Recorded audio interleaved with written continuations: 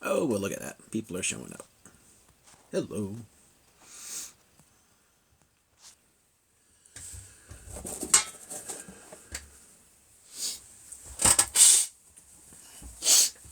Oh, jeez. Hey, Socrates. All right, let's get this computer shut down.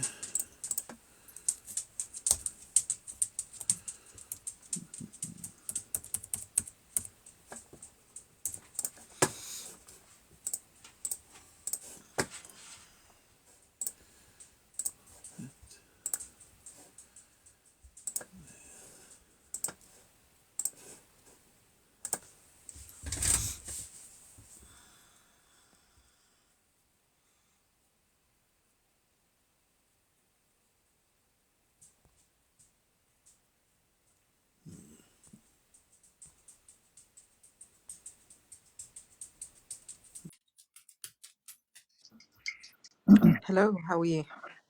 Yeah, pretty good. Good, good. Happy Friday. Yeah. Happy Friday. Oh, somebody said Shabbat Shalom. How cool is that? Let's see. Do you admit to accepting...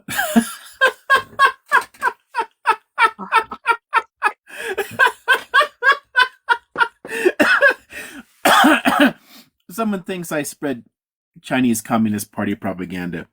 That's fucking funny. I mean, okay, so to any officials from the Chinese Communist Party that are watching this broadcast, I don't like you. Ha ha ha. So, fucking trolls are hilarious. Let's see. Dustin clearly is bored today. Yeah, it's bizarre. Some people are weird. Yeah, absolutely. I honestly think it's sort of hilarious that so many people think that people get paid to, go online. There's not a lot of that in the world. It's not generally a good return on investment for anybody who really cares about issues.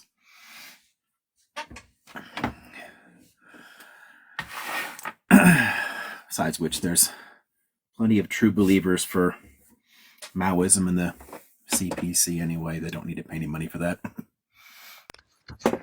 Hey, turkey. Hello. Lisa's joined in now. Hello. Jeez. Yeah, knock my coffee over.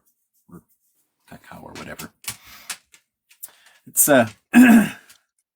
it's funny, I keep calling it coffee still, even though it's only about 1/4 coffee at this point. I've gotten in the habit of brewing cacao, which is kind of neat. There's This hummus with chocolate is getting out of hand now. I don't know what People that really need to is. stop. I have no idea what that is. This is I'm assuming they're not newfangled talking about invention that food. seems to be coming out of God knows where, but It I'm is. hearing a It is lot about about food. it. Yes, literally putting chocolate in hummus. Wow, I put a lot of things in hummus before, but I've never considered putting chocolate in there. Yeah, I think that's a step too far. Wow. Yeah, that seems odd. Wonder what that would taste like. I've definitely put a lot of weird things in there over the years. Oh, you're heading towards a slippery slope now. Yeah, I was. Yes, occupation. I was actually thinking that. I was gonna DM Liam to see if he could. If that's something that he could add to his account, because I think that we've got quite a few regulars that are What was that? here. So What was that you were going to ask?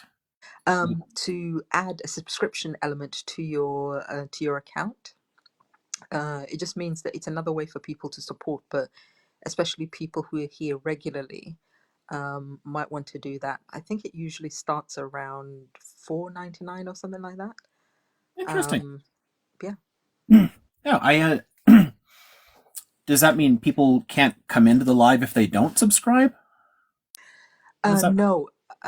So there's different levels. You can have subscription only lives, but you can also have subscription only in terms of who can comment and who can't comment. And then they get additional elements as well.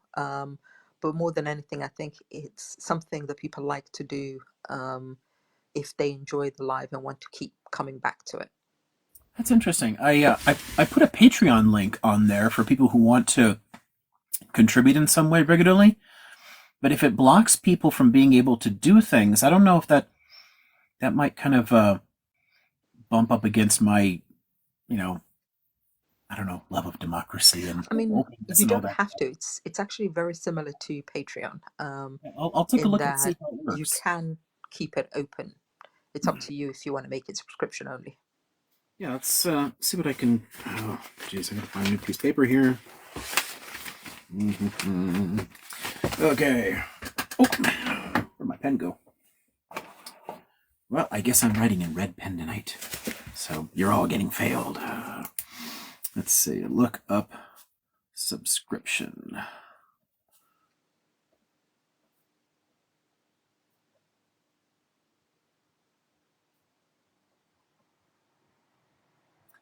I will take a look into that. I'll send you a couple of videos on how to do it, but it's fairly straightforward.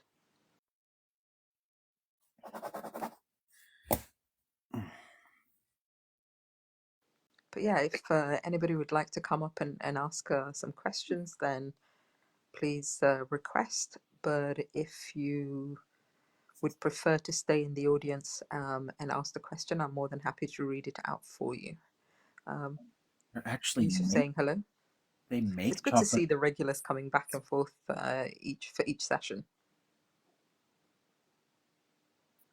Yeah, that's cool. I'll definitely look that up. What's the weirdest thing I've put in hummus? Um, I've tried a bunch of different types of cheeses, which is interesting. Um, Obviously, there's tons of little veggie type things. So I look the red pepper type ones. I like garlic ones, but I've done weird combinations where I combine like a hummus and like a queso cheese sauce as a weird dip, and that's fun. Um, Actually, I've tried it with a couple of other different dips too, but I don't remember which ones. Oh, lots and lots of hot sauces. I like different hot sauces, so I've made some really spicy hummus. I mean, ghost pepper hummus is nice, you know. Um, let's see. I don't know if you saw that question that said, Easing down through it here. if the book recommendations are always a good start. I believe they said it. Her son or their son was 12 years old. If I can find. Gosh, the chat is moving very fast. Yeah, it's they remind me. Yes, somebody asked if you can make an age-appropriate recommendation for a book. I believe they said the age was 12 on understanding the current conflict. Oh, oh dear. I don't know. Honestly, I mean, Alternatively, for Paulina, and she can maybe then help explain it. wow, there's a question about Calvert. That's fascinating. Um, Gigi, I definitely want to come back to that in a sec. Yeah, I don't know what would work for a 12-year-old. Honestly, that's tough. I mean, again, it really depends on the 12-year-old because I would have read any of these things at 12, but I don't think most people would, and I don't think most parents would want you to. uh, Gosh, what would be age appropriate but still give a sense of? No, I'm stumped. It's, I have no. Maybe a good overview for Paulina then. What was that? Maybe a good overview for Paulina. that she can then read. She can read and then maybe share with her son on the Um, current conflict. so as in the specifics of this current fight, or about the strip, or about the fight between Israelis and Palestinians overall as like an overview. I would say it's the latter. So just trying Um, to understand. yeah. Let me chew on a single good starting point. Okay. Good overview. Text conflict. So anything that's sort of like a broad overview, I tend to have some significant issues with it. You know, people like to recommend like Khaldi's 100 Years War, but it leaves a ton of stuff out because it's a very specific approach to it. Um, Benny Morris's Righteous Victims leaves a ton of stuff out. I mean, they all have some kind of issue to them, and the textbooky type ones tend to be very expensive and also jump very very fast because they're assuming you're also getting more detail in lecture. So it's kind of tough that way. Maybe just as a I don't know if it's perfect for this, but um, Ilan Pape's Biggest Prison on Earth actually does go back a bit and walks through earlier stages of it, and then gets into like the post 67 conflict. So it has a little bit there. It's not like huge amount, but and it really it's better at the more recent stuff anyway, which would probably really help. So I yeah, that'd be the my suggestion off the top of my head is Biggest Prison on Earth by Ilan Pape, as a single book introduction. It's not very long either, so that might really work. Okay, so we have a question here on Ken Calvert, which is really funny. And I definitely want to come back to that. And then somebody else asking, can I debate a moderate Democrat? I'm not sure what that means. Can we get clarification on what that means to debate a moderate Democrat? Usually it means that they're looking for a fight to press their point. Um, yeah, I think some people just go around in different lives wanting to I'm not sure because this says disguise it as a debate, but I mean, we can give it a can you go. debate a moderate Democrat? And then he really grinds my gears. Like maybe it's somebody else that they're talking about. And I'm wondering if they mean it in terms of like actual politicians too, especially following up to the Ken Calvert question. Sort of a semi-obscure part of my Let's own see. uh, biography is I actually was briefly a politician, which was hilarious. I still have no idea how I got away with that. What Oh, are your yeah, thoughts yeah, on those Edward Said, lists. by the way? Holy, that's cool, Gigi. That's really cool. God, I remember that day. That was actually kind of fun. Just walking up randomly and chatting with people. That was a lot of fun. Okay, I'm way behind on all these questions here. Um, let's see. And somebody read children's book. That's cool. Um, and okay, I want to catch up a little bit here. I'm getting way behind here. Ah, okay. Squirtle's made the clarification. He said he's talking about the creator on here called Moderate Democrat. I remember that. I remember that conversation, Gigi. That's cool. Hmm. Um, if somebody wants me to, I don't know, talk to somebody or be in a discussion with somebody who's like that, I mean, it's possible. It depends on the context or format. I'm not really into debating in that sense. Um, in part because it, I don't know, on some level, it can seem kind of, I don't know, cruel or punching down on issues. Like if it's something in my wheelhouse, it seems kind of fucked up.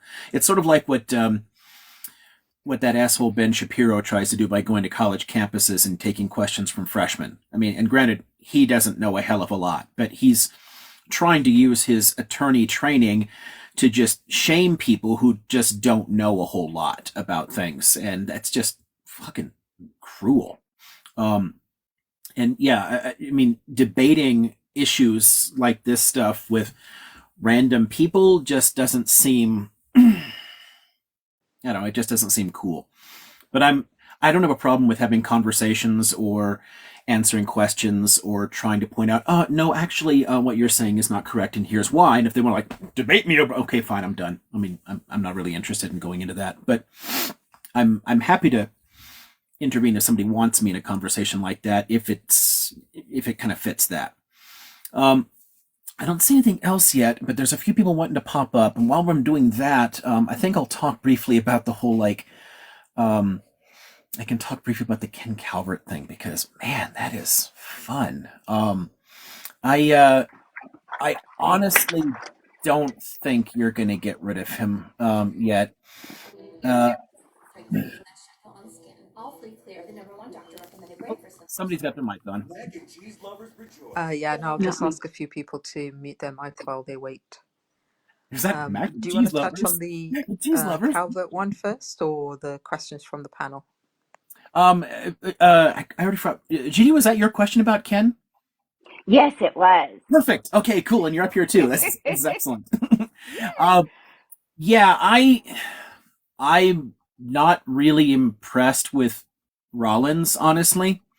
And it's not just him, but more the strategy and the policies. Because just in the first time he ran, I heard from a ton of local leftists that said, "Yeah, I'll frequently vote for Democrats, but there's no way I'm voting for him."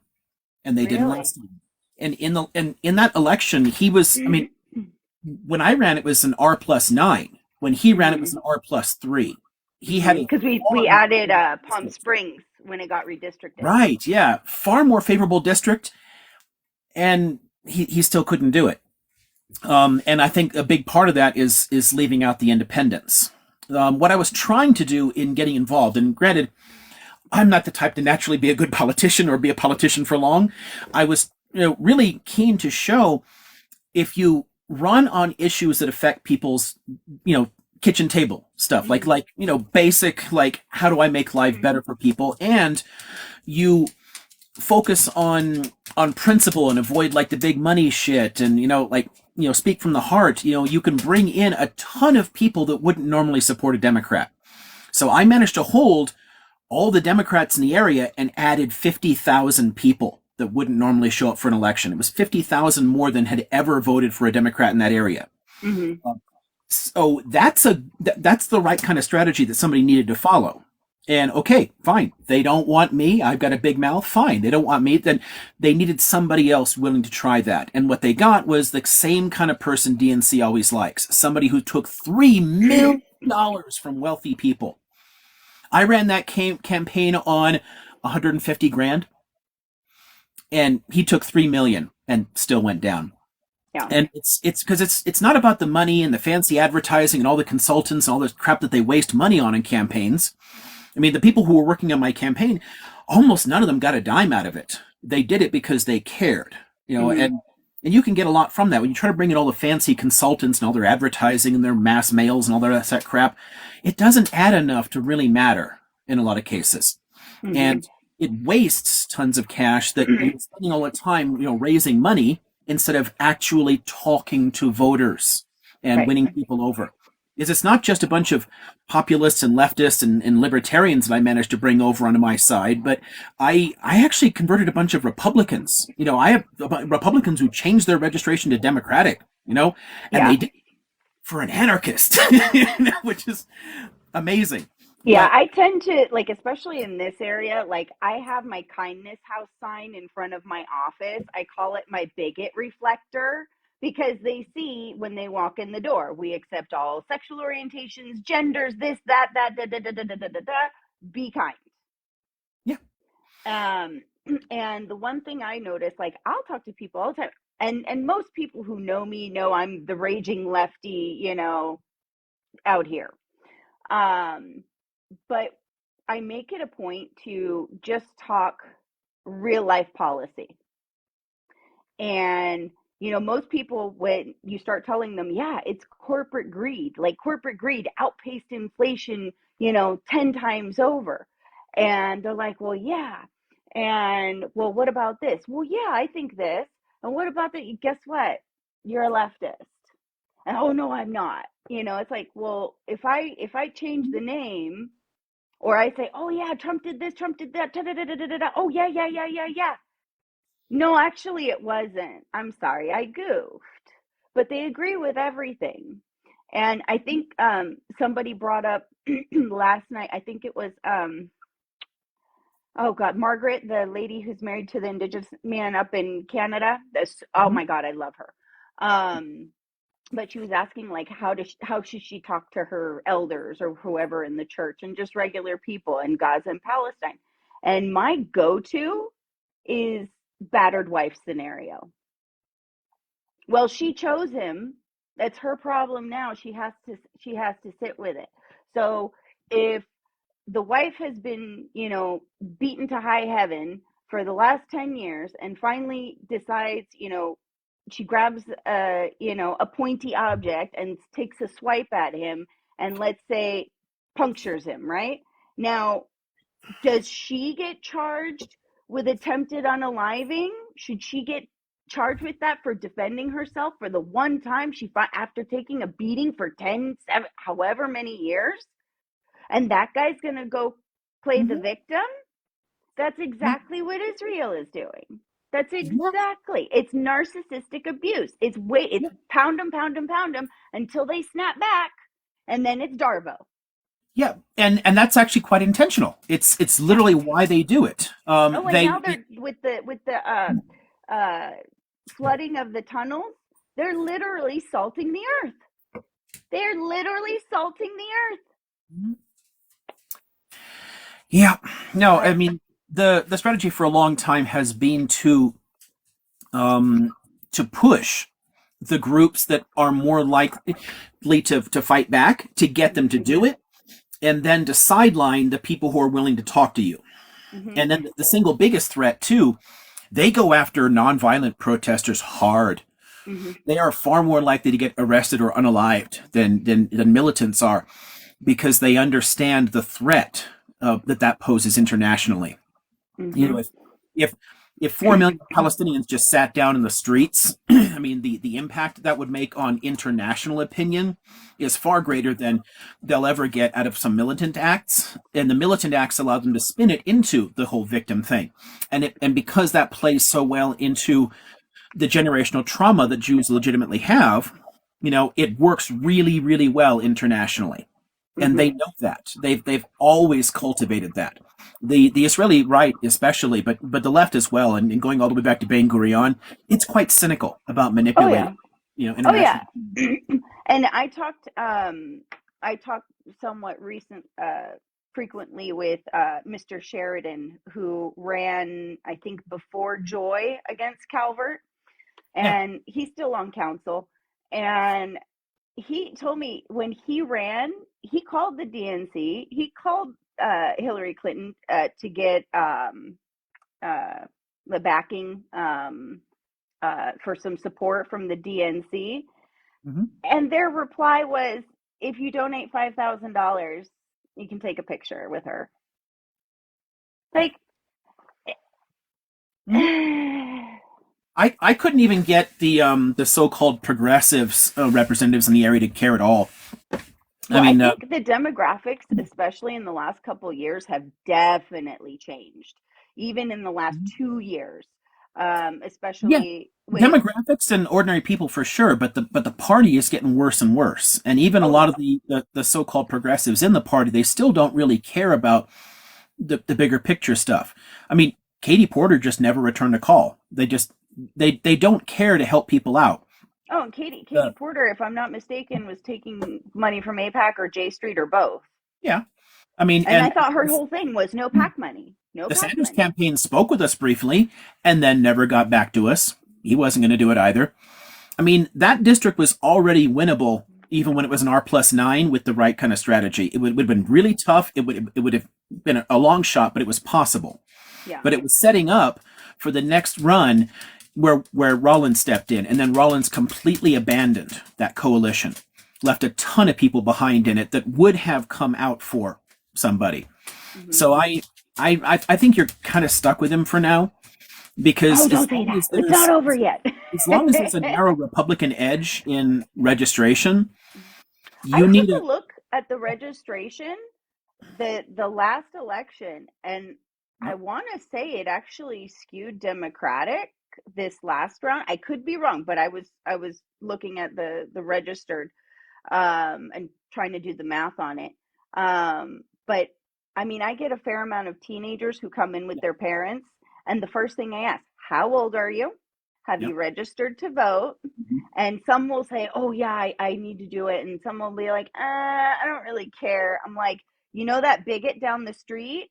You know, that He's like, guy? yeah, His grandpa, his uncle, his sister, fister, they're all voting against all of our better yeah, interests. I talked to a gal right. today. She called to cancel her policy. No problem. She's moving to Texas. And I said, oh, be careful. You know, those Texans, be careful. They're going to tell you, don't be Californiaing my Texas, right? Because they always say that, especially in like Austin area. And she's like, oh, yeah, yeah, yeah. I said, but that's okay. I said, we can use your vote out there, you know, to protect, you know, all of womankind and get rid of Ken Paxton. She's like, oh, you bet your ass I'm going to. I'm like, yeah. Right. Yeah, it's But I think, you know, with yeah, the youth vote, the I'm like, the I'm ready to go registration to the is high schools and register kids. yeah, the registration's been going up a lot in the area, but one of the things they have to do when they calculate the odds on it, so when you actually look at like Cook report type stuff, they're not just looking at the voter registration, they're looking at voter patterns. A lot of times people, will be registered in one party and routinely vote for the other.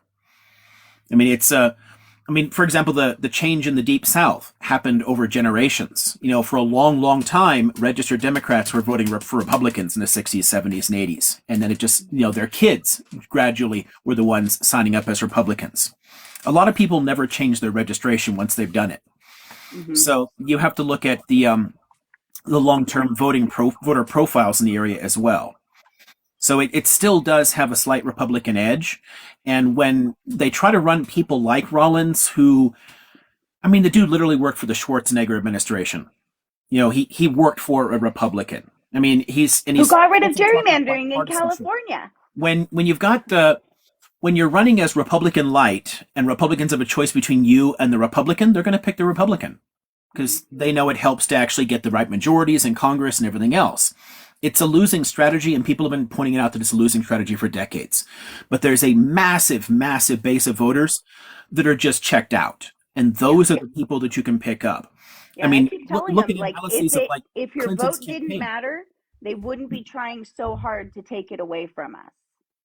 And Right? I, Yeah. I tell them, I say, you know what? Guess all these, you know, when Roe went down and Texas was doing their, you know, $10,000 bounty, I said, guess what?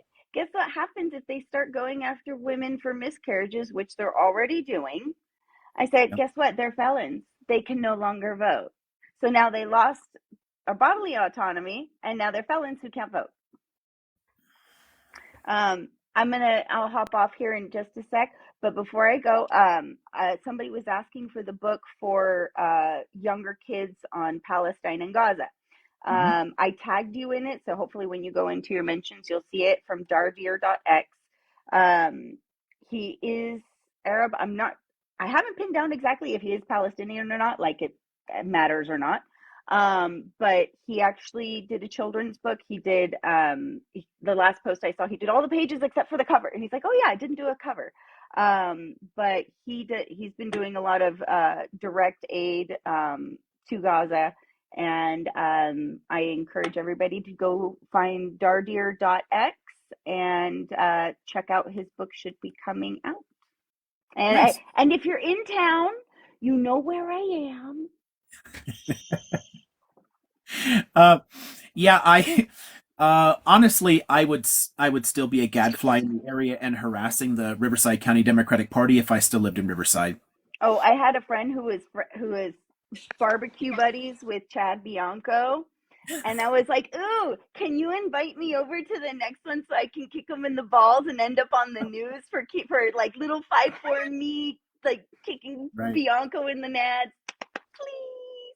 Yeah, when my house got broken into repeatedly after the last election, so like in November, December, January, they were breaking in constantly. And the first few, they knew who was. They didn't go after anything valuable. They started going through closets, emptying boxes of papers, taking old hard drives.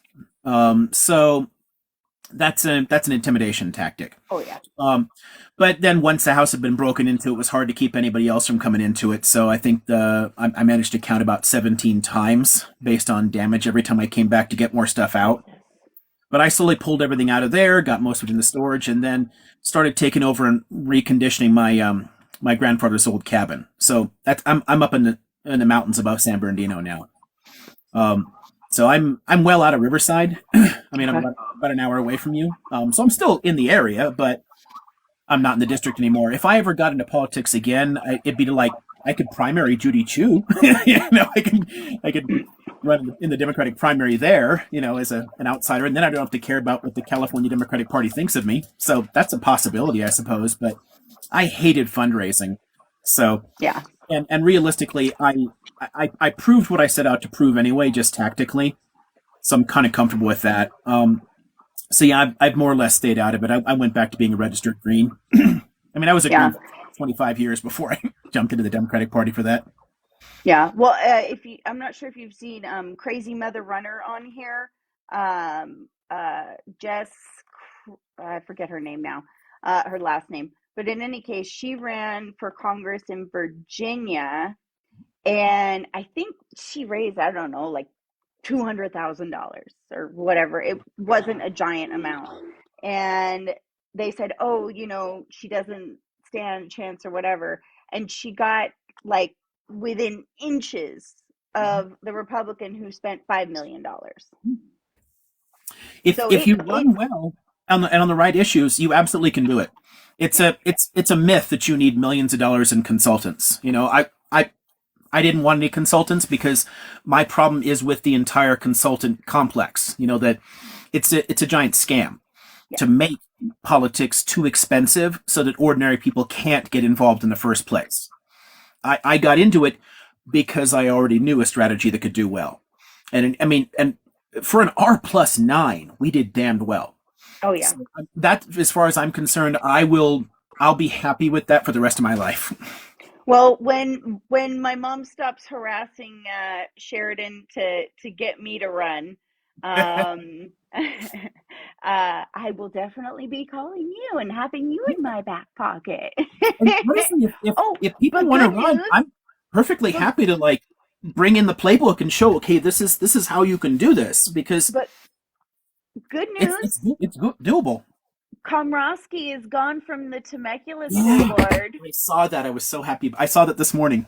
I'm friends with the gal who had the paint thrown on her car in her house on Easter Sunday. Yeah, I remember that story too. Yeah, Good Christians. I've got people who keep me informed, probably more than I even want. But I still follow a lot of the news coming out of there because I knew so many people in that campaign. But yeah, it's Yep. it's nice, and there's a lot of pressure on the last two. So Oh yeah. one of them there is already an existing recall for. So Oh yeah. hopefully that works too. Well, I have a clean record so far. I almost got myself arrested at one of the Temecula City Council meetings. I was in the very back of the chambers, and Jessica Alexander was at the front, and it was her sanctuary city for the unborn proclamation shit. And she was saying, "Oh, they're going to use your tax dollars to for childcare and airfare, so they can come have an abortion vacation." Da, da, da, da, da, da. And I literally said it costs $200,000 a year for each kid, and it's more expensive. And if, of course, as I'm screaming in the very center back, dead on with her, everybody shuts up, and both sides shut up, and I'm the only one screaming. My friend's like, "Gigi, they're gonna freaking arrest you." I don't care, but Hey, a criminal record is not a disqualifier anymore. It depends on what it's for. Oh, you're breaking up, Gigi. oh, if I grab them by the peenie, maybe I'll win. Hey, again, if you ever get involved at any level, let me know. I've got my donor list, everything else. I've got tons of stuff I can help out with. I mean, I'm genuinely happy Awesome. to help any good people that want to get involved. Yeehaw. Well, awesome. I think it helps the algorithm if you kick me off versus me leaving. So if you want to kick me off, and don't forget to follow me back so we can chit chat. Yeah, And Uh, I'll do that here. Let's thanks, see. Gigi. you're very welcome. I, And everybody have a wonderful Yule and all that. If I don't see you, I try to hop in here. Um, uh, and make sure to touch on at some point the magic mushrooms. I forgot what tribe it is in whatever Siberia that's where Santa Claus comes from. what? And well, yeah, where the That reindeers went eat left the there, Gigi. mushrooms and they're red and white and they grow under pine trees. And then I'm one of the ways to make them less toxic is to roast them over a fire. So hang them over a stocking, over the fire. And they lived in yurts, and when the snow was packed up against the yurt, couldn't get in, go down through the chimney. And the reindeers eat the mushrooms too, and they get like super strength, so they jump real high, so they look like they're flying. I'm somehow feeling that I need some mushrooms in order to make sense of all this. Yeah, me too, I think. I'll send you the link. I'll send it to you. Somebody did their thesis on it, I think. And they're That's like, cool. yeah, I got an A. That's cool. Hey, Uh, people need to come up with an interesting story for things. Okay, so Yeah. what do you mean? I pressed the disconnect button. Is that what you mean? No, no, I the think there the should be an multi X guest somewhere. to kick me Uh, off. no X's. There's a disconnect, but that's Yeah, it. try that Yeah. one. Okay, let's hope you're still in the chat then. Hopefully you don't get disconnect. There we go.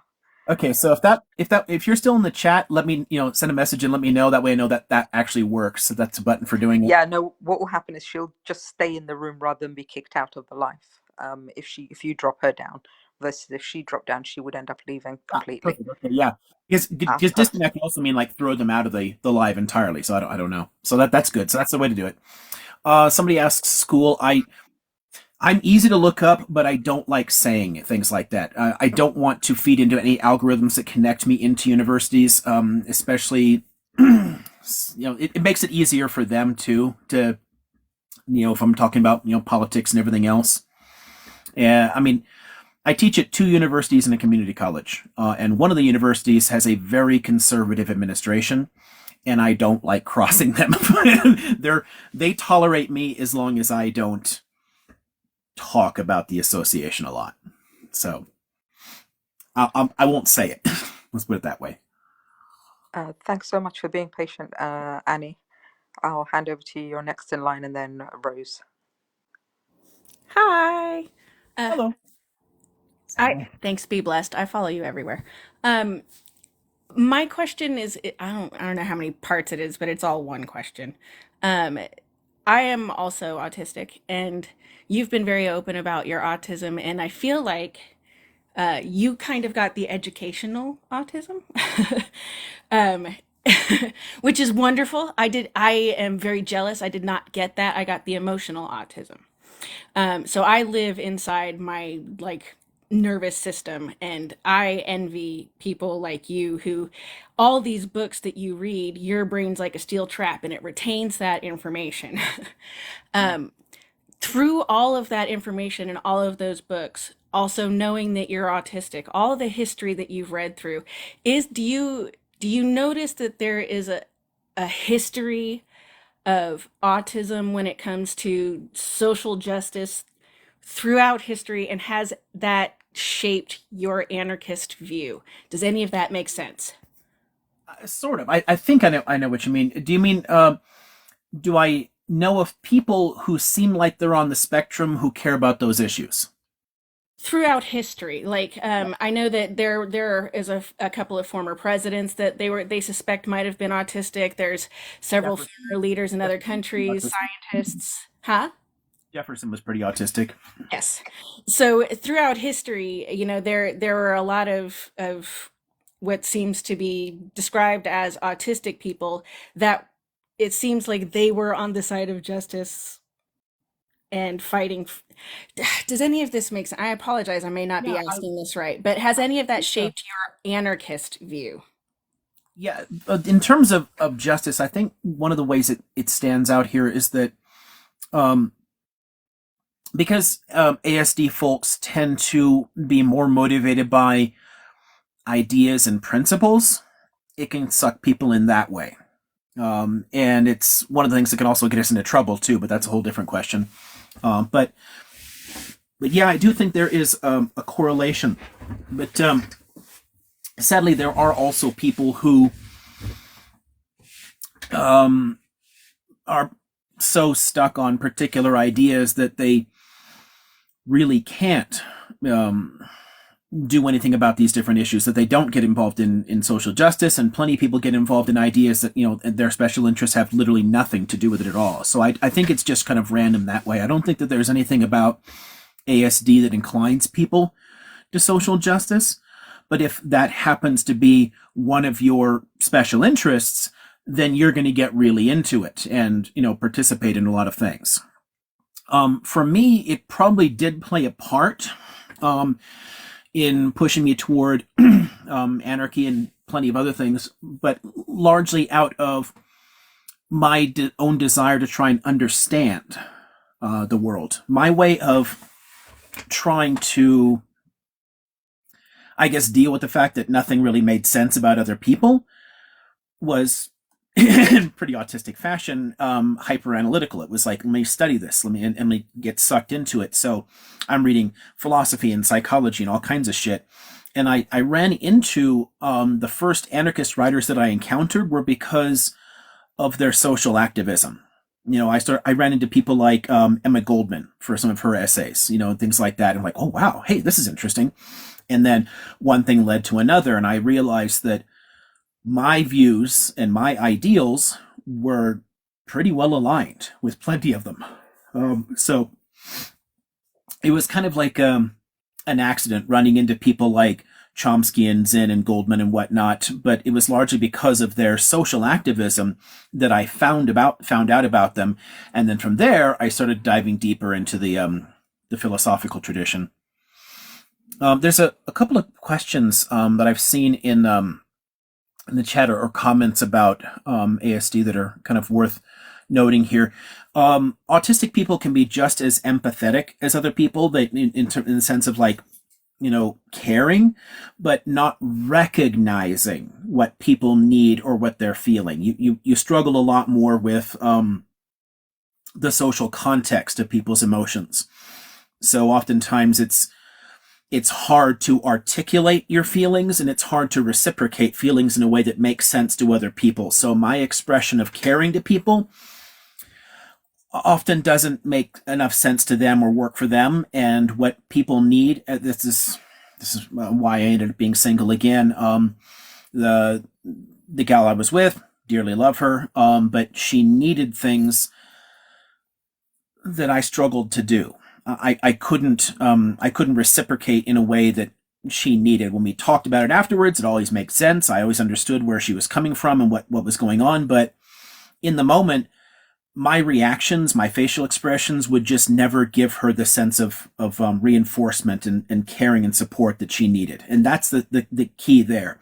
It's not generally the lack of empathy, but that's commonly how people view it, is a lack of empathy. But it's more that you can't recognize where you need it or how it works, in terms of social interactions. And yeah, there's tons of different types. I like that you started off saying, like, you're mentioning that the different approach. There are some people that are less verbal or nonverbal, and other people that are, that they communicate very easily. A friend reminded me of a term relatively recently that I'd forgotten about, hyperlexia. That was me. I started reading and actually speaking quite early. I was speaking in complete sentences before a year old and was starting to learn to read around that time. But a lot of autistic people take much longer to acquire language. It's always something to do with language, but it's either more accelerated or farther behind. Hyperlexic. Yeah, that was the word I'm thinking of. Yeah. This. So yeah, there's a lot of variation in types. I think one common quip I've seen that I really appreciate is that if you know an autistic person, you've met one autistic person. Like that's it. Like there's so much variation in how it can manifest that it's very difficult to make generalizations. Anyway, so short answer to your question though about anarchism, yes, but not because of um, a wider bent towards social justice. And I didn't seek it out for that. I hit upon it because of my own personal interests in social justice and in principles of justice. And that I do think there's been a lot of prominent autistic people through history that do have that, but I don't think it's a universal, by any means. Thank you. I appreciate that. I'm glad the question made sense to you because I wasn't trying to say that autistic people are inherently good and that anybody else is inherently bad. I don't think that way at all. I just wanted to I know that it's helped kind of shape mine because of personal experience. So like I've always kind of I was the one that was picked on, so I kind of understand things from the picked on perspective. So I kind of always am in research and rooting for the underdog, right? So I didn't know if that was something that in the histories of things that you've read and come across as it pertains to your anarchism, if any of it comes from I'm not saying any of this right, but I think you understand what I'm saying. Yeah, and you may be right. It's hard to really articulate there, and it's in my case, I don't know the degree to which I was really picked on. I think there were some people who tried, but a lot of that just kind of went over my head at the time anyway, and or just didn't bother me. I think my bigger problem was the sense of being an outsider and feeling like I'm from another planet or something. I must have just been dumped here by mistake. These people make no sense to me. And that sense of confusion does make me relate more to social and political and cultural outsiders. It's one of the reasons that I'm interested in like minority religions or minority cultures, and that interest kind of lends itself to questions of social justice. I want to understand, why do people attack people who are different from them?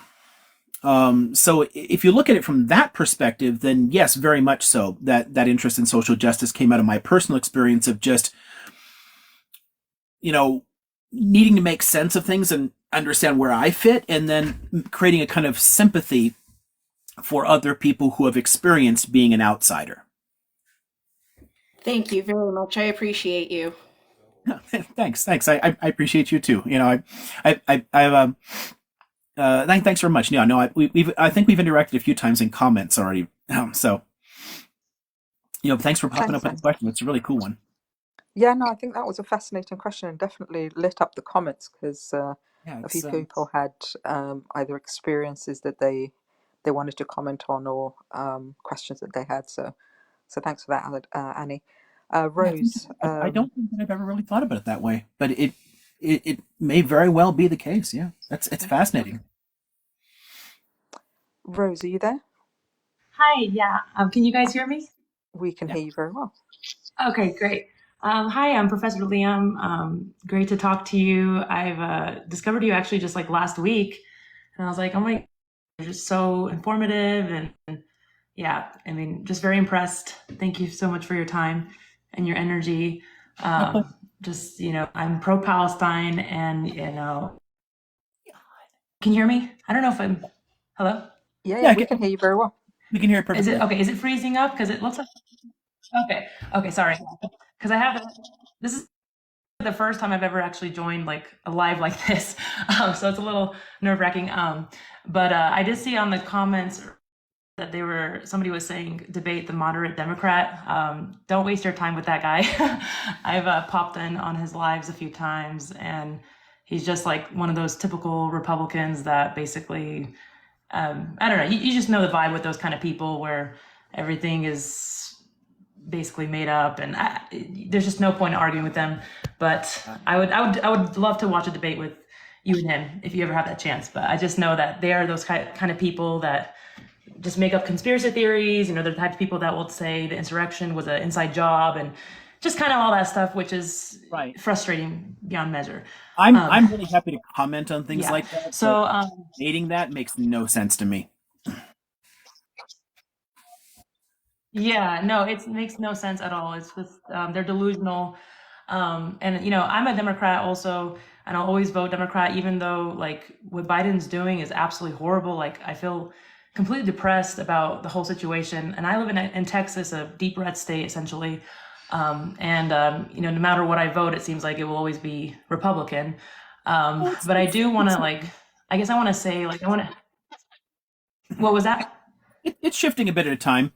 It's slower than it would be, honestly, because of Yeah. the DNC's approach. They're actually losing a lot of the Hispanic support that they really could have kept. And Trump's support among Hispanics has been climbing steadily for years. So that's, I mean, It's crazy to me. that's more from the DNC screwing up badly, and then Yeah. Yeah. the demography is heading in the Well, right direction. I mean, Texas. yeah. I mean, I hope so, but I feel like, unfortunately, I feel like the next election, Trump will win or a Republican will win. I feel like a lot of progressives and Democrats have lost hope because of Biden's choice. And I like to say this: if you are, progressive or Democrat or liberal or whatever, yes, we are hurt tremendously by what Biden's doing, and we don't see any changing between both parties, with gun laws and foreign policy, essentially. But I do feel like, being Democrat, there are better policies in place for the underprivileged, and children, people of color. And I do feel like if you choose not to vote, or if you choose to vote third party, you're essentially indirectly voting for Republican and Trump, because those supporters they will not budge. That's, I think, a message that needs to be kind of sent out. You're in California, so you're always going to be, essentially, you're going to be blue. New York's going to be blue. All those states that are blue are going to stay. Right. Yeah. Again, it could, you never have know. To vote for a Democrat, and people in Ohio, people in Michigan, people in Wisconsin. Those are places where I'll be like, yeah, please vote for the Democrat. Yeah. But in California, my vote is literally Definitely, never. Yeah. I mean, I've never supported the major party candidates, and it's never mattered at all. Yeah, but I still feel like, I don't know. I just feel like Trump's gonna win. I do feel like there's gonna possibly be a civil war within the U.S. I just don't see anything positive going with this country moving forward, especially with what's happening now in Palestine and Israel. But I was also the person that mentioned the comment with Christian Zionism yesterday, and you did kind of briefly mention it. And I guess I'm just kind of confused. To me, I feel like one of the major reasons why the United States is unconditionally supporting Israel is because of these people and, the evangelical umbrella, essentially. There's I think I looked it up, there was 600 million members, and then most of them, majority of them are from the United States, and usually they vote Republican. But I just feel like it's so significant, and it's people like you said yesterday, you're yeah, everybody wants to blame the Jews and AIPAC. But really, it's the evangelicals. They have a huge lobby group. They're one of the biggest supporters of Israel. They send, I think, 200 million or something a year to to Israel, and they send funds to the Zionists to illegally occupy the West Bank. These guys are coming in there. They're killing. They're destroying the homes and properties of people in West Bank. I think I heard someone's live yesterday that last year alone, it was there was 700 martyrs in the West Bank that occurred just last year, which kind of prompted Hamas to do what they did on October 7th. So really, since Bibi got elected, they've been going ham, hard. And so I'm just kind of confused. Why is there not enough momentum on this? Everybody's focusing on AIPAC, everybody's focusing on, and I feel like this is kind of the root of the problem. And these guys are the majority of the Republican Party. They make a lot of funds have a lot of funds for Israel. They follow, according to them, for me, I'm a Christian as well. I'm a Roman Catholic. And I find it very offensive that these people who so-call themselves Christians are, committing these atrocities on the poor Palestinians, innocent Palestinians, and you call yourself a Christian when our message as Christians is we're followers of Jesus Christ, and the Son of God, he came onto this earth to lead in a way that serves others, especially the oppressed, the sick. He forgave the sinner, and it's totally against our message. So I'm just confused. People who are Christians like myself, who believe in Jesus Christ's message, and those who even are just non-religious, who kind of you don't have to be religious. You don't have to know the Bible word for word to understand what Jesus Christ came on this earth to do. And even just the 10 Commandments, So they're they're completely committing blasphemy, in my opinion. And I'm just like, I'm confused as why we're not really focusing on this. And then also they're anti-Semitic. They're the most anti-Semitic. They were the ones that had the Nazi symbols whenever Trump was in office. I mean, you can't get more anti-Semitic than these folks. So I'm just confused as to why there's not enough focus on Christian Zionists. I don't even want to call them Christians because I don't look at them as Christians. I find it very insulting. And a lot of Jews have spoken up, also saying that this Sorry, whole Rose. Would it be possible Israel being manufactured. if I could just interject so that we What can was that? understand the question? So is it that you're trying to understand what the connection is between the evangelicals? I think she's asking why we don't focus on that and we don't criticize them. Why there isn't momentum to push against them instead of just talking about, AIPAC, or Jewish Americans or whatever. Since there's a lot more Christian Zionists than there are, Jewish Zionists. It's like 2/3 of Christian Zionists are in support of Israel. But yeah, it's kind of like exactly like be blessed. That's kind of where I'm going at. It's like, why is there not enough momentum and focus on that? And more, it blows my mind because I feel like these guys are committing blasphemy. And again, like they're not following the scriptures and they're not. And these are the voters that vote in these policies in place that send the funds to Israel, that unconditionally support Israel. And also, if you think of Christian Zionism, I mean, I've kind of just learned about this recently, but they started way in the early 1900s or something like this. So they kind of even plotted the idea. Like, I feel like they're the ones that really framed this and potentially even like contributed to the Holocaust. I mean, I might not be far-fetched, but I just kind of feel like they're really the reason to point the fingers at. Christians played a huge part in the Shoah, honestly. We tend to, in hindsight, blame all of what the Yazidis did on the racist anti-Semitism of the party, but most of the people who actually participated in it, most of the people who actually committed atrocities, did so because of Christianity. There are some deeply problematic ideas that have been part of the Christian, world for a long, long time, and sadly, anti-Judaism and racism are two of them. There's a big fight inside the evangelical movement in the U.S., but unfortunately, the right-wing and reactionary evangelicals greatly outnumber the progressive evangelicals. So it's hard to be heard. But there's a lot. I mean, I've got a number of great books written from the perspective of evangelical Christians saying, "Hey, Jesus was saying racism bad. Why are you doing this?"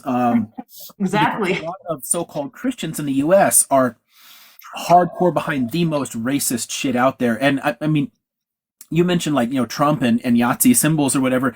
Just a couple of years ago at the CPAC conference, so like the Conservative Political Action Committee, the stage was in the shape of an Othal rune, which is one of the symbols that the Yahtzee party used on uniforms and with the SS and whatnot. They literally designed a stage to look like it. I mean, there's a lot of very conscious dog whistling to far rightists and racists because it is a huge part of their base and they know it. And sadly, most of that base are also strongly Christian. So their view of Christianity is really not driven by the Gospels at all. No, it's like blasphemy. I mean, I feel like that's just complete blasphemy.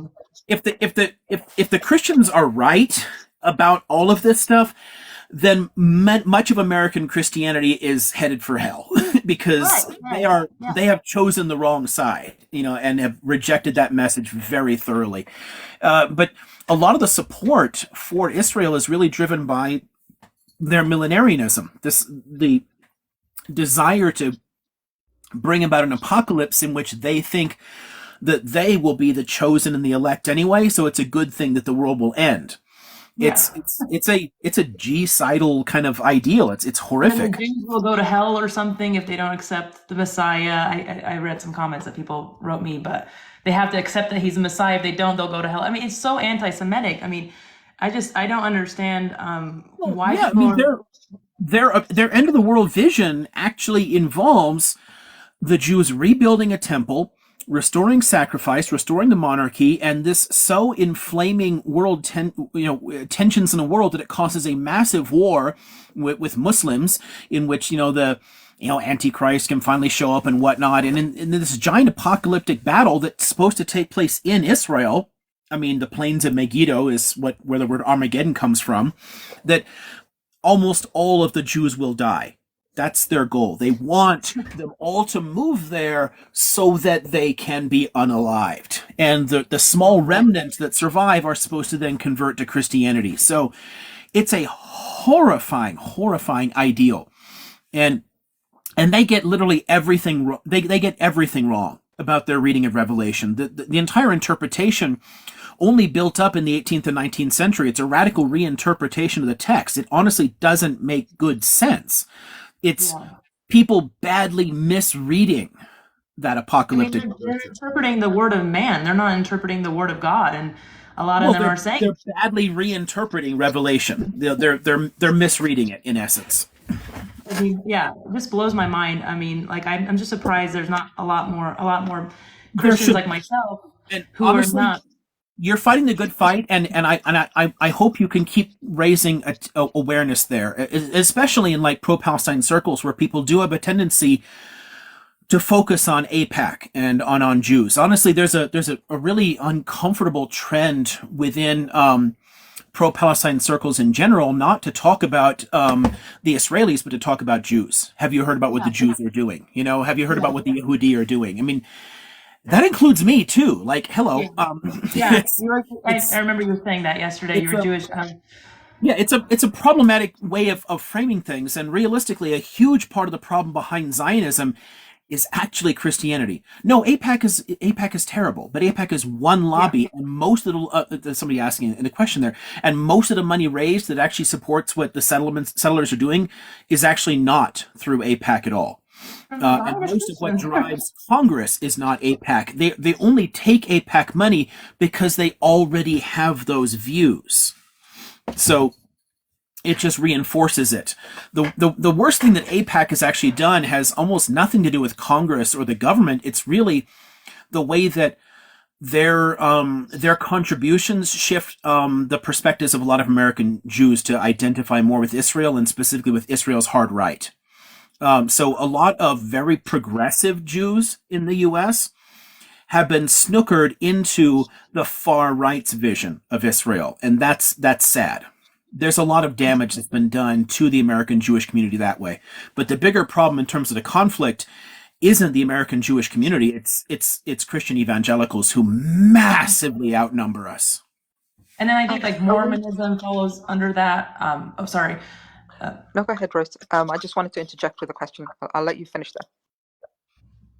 Oh yeah, I was just gonna say, like, I was just looking up, you know, because I guess Mormons, you know, I guess they're Christians or something, but they also follow that same trend. I mean, I've had conversations, or my husband's has had conversations, and like, yeah, you know, it's like it's just part of the plan, God's plan. I'm like, I mean, and the Mormons, I think they're worth like $200 billion. I just looked and I'm like, wow, like this is you know, a growing religion, and they're kind of small, I thought, but they're really.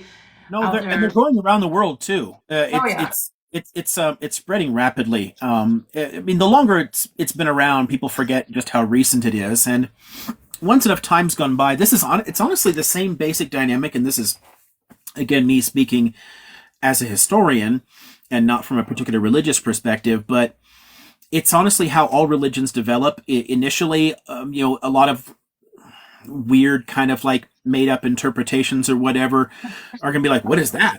But then once time goes by, it becomes like, oh yeah, that's totally normal. Like, and that makes sense. Now the Book of Mormon can make sense to more and more people, where in 19th and early 20th century US, a lot of people were like, what? This makes no sense. But now it really does. And it's become just another form of Christianity. It's honestly fascinating just how different it is from Christianity in like a theological or cosmological sense. But because they use Jesus in it, it's sort of a form of Christianity, yeah. Yeah, they call themselves Christian, apparently. Exactly. But then they follow. Strictly speak theological terms, they're actually not. But they call themselves that, so we have to kind of respect that too. So it's a weird kind of like, you know. So weird.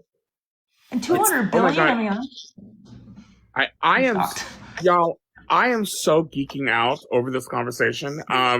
So this is kind of normal for these, though. I'm like, oh my God, they're awesome. So as a biblical scholar, I mean, I graduated with my Master's of Divinity from New York Theological Seminary, which is now on the campus of Union Theological Seminary on the Upper West Side of Manhattan. And in line to be ordained at Judson Memorial Church in the Village, married at the Riverside Church. So like my family, like we are the epitome of progressive Christianity. And I always like I want to throw a Bible at conservatives' heads. At the heads of, I mean, I like really hard and really violent, like that will take off a head. I mean, I'm supposed to be not violent, but I do want to throw a Bible at their head. And especially now, with the rationalization of the attacks on Palestine. Someone wrote on my wall, you are not a real Christian as long as you support Palestinians. And I was like, well, I do y'all know history? And then I was like, scratch it, I'm not going to ask that.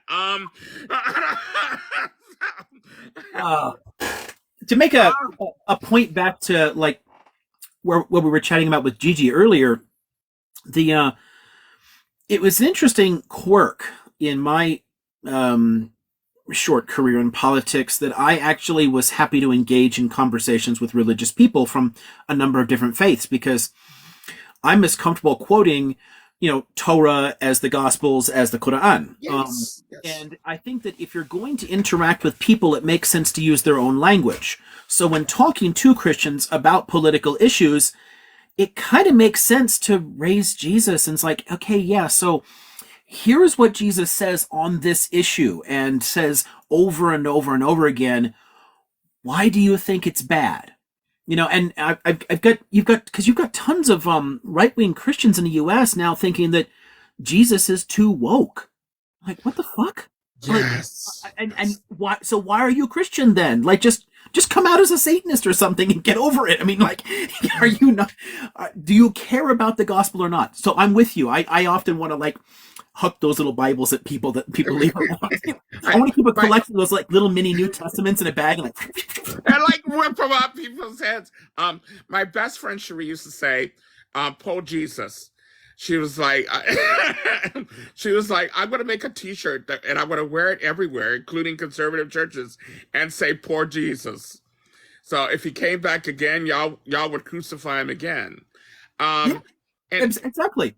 And I mean, the dude was literally a beggar. He's like, I'm going to give away all my possessions. You want to follow me? Give away all your possessions and follow me. And then they beg during the day, and anything they have left over, they give away at night. Yeah. They intentionally chose to serve the poor. And you got these people saying like, oh yeah, no, we're going to have these like super mega churches and Jesus wants you to be a millionaire. And like, what the fuck are you talking about? He said, give up all of your possessions to follow him. Follow me. Yes. It's so clear in the freaking book. Yeah, like, but it's what? So frustrating. What is it? As Micah says. Can I interject just yes, on that ma'am. point? So where are these mega churches and big like how did we get to that point? That's how did we get that gets into a conversation about Western capitalism and imperialism, honestly, because that's the genesis of it. It's really about worshiping power and money, and what they've done is they found ways to rationalize it. And it's possible to like be within a particular faith tradition and rationalize just about anything. I mean, people have always done this. So what they've done is they cherry pick certain aspects of the Bible that seem to support what they want to think about American power, or like British imperial power, French imperial power, whatever, like, or like the power of capital, the power of great wealth, and ignore all of the parts that contradict it. And it's I mean, it's intellectually very dishonest, but yes. but psychologically it makes sense, especially since, and this is true honestly for every religion on the planet. Most of the faithful in most religious traditions don't know the history of their own faith very well. They don't know the scriptures very well. That I mean, Yes. people aren't out there like memorizing the Bible. I mean, a lot of people are like they're super into their Christianity, but their Christianity is more about practice. It's more about a sense of community and a belonging and sharing certain prayers and songs and whatnot. It's not really getting deep into the theology.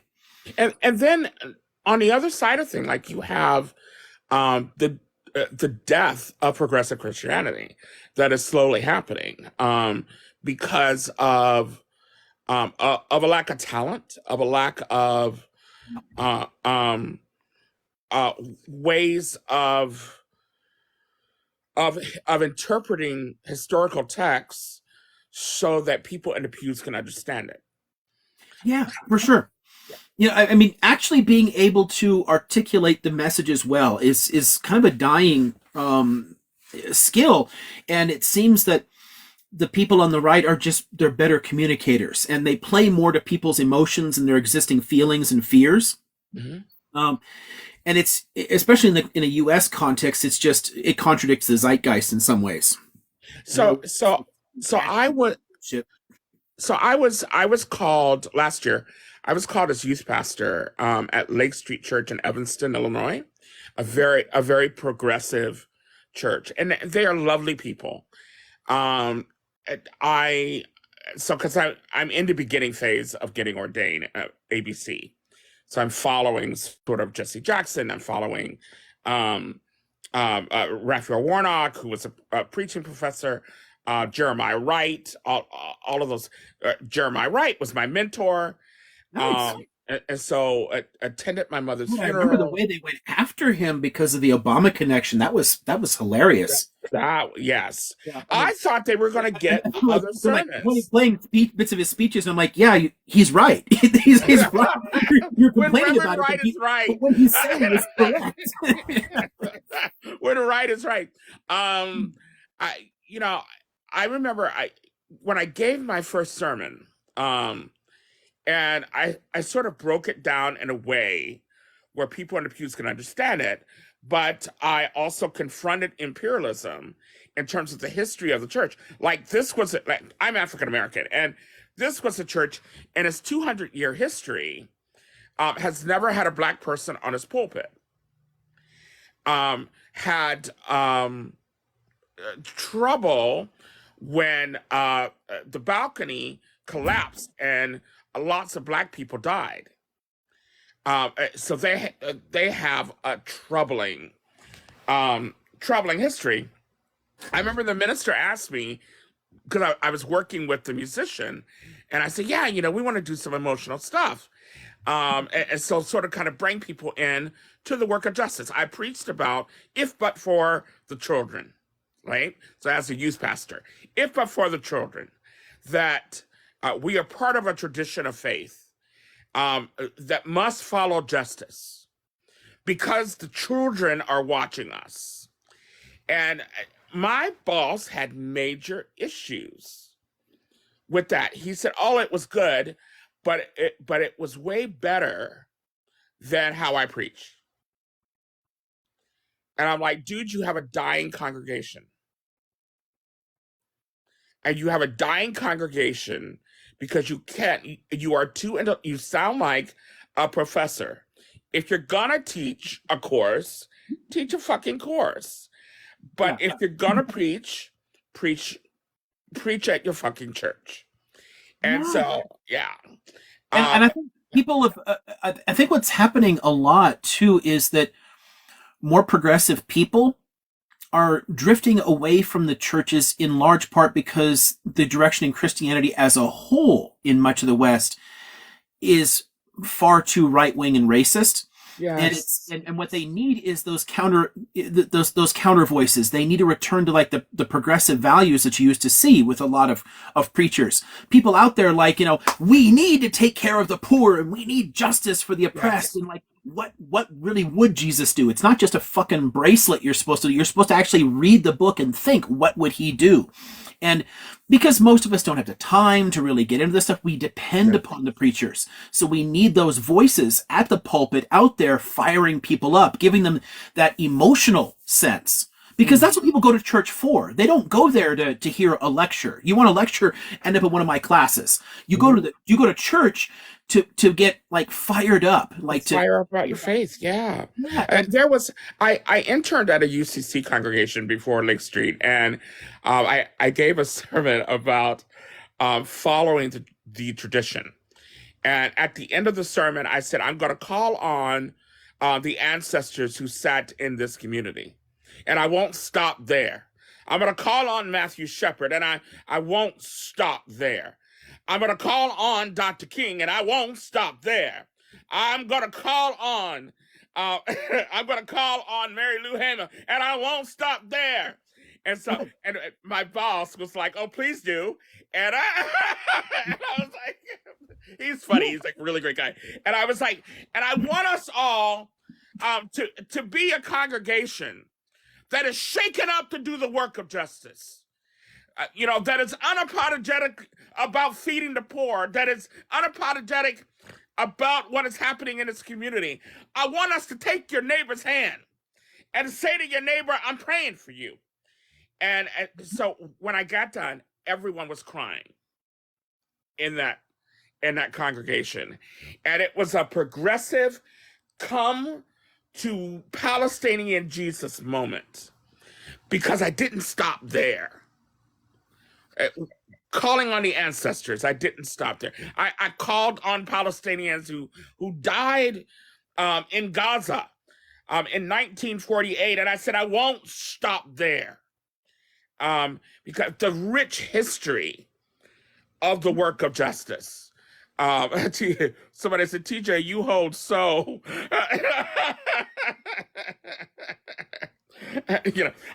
I mean, we have to have that emotional, but yet an intellectual conjuring of the Something that points people in the right direction, something based in the scripture, but isn't just a lecture about scripture, but actually makes it real for people. That's something I don't think we see enough of anymore, is really bringing it to life. And honestly, getting back to an earlier question about the problems with right-wing evangelical Christianity in the U.S., the reason it can get away with departing so much from scripture is that it is playing on people's emotions. It is actually motivating them in a sense. It goes to where they are and speaks to the biases that they have.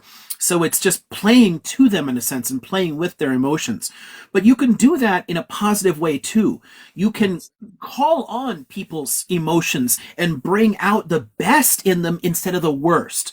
So instead of pulling their fear out and getting them to think about themselves, actually get them to recognize in their neighbor, to see Christ in their neighbors, because that's the power of a preacher, to do that.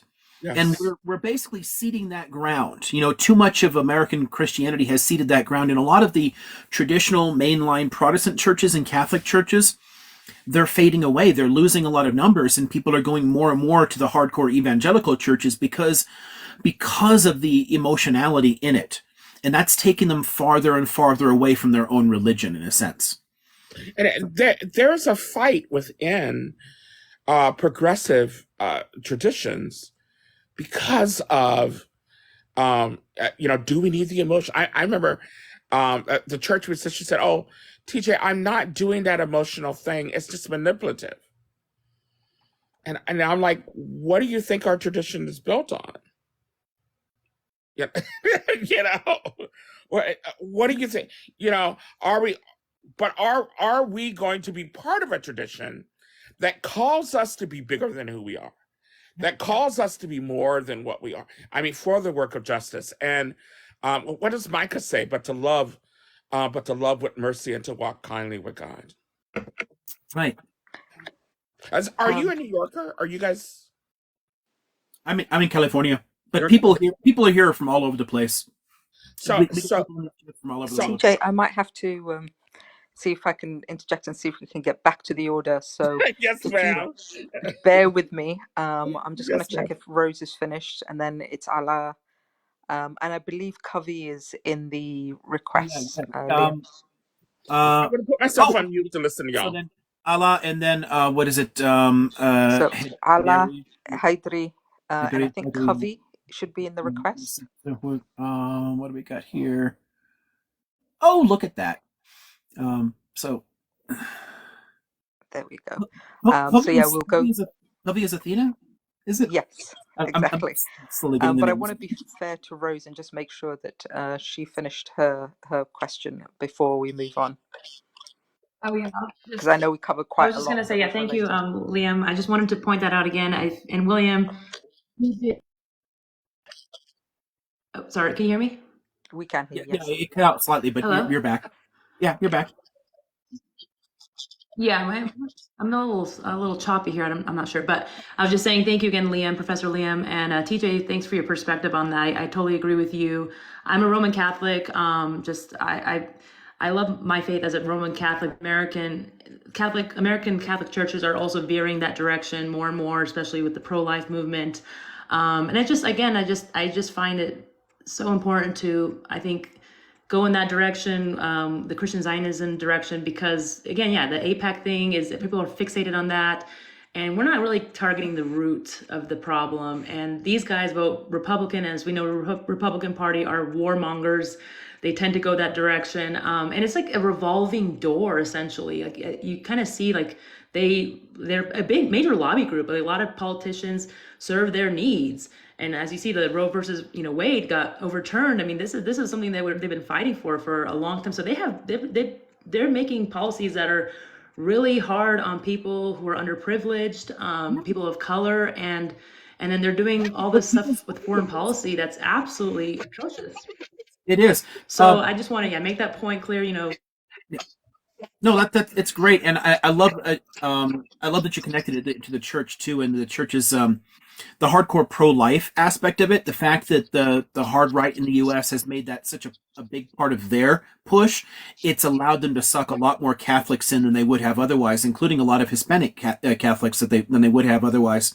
One thing that I've honestly kind of I mean I like subverting things a bit in my classes, but I pointed out and shown people like, okay, so here are some nuns in the Middle Ages giving you recipes for abortifacients for to cause abortions. Like they kind of Yeah.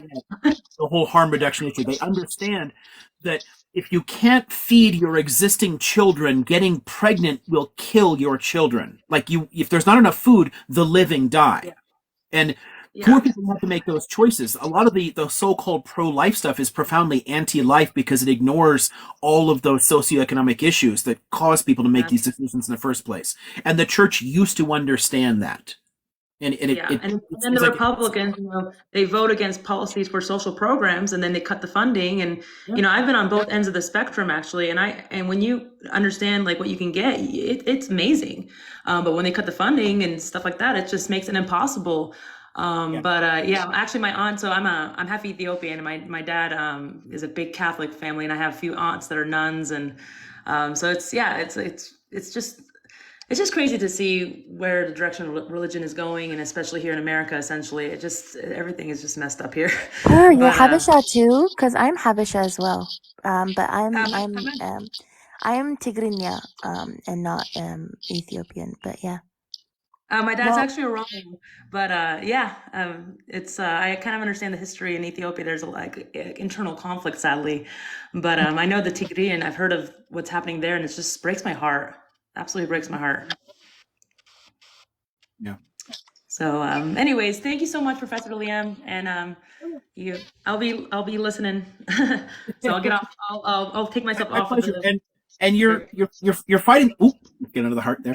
You're fighting the right fight. Keep the attention on that and get more people to pay more attention to that, because if we really want to fight back in the U.S. and change American perspectives on this, the argument is with American Christians, not with American Jews. That's where you need to focus, because that's by 100. far the most power. 100. Absolutely, I 100% agree. And anybody who is American, please go at that angle, because you'll be surprised how many people are actually Christian Zionists. So, anyways, thank you so much. Have a great weekend, and I'll Thanks, be Rose. listening. I'd actually see if we can do some housekeeping as well. Yeah, if you could please make sure that you tap the screen, because if the likes go up, it just means that it ends up in the FYP. So if we can get to 40,000, I think that's the next threshold. That means we end up being seen in the FYP. And also, if you can hit the share button, if you think there's people that would be interested in the live as well. I'm going to go to Ala, but we're going to try and see if we can go through our questions a bit swifter this time so that we can hit, because I think you only want to be on for 3 hours today, Liam. Yeah, ish. So I don't know, maybe well, let's see. Within at most, I'll maybe around about 2 more hours. Okay, perfect. Okay, So Ala, about thanks so much for my being time. patient. Over to you, Ala. Hi, can you hear me? Mhm. Awesome. Thank you so much, Professor Liam. Honestly, these lives have been like a like a sane space with how insane everything has been the last 2 months. Also, thank you to Be Blessed because I've been in other lives with them before, and just like the housekeeping is always amazing. Um, Mhm. I don't want to take you too far off track, but I was in there in your live yesterday, and you mentioned something about like Buddhism and psychology and the like relationship between the two. Mhm. My background is in human rights, public health, and mental health. So I'm always like, why do people do the things they do, right? Like, why do we do the things we do on a global scale with what's happening now? But like the Buddhist aspect, I've noticed it come up. So if you could, I mean, you could table it, but if you want to get into it now about like some of the history of it, how it came to be, how it Some of relates, the some of the history of what specifically. the relationship with between Buddhism and psychology. Oh gosh, it's honestly kind of foundational to it, Mm-hmm. both in the context of some of the first writers on psychology in the classical world. So you've Mm-hmm. got exposure to South Asian thought coming in to the, as we came up yesterday, influencing the Epicureans and the Stoics. But in the modern period, so when you start getting to writers in the early 19th century and then all the way through the 19th century that start developing what we think of today as the modern discipline of psychology, a lot of them were exposed to it. So your Schopenhauers and your Nietzsches and whatnot here, they knew of Buddhism and they thought about these issues. Freud talked about these issues, and drew on Eastern thought in it, because there was always a far greater interest in that sort of thing within Buddhism. Buddhism is fascinating in that it can be a religion, but at the end of the day, it's more of a philosophy and a psychology. And you can be completely atheistic and still a Buddhist, because it's a lot of the spirituality of it isn't really necessary to its core vision, its core understanding of suffering and how we can transcend that and how we can deal justly with other people. There are so many important insights in psychology that do go back to Siddhartha, and then through all of the people that followed there's a vast literature, a vast Pali literature in South Asia talking about psychology and social justice. And the more that gets introduced into Western thought, again, starting in the 18th century and then really picking up all across the 19th. And then by the time you get to the 20th century, tons of people are outright converting to Buddhism, starting Buddhist schools here. There's a lot of really important Buddhist-inflected psychotherapy from about the 1950s on. And some of the people that I was most interested in, got their start in like the 1970s. So like, 70s, 80s, and thereafter, basically introducing Buddhist principles directly into their therapeutic approach. So combining it with their clinical studies, but approaching their work with their clients more in the sense of being, I don't know, it's kind of like a guru in a sense, like trying to help them to like help themselves in a way. And I found a lot of value in a lot of that literature, and it's, for me personally too, I related to a ton of elements in Buddhism. I mean, I'm like a weird kind of like stoic Pyrrhonist Buddhist Jew. Like I'm kind of like Yeah, I philosophically can relate to that. um, and the basic mindfulness practice combined with a lot of the value that I took out of Stoic thought, and still is an important part of my day. The when I'm writing reflections on my day, I'm thinking not only in the sense of the way the Buddhists would teach to do it, but I'm also thinking of like Seneca and his counsel to like write down your thoughts at the end of the day and whatnot. They're very complementary in the way that they Yeah. kind of help to keep me grounded. I like Like, the whole like this is a sane space. It's kind of yeah, hilarious because I've it always thought is. of It myself has as been. essentially insane because I think, yeah. I'm so out of touch in some ways with like the way this world seems to work. It but seems that way. but maybe that's If what makes me sane. if The whole not world's right now, crazy. maybe you can like thank you. That's like awesome. If you can like share some books or on the topic, that would be Yeah. awesome. If yeah. Oh God. If you can give me just a second, actually, I can also Yeah. refill my water at the same time. But Oh, I can cool. grab a stack from the other side of the room. And then That'd I'll be refill. awesome. Can I just say that Liam literally has one of the best like libraries, like in-house libraries. I am genuinely Same. like very envious. The day when he told me, when he told us that he went to the bathroom and he was coming back and he passed by, it was either the French Revolution section or the genocide section. And I was like, dang, this man has like a whole genocide section in his library. Like, I want that in my home. I Like, also want the superpower of like reading books super quickly and understanding them from the first jump and then like moving on to the next one. I would literally break in his house and like go to his library and read books and pet his kitty. no, literally. I'd be like, I would be in the middle of the floor with No, the cat in my lap. if I were like a criminal or something, that would just be like the main thing I would do. I would just like break into people's libraries and just sit down and read the books there. I know, right?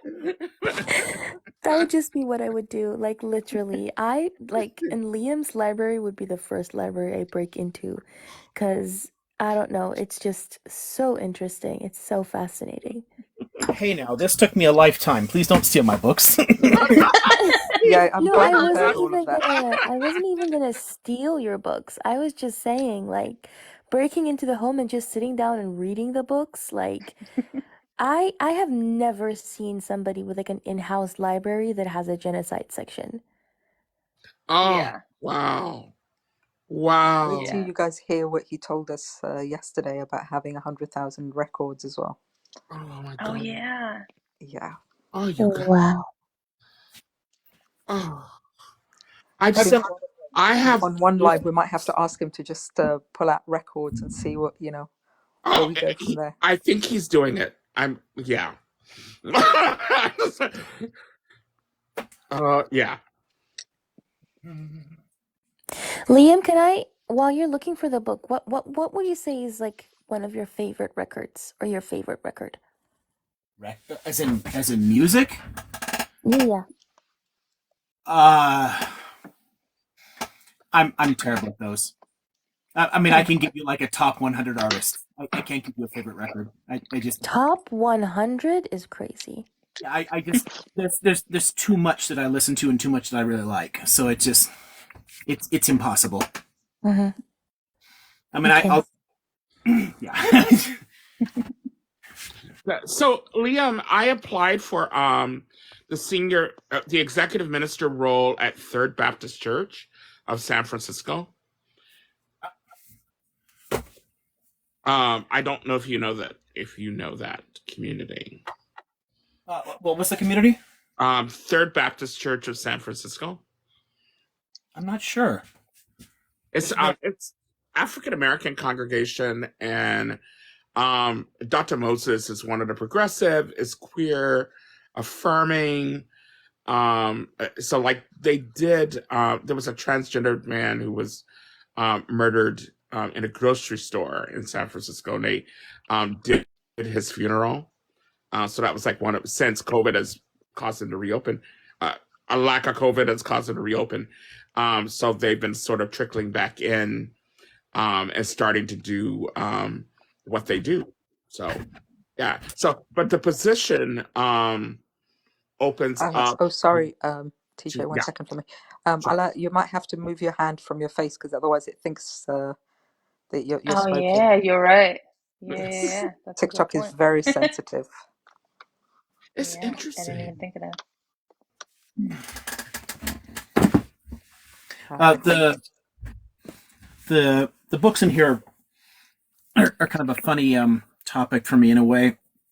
It's I have to move things, whole sections every now and then because as things fill a spot, it starts to overflow. Then I have to reimagine how I do things, and I'm still a lot of this is tons and tons of IKEA bookcases that I've accumulated over decades. So the colors are fading. Like two of the colors in here are long discontinued now, so it's starting to get weird looking. My eventually ambition for it is because again the cabinet itself is fairly small. I'm in a few years I want to add on some rooms in the back, and when I do that, where the current bedroom is, which itself has 7 bookcases in it. My bed's sort of squished in between them, but what I want to do is like take the closets out in between, make a walkway through there, and then actually build in, like take these out and like actually build in shelves that kind of like match all the wood tones in the house. So I have a fun carpentry project eventually for this. To eventually make it fit better. But as it is, like I've already like just putting IKEA bookcases back to back. I have kind of like an alcove. Oh my gosh. So this room is split in half. But what I'm going to do later is it's going to be kind of like an S shape because it'll have one coming out from another wall then too, and then a long hallway that connects the 2 rooms, and then it'll fall along the walls in there. It'll be a little easier to sort things when I can actually build more shelf space. But You're gonna I'm need a to ways start away doing from that still. tours. Right now, it's like every possible, like over the tops of windows, over the tops of closets. Like if there's a few inches left over in between where a bookcase left over and then the window, I built like small shelves along the side there to squeeze it in because there's not enough room in here. it's nuts. And it does get hard to remember where things are too because they're in different sections. Okay, so one person to look for is forgot I can turn this thing around. Let's see. might be a good idea for anybody who's interested in getting ready to screenshot as well. Okay, so Mark Epstein is good. This is so psychoanalysis from a Buddhist perspective. So Thoughts Without a Thinker is one of his. Going to Pieces Without Falling Apart is one of his. I have 2 others of his, but I didn't see them, so I don't. They're somewhere in the house. But this one honestly is like it's even like subtitled Psychotherapy from a Buddhist perspective. Yeah. It's kind of his thing. Daniel Goleman also does this a lot. He's the one that came up with the whole emotional intelligence and social intelligence stuff and had big bestsellers like that. But he also does stuff specifically on Buddhism, including conversations with the Dalai Lama and trying to connect that to his therapeutic work. So like here's some of his that focus much more on the Buddhist teachings within psychology. So Epstein, Goleman, let's see. I don't know if you know John Kabat-Zinn. I've got a couple of his, but I can't find them. But I have one. He's one of the co-authors in this one. But here's a few other authors along the bottom here, along with Kabat-Zinn. But this is a neat way of applying mindfulness. Sort of a neat text here. And then this is also similar. It's kind of like a little workbook for working through that kind of stuff. But the author is still clear. Is that visible? Okay. Yep. Let's see. There's that, and then there's others that are. Oh gosh, let's see. It was this one? Yeah. Okay. So Martin was a psychiatrist, and here's applying Zen to his work. So this is another, practicing psychologist who does Buddhist work. And then let's see. Then there's also. I mean, I didn't touch most of them, but there's a ton of ones that. They themselves are not therapists, but they're actually writing Buddhist works to contribute to therapy in a sense. So I did grab at least 2 of those. So things like Goldstein's here, insight meditation, or like beginning mindfulness, things Mm-hmm. like that, that are really focused on trying to help center people, but using the Buddhist perspective. Awesome. But as far as like, yeah, that's like between Martin, Kabat-Zinn, Goleman, and Epstein, you've probably got like a good start into. Thank you so much. I'll that's all I had. I think Haidari was next, right? But I can Yeah, he come should be in down. the comments. I think he dropped Okay. out, but he should Thank be you so back in the much. comments again. Of all of them, I Thanks mean, so much. I've read a lot of Goleman's books, but honestly, I think Epstein is probably the most influential for me personally. I really like his takes in a lot of ways.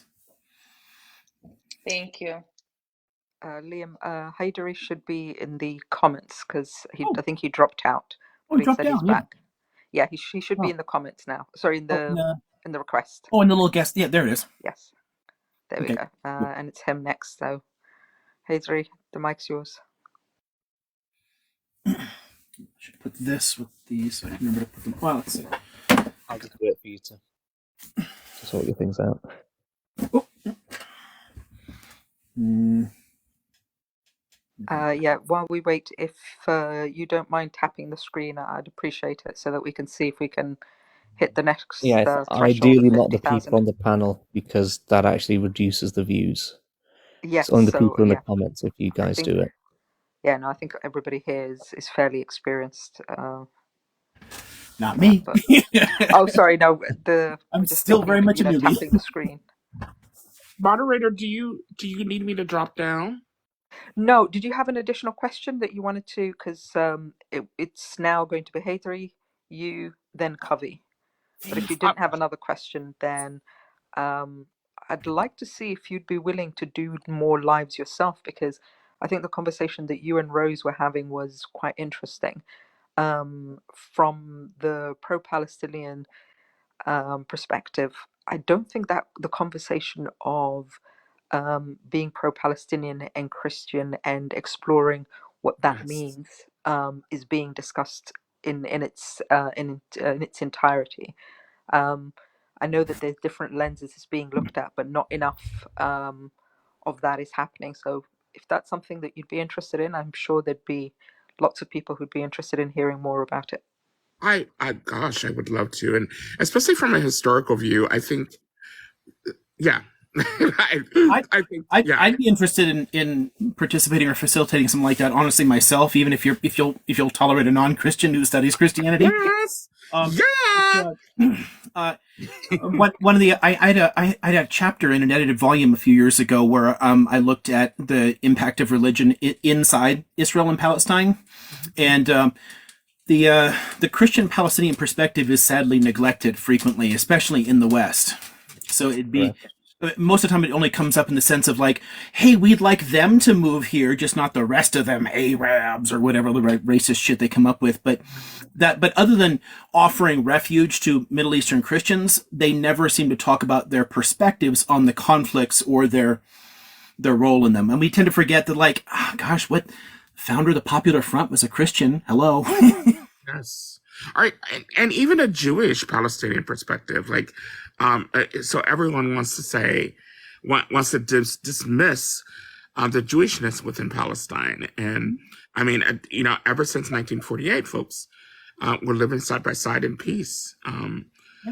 So yeah, those perspectives are important. Father I Atik, think Father you'd be Atik. hard pressed to find the Jewish Palestinian perspective just as much as you'd be hard pressed to find I think the leftist Israeli perspective. For some reason, we're not really seeing them as much on TikTok, which I Yeah, find No. quite interesting. the leftist Israelis have been slipping through the cracks for a long time and honestly emigrating in large numbers. And a lot of the ones that I still Yeah, they're know on the that are left. there, they are so depressed. So getting them involved in things like this is hard too.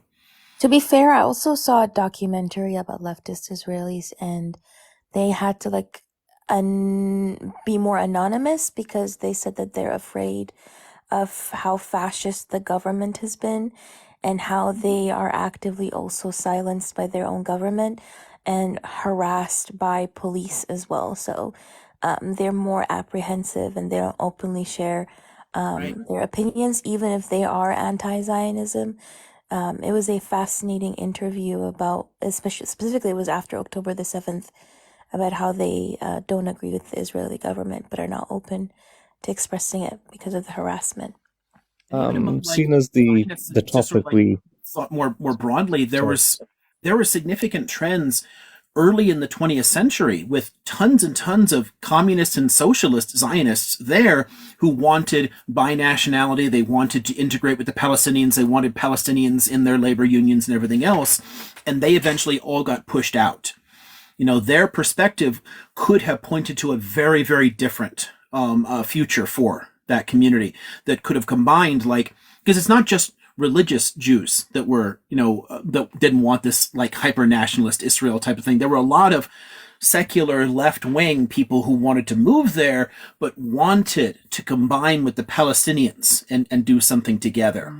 And they got crushed. And That it's would be their horrible. descendants in Israel really struggle. Mm-hmm. Hadri. So Haidari? Sorry. Oh yeah, sorry. Yeah, I was just going to say, as soon as we moved on to sort of Buddhism, um, I've got a book recommendation. It's translated into English. It's known. I'll write it for you. It's Fatu al-Ghaib, which means revelation of the unseen. I too did study psychology, and I noticed elements of Freudian theory within this particular book. It is by. You might have to screenshot it. Oh, I could actually DM it to you later. That's no problem. I will DM it to you. It'll be easier. But yeah, since we're on the topic of Buddhism, what are your thoughts on people like Madame Helena Petrovna Blavatsky and Alice Bailey? And there is a lot to support that the far right in Germany were influenced by Blavatsky's ideas. I'm not sure I've ever really considered that. Sure. I'm not sure I've really thought about it. Yeah, because Would you mind it's elaborating on who they are, Hadri? Oh yeah, Madame Helena Petrovna Blavatsky was a Russian mystic who traveled to Nepal, and she was initiated into Buddhism, and she entered into some sort of higher grade of Buddhism, like an inner circle, and it's where she developed this concept of the root races, and Ariosophy is sort of tied into that. Isn't there a book on that, Hadri? Yeah, I think so. I've, It's I've known run as I think it's I've called run into her at least. The other names were less familiar, but I've run into her at least. But I'm struggling to she remember was the a content. she was a No, Russian mystic. not her specifically, but there's a book called The Occult and the History of the Third Reich. Yahtzees. Yeah, Something Occult History of the Third Reich. Yeah, the occultism in the Third Reich that kind of like talks about how the Yahtzees were inspired as well by the occult. Yeah, I mean A lot the of that. swastika symbol is from Buddhism, to my understanding. Yeah, and there's a lot of unfortunate connections there too, and also through Jung's appropriation of Eastern thought and myth as well. And Right. Carl Jung was a freaking Yahtzee. But yeah, there's a lot of weird. Because these people are also, well, they implemented the United Nations. I mean, Alice Bailey definitely did. Whether Madame Helena Petrovna Blavatsky had any say in it, there are some scholars who feel that she did. But Yeah, again, these are complicated names, so what I will do is I will send them in a DM. I know I've run into her specifically in the context of like mysticism in Europe, but beyond that, I don't know, and I've never thought about any relationship to. Yeah, I mean, even in World War I Britain, they were actually giving out service cards that had the swastika. This is way before. It was seen as a symbol of the Aryan race. Well, it was picked up through archaeology as well, in yeah, in Scotland. people uncovering stuff in Central Asia and Right. whatnot. Um, Yep. yeah, and a lot of that is so badly Quite bad. misunderstood. And honestly, it was used by the Dravidian peoples, not even Aryan peoples originally. So it actually goes back to the Indus Valley civilization. So the It does, use correct. of it in Yep. Central Asia among what they thought were like these so-called Aryan peoples, it's largely because of their influence from people farther south that it came up to them as a Well, yeah, I symbol. mean, there's the Indo-Aryans, and then there's what they call the Indo-Europeans, which, Well, yeah, it does. the move there, I mean, it's like you've got the broader Indo-European sphere, like the Aryan sphere. It's like the west part of Central Asia across like the Eastern European plateau, and they migrate down in waves over thousands of years. Some of the like way back in antiquity, Absolutely. Hittites were Indo-European, but eventually large numbers of them move into what becomes Europe. Others head southeast, and then those split and become like Iranians and the northern part of India. But there were peoples already in South Asia before they moved in. And it's that original culture, like much, much, much before the Aryans had ever settled, they used the swastika. So the swastika is important in South Asian traditions because it predates the Aryan infiltration of it, not the other way around. So they kind of had it Yep. totally backwards, as thinking of it like this is an Aryan symbol. No, it Yeah. literally wasn't. Oh yeah, no, I know it. But that's who actually classified it. It was when she went into meditation, Madame Helena Petrovna Blavatsky. I mean, she was a charlatan. She used to hold seances, and she was rubbing shoulders with the elites within the Russian royal family. I mean, it's a legend. It's not entirely confirmed, but she ventured into the Ottoman Empire also. Yeah, the whole like you mentioned Tibet or something and Buddhism. Honestly, I'd Yeah. never even thought of her in that context. I only knew of her because of the weird occult mysticism, new agey, Oh, like okay. seancey bullshit, like the Sure. that kind of nonsense. That's the only context I've run into her.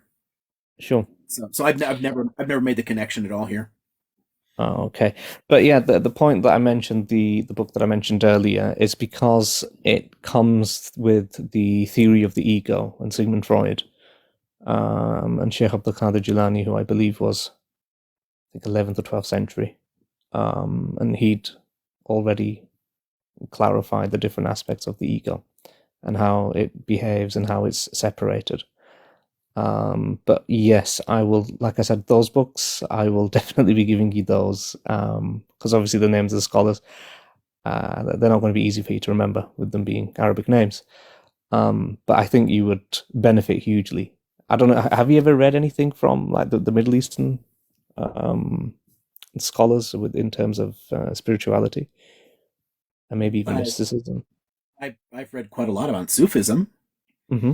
but He is actually one of well, he's considered one of the Sufi sheikhs, Sheikh okay, Abdul Qadir yeah, Jilani. yeah, I have some appreciation for that at least. My ex was really into to Sufism. Sure. I'm more on the fringes of looking at it in terms of its influences and interactions with other things. So Hmm. I've looked at the interaction between Sufism and Kabbalah, and like Yeah. Sufism, and like there's an interesting Taoist influence in like Sufism in China. There's all kinds of like funky stuff like that, and Yeah. I've enjoyed some Sufi literature and Sufi poetry, but that's really it. I've only kind of like scratched the surface in that, but I do Sure. appreciate it. Absolutely. But yeah, I think that book would then you'd be highly interested in that Yeah, it because sounds like it it's, covers a lot to do with the soul. Um, Also, the other thing, I mean, this is more of a question. It would be really interesting if at some point, maybe not today, but if you could talk, because there's been a lot of talk about, Arthur Koestler's book, The 13th Tribe of Israel, and the Khazars from Khazaria. I would, I knew you were going to do this, Leo. and there's I know it's really controversial, and I know it's too really, sorry?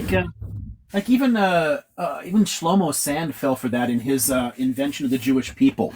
Even Yeah. he touches on this. It shows up in a lot of strange places, and it's so annoying. But yeah, okay. So your thought about it? Well, what's the question? Yeah, You want yeah. to? the question was, would you be okay to sort of cover that and clarify and sort of dispel the myths surrounding that? I would Yes, for absolutely sure. love that. Yeah, no, yeah, for sure. Honestly, we can touch on it a little bit today, Sure.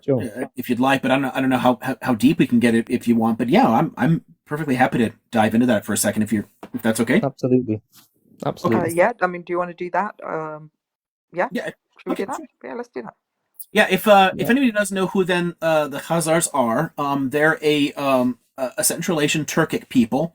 So their kind of homelandy sort of area would be, if anybody knows their geography well enough, about where the Sea of Azov is, and then to the east of that. So basically, like just east of Ukraine. And they had a significant. Ooh, hey, look at that! I was a reindeer for a second. That was cute. They had a. I mean, I guess you can't really call them states, but they're like little tribal confederacies in the Middle Ages, and they're interacting with tons of people. And at some point, this is where the problem comes in for all these interesting myths, is that we know that some of the ruling class converted to Judaism. They reviewed the different options that were available. They talked to people and they said, oh, that's interesting, and then they picked Judaism and converted to that. And that really, of course, pissed off a lot of Christians, because any conversion to Judaism after the rise of Christianity seems like a threat to their own theological ideals. The idea of supersession of Judaism, replacing it. And that, but the way that plays out and the way it shows up in records, it's really fragmentary, and we honestly have no idea. Yeah, this is a point I was going to come back to. Outside of the ruling class. Very little So is known. it's we have some fragmentary accounts of some of the ruling class converting to Judaism, but that's really it. And there's literally no physical evidence of it.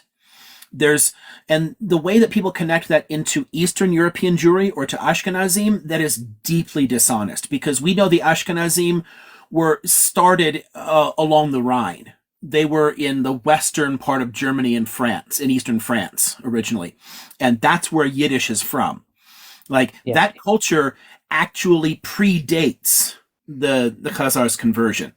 And the Ashkenazim, we actually know through archaeology, through tons of historical records, there's that they gradually migrated eastward and settled across a larger and larger area there. So this idea that the Khazars converted and then moved westward into Eastern Europe and became them, it makes no sense at all. And the only scientific approach to this, there was one, and this shows up a lot, and I'm always trying to show because it was immediately debunked, but there was one DNA study that tried to make a connection between the Khazars and Ashkenazim. And the study is, oh, look at that, it was a night for a minute. The study is so fundamentally flawed because it didn't even have any fucking Khazar DNA. Like, it had nothing from the region at all. Because And they how were do you a do type of that? Because people. the population is all they've assimilated. They don't exist anymore. So how do you even test something like that? But if anything, you'd have to look at Central Asian Turkic peoples, because that's what they were originally. That's where they were. Yeah, and 100%. and the Ashkenazim are not Turks, clearly. So it's so nonsensical, and beyond that, it's kind of like that, and the that, other one that you probably would have heard of, the one about the Tataria and the Tatars having some super advanced civilization, and how it's all been hidden from the world. Right? Yeah. I mean, there's I think it fits in with the flat earthers. It definitely fits in with the flat earthers. I think they're on the same page when it comes to that. Honestly, yeah. The people trying to advance the Khazar thesis, they're either weird ass flat earther mysticky type people that just don't care about evidence at all, or they're racists, because there are people who use it for racist reasons and anti-Semitic reasons. And some people use it honestly it shows up occasionally in pro-Palestine circles, largely for that racist reason too, because it's a way of trying to, in essence, delegitimize Jews and their connection to it, because they think, well, most Jews are Ashkenazim, which isn't true, and those Ashkenazim, they weren't originally from Palestine, so blah blah blah, they don't belong here. But Ashkenazim carry the same Levantine genetic markers that you find among Ethiopian Jews and North African Jews and Sephardic Jews and everywhere Jews migrated to, they intermarried, so They they end up mixed. looking Yeah, different, but they so they all didn't. carry that Yeah, Levantine DNA with them, and the I Ashkenazim mean, do as well. So that alone yeah. disproves the Khazar I mean, thesis. this was the conclusion I came to about the Khazars, is that they moved majority sort of. You find that if there, I mean, there isn't a marker as such, but if there were to ever have anything that they had a similarity to, it would be the North Africans. More, I would think that if you're going to connect them to descendants in the region there, it'd be largely in the North Caucasus, to the descendants of like the Yeah, Alan peoples, because culturally they're closest to the Alan peoples, and they lived in the same basic area. And both of those cultures eventually assimilated in and emerged into like later North Caucasus cultures. So realistically, if you yeah, want to go looking for that DNA, you're probably better to find it in places like Dagestan than anywhere else. I mean, yeah.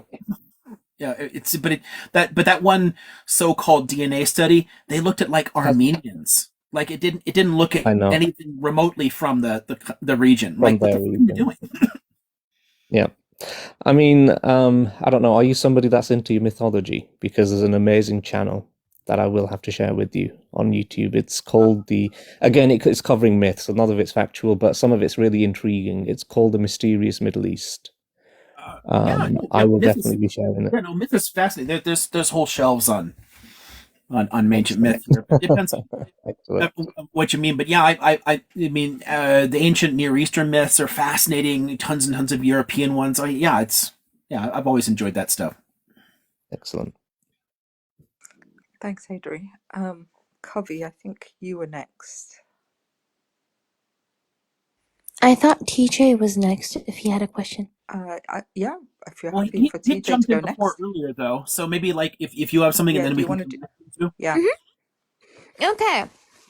First of all, hi, Liam or Dr. Liam. I don't know what to call you, whether it's Dr. Liam or Liam.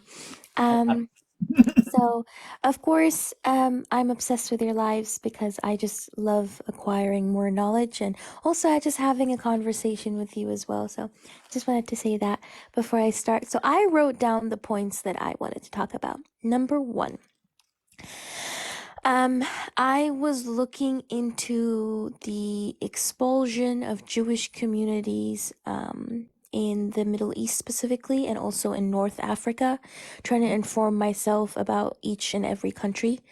And then I landed on Algeria. And I was reading up on how, so after the Algerian War of Independence and the FLN defeated the French and all that stuff, that they decided to oppress the Algerian Jewish population, and that some of the text that I was reading said it had to do with the Algerian Jewish population's loyalty to the French as well, the loyalty that they showed to the French. But again, like I just was reading up on this, so I'm not quite too sure about the history of the Jewish expulsion in Algeria, but also why they would show loyalty to the French. It kind of reminded me of the ethnic cleansing of the Rohingya Muslims in Myanmar, and how that also kind of a part of that tension goes back to the Rohingya Muslims siding with the British and the Buddhist people in Burma then siding with the Japanese during World War II. But I know that the Rohingya Muslims sided with the British only because the British promised them their own land. And I'm wondering if the Jewish community within Algeria also sided with the French for a similar reason. So just maybe some takes on that. Okay, so the way this worked, and this plays into France's particular approach to divide and rule. You're looking for different populations that you can use wherever you're going. France was actually the first country to emancipate the Jews, i.e., to give them citizenship. That's under Napoleon in like 1803.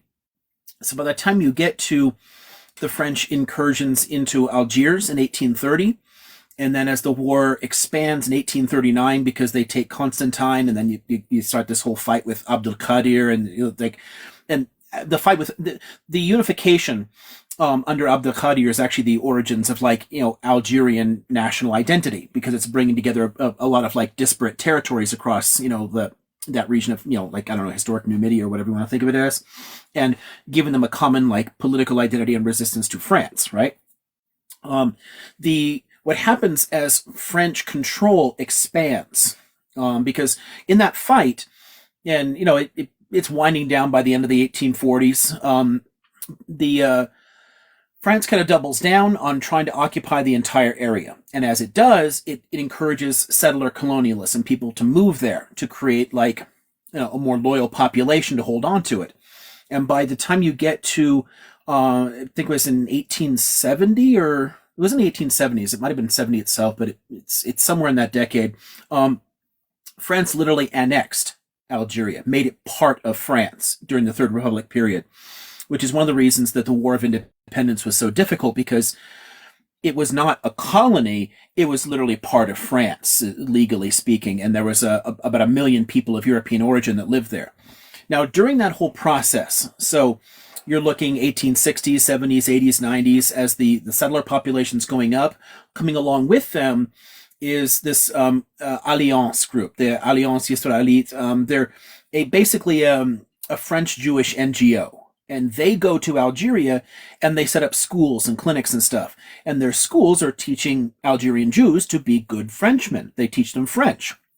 And because there's people going to them and consciously teaching them the stuff that's useful to work within that context, a lot of those Algerian Jews ended up getting good jobs with, the colonial administration. That started to create resentments. And you start seeing tensions appearing in Algeria that had never really been the case, because you've always had a very tiny Catholic population, a Jewish population, tons of Muslims. They were all Arabs and Berbers. They all kind of lived together. But the sense of them getting good jobs, so suddenly your Jewish neighbor has the bigger house than you, and that started to inflame a lot of tensions in two distinct ways. One plays into the kind of religious supremacy, that religious supremacism that Islam has always had.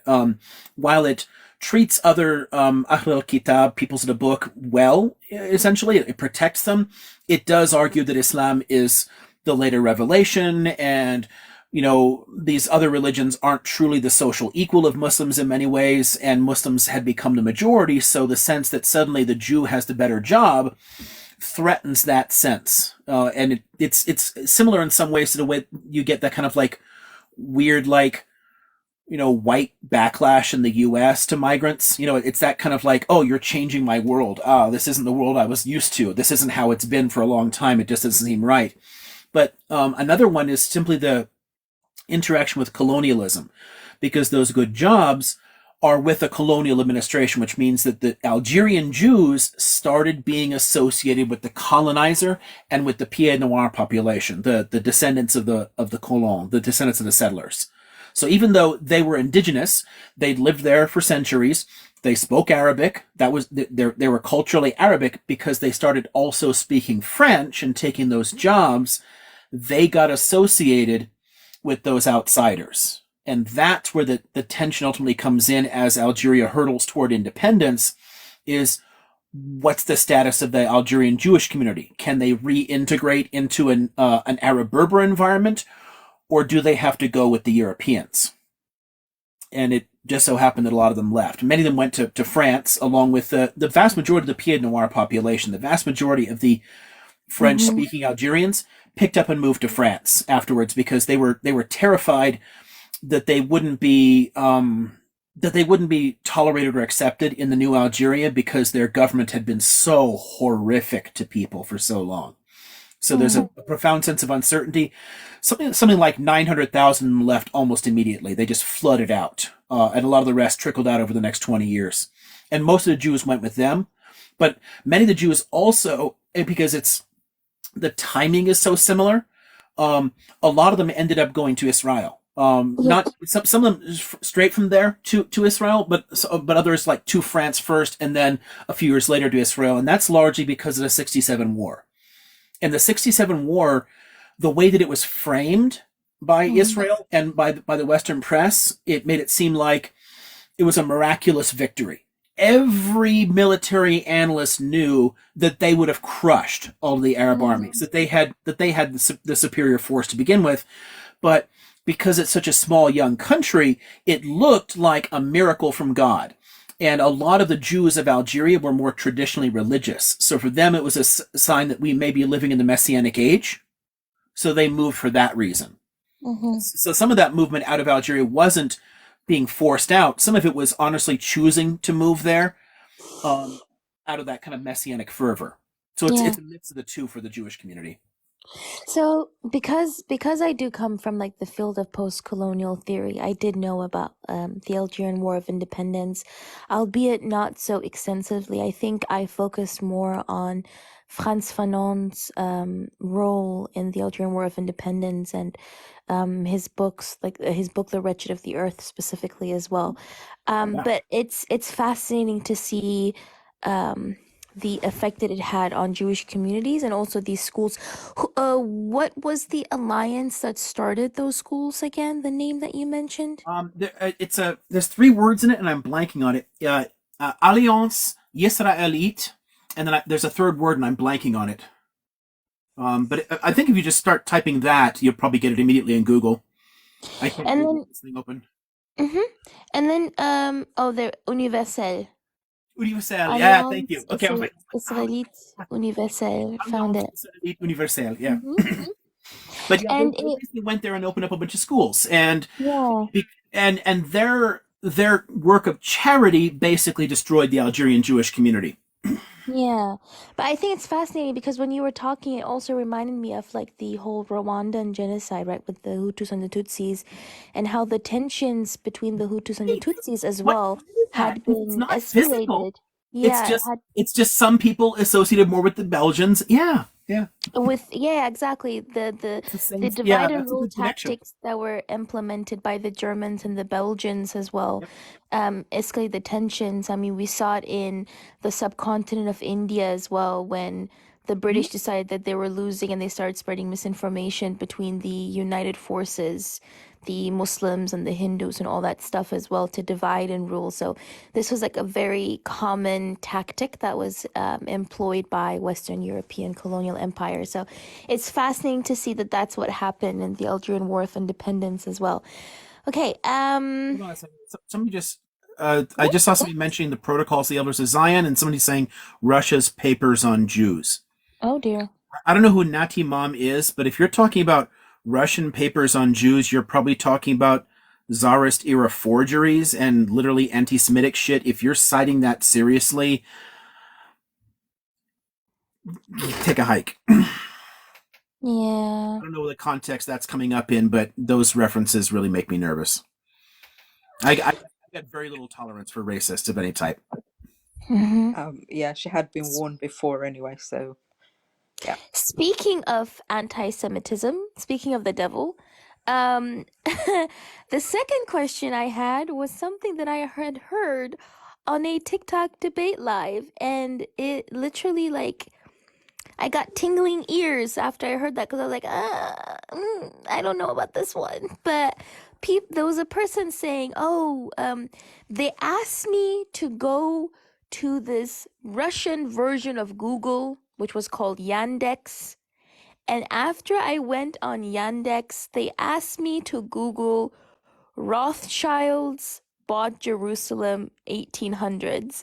And I just thought to myself, this sounds so fishy. It's just like it just sounded like some that's Nickelodeon Nickelodeon version villain story is what it It is. sounded like. And Pretty much any reference to the Rothschilds is I'm that. yeah, yeah, exactly. But I'm pretty sure I'm on some kind of watch list after I Googled that. But You probably will be.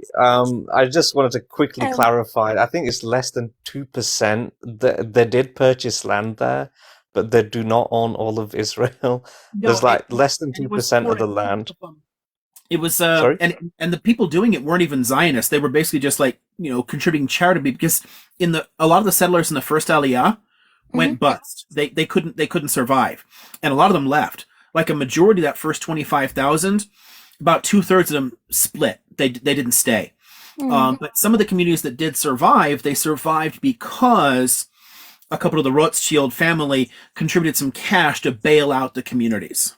Yeah. So it's largely investments like that and from their perspective, it wasn't Zionist at all. It was literally charity to poor Jews. So it's kind of like Yep. because there were multiple organizations as well that were buying like land on behalf of like Jewish people, kind of like the Jewish National Fund, albeit the Jewish National Fund was quite Zionist later on. Well, it Um, was in the beginning. It yeah, The was Zionist from the beginning side beginning. of the It's very. WZO. But yeah. but what the Rothschilds were doing was not at all, and it literally predates the WZO. Yeah. So it's charity to struggling Eastern European Jews that were trying to survive in Palestine. It just bailed out a few communities. That's Uh, Yeah. that's their investment. okay, so it I think was it was Lionel. It was Lionel de Rothschild. I think they have a shrine to him. So when they take you on your Aliyah trips, they actually take you to a shrine as one of the There's benefactors of Israel. one small, I can't remember the name of it. I've gone there, but there's a small community that they basically it's cleared out and kind of restored to look like it did in the 19th century. Mhm. And they kind of like they take people through it. It's kind of like all this picturesque kind of like cute little settler colony thing. And it's nice looking, but it's Mhm. largely nice looking because the community was bailed out. It wasn't economically viable. But Yeah. yeah, one of those communities survived, and there's a handful of little memorials to that early contribution. But people turning that into like they play into this. It's all this like new world order, Jews control the world kind of like. Exactly. Yeah, it was What? the person was talking about how it was the Rothschilds that pulled America into like World War I or World War II. I think it was World War II. And then prior to that, they bought Jerusalem. And I was They were like, first of never even all, relevant in the y- U.S. I mean, yeah, like literally. when the center of the global finance shifted to New York, the Rothschilds went into decline as major power players. In the 19th century, they did play a part in a lot of European wars as financiers. Hmm. But Napoleonic, but that's namely, and but that's just capitalists in general. Like it's not Yeah. them. It's like there's a no one. Everyone wants to talk about them, but they don't want to talk about all the Christian capitalists who are doing exactly the same fucking thing. So when they bring up Hmm. even that in the context of European politics, it's literally anti-Semitic. In the same way that Yeah. people like use Soros today, it's just nonsense. But Yeah. in the U.S., they never had a foothold at all. It's it's Hmm. it's just insane that people talk about that because they couldn't make it in American banking. They Yeah. were never a player here. And I think Nasser in the comments is right. The Rothschilds They, also they had the they dinosaurs. unalived the dinosaurs. Yeah, yeah, Exactly. yeah. I Of love course, the yeah. no, they didn't do that. I That's wrong. That's misinformation. They were the dinosaurs. exactly, The exactly. the Rothschildosaurus reptilians, Rex. right? So Mm, it's like reptilians in skin suits. We got to oh get Alex dear. Jones in this conversation. Oh dear. Yeah, no.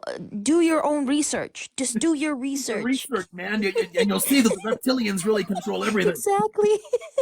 Okay.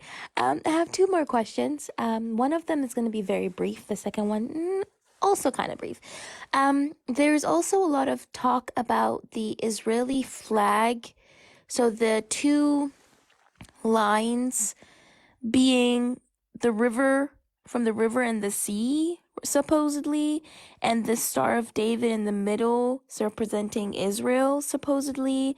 And then on the other side, like I was researching this, some people say, oh, it has like religious meanings to it, whereas other people say, oh, it is actually like, um, I don't know, kind of like Israel's version of From the River to the Sea, where they're talking about the two blue lines representing the Jordan River and the Mediterranean Sea. So, I remember right, and I'm not positive on this one, but I think that the blue in there is actually from the in the what do you call it? Damn it, the fringe on the square garment that you wear traditionally. There's God, see no, I'm blanking on the word for it. It's on the tip of my tongue somewhere. But there's these little fringes.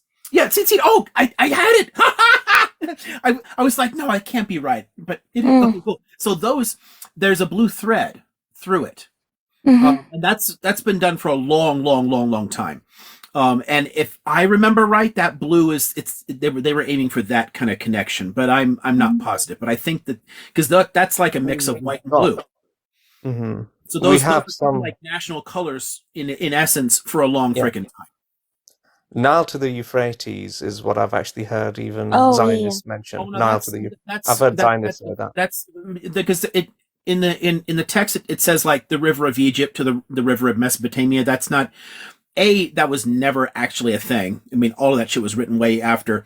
But even there, it's much more likely referring to something in the northern Sinai, like Wasn't this when Herzl first designed the flag and he painted it whilst he was in Basel at the Zionist Congress? Wasn't this from then? I mean, that's from my understanding of it. The design idea is older. And the Magen David was actually used by a lot of different people. Interestingly enough, it was a symbol in the region for a long time. Interestingly enough, Muslims used it for a long time too. It was actually, yes. Suleiman the Magnificent used it on one of his war banners. What was that? The Ottoman Sultan Suleiman the Magnificent. Right, but he used it on his war banners. You know, there's a whole lot of medieval Islamic texts that incorporated into their own kind of like mystical traditions as well. It's been used in the region for a long time, but it also it does have a pretty old pedigree and it's been associated with Jews for a long time too. So it's difficult to say exactly where it came from. It's one of those questions too that's sort of similar to like the swastika argument earlier. You know, like people have different theories on where it comes from, but it's been around for a long freaking time. Yeah. Okay. But you know it is. It's very and it has a very strong association with Judaism. Yeah, and my last question, my last question slightly has to do with the issue that the I think a couple of days ago what I had sent you about that live where that person was telling me like Jewish people are not an ethnicity but only a religion basically. It's similar to that, and there's a book called Imagined Communities, and in that book, I think like fictive kinship is discussed as well.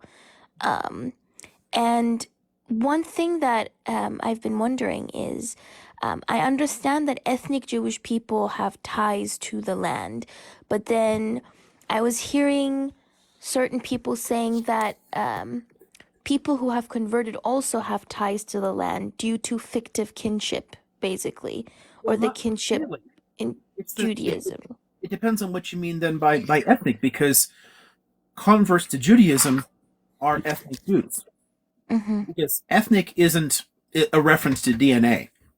It's not a reference to blood. It's a cultural identification. People have always intermarried. People have always converted in. So everyone who does that is a part of the Jewish nation. In essence, it's easier to think about, like, I don't know, what makes somebody an American or a Briton or whatever. Like, once once your family moved there, a generation or two later, can you really tell? I mean, your kids are fully assimilated into that culture. It's the same basic dynamic.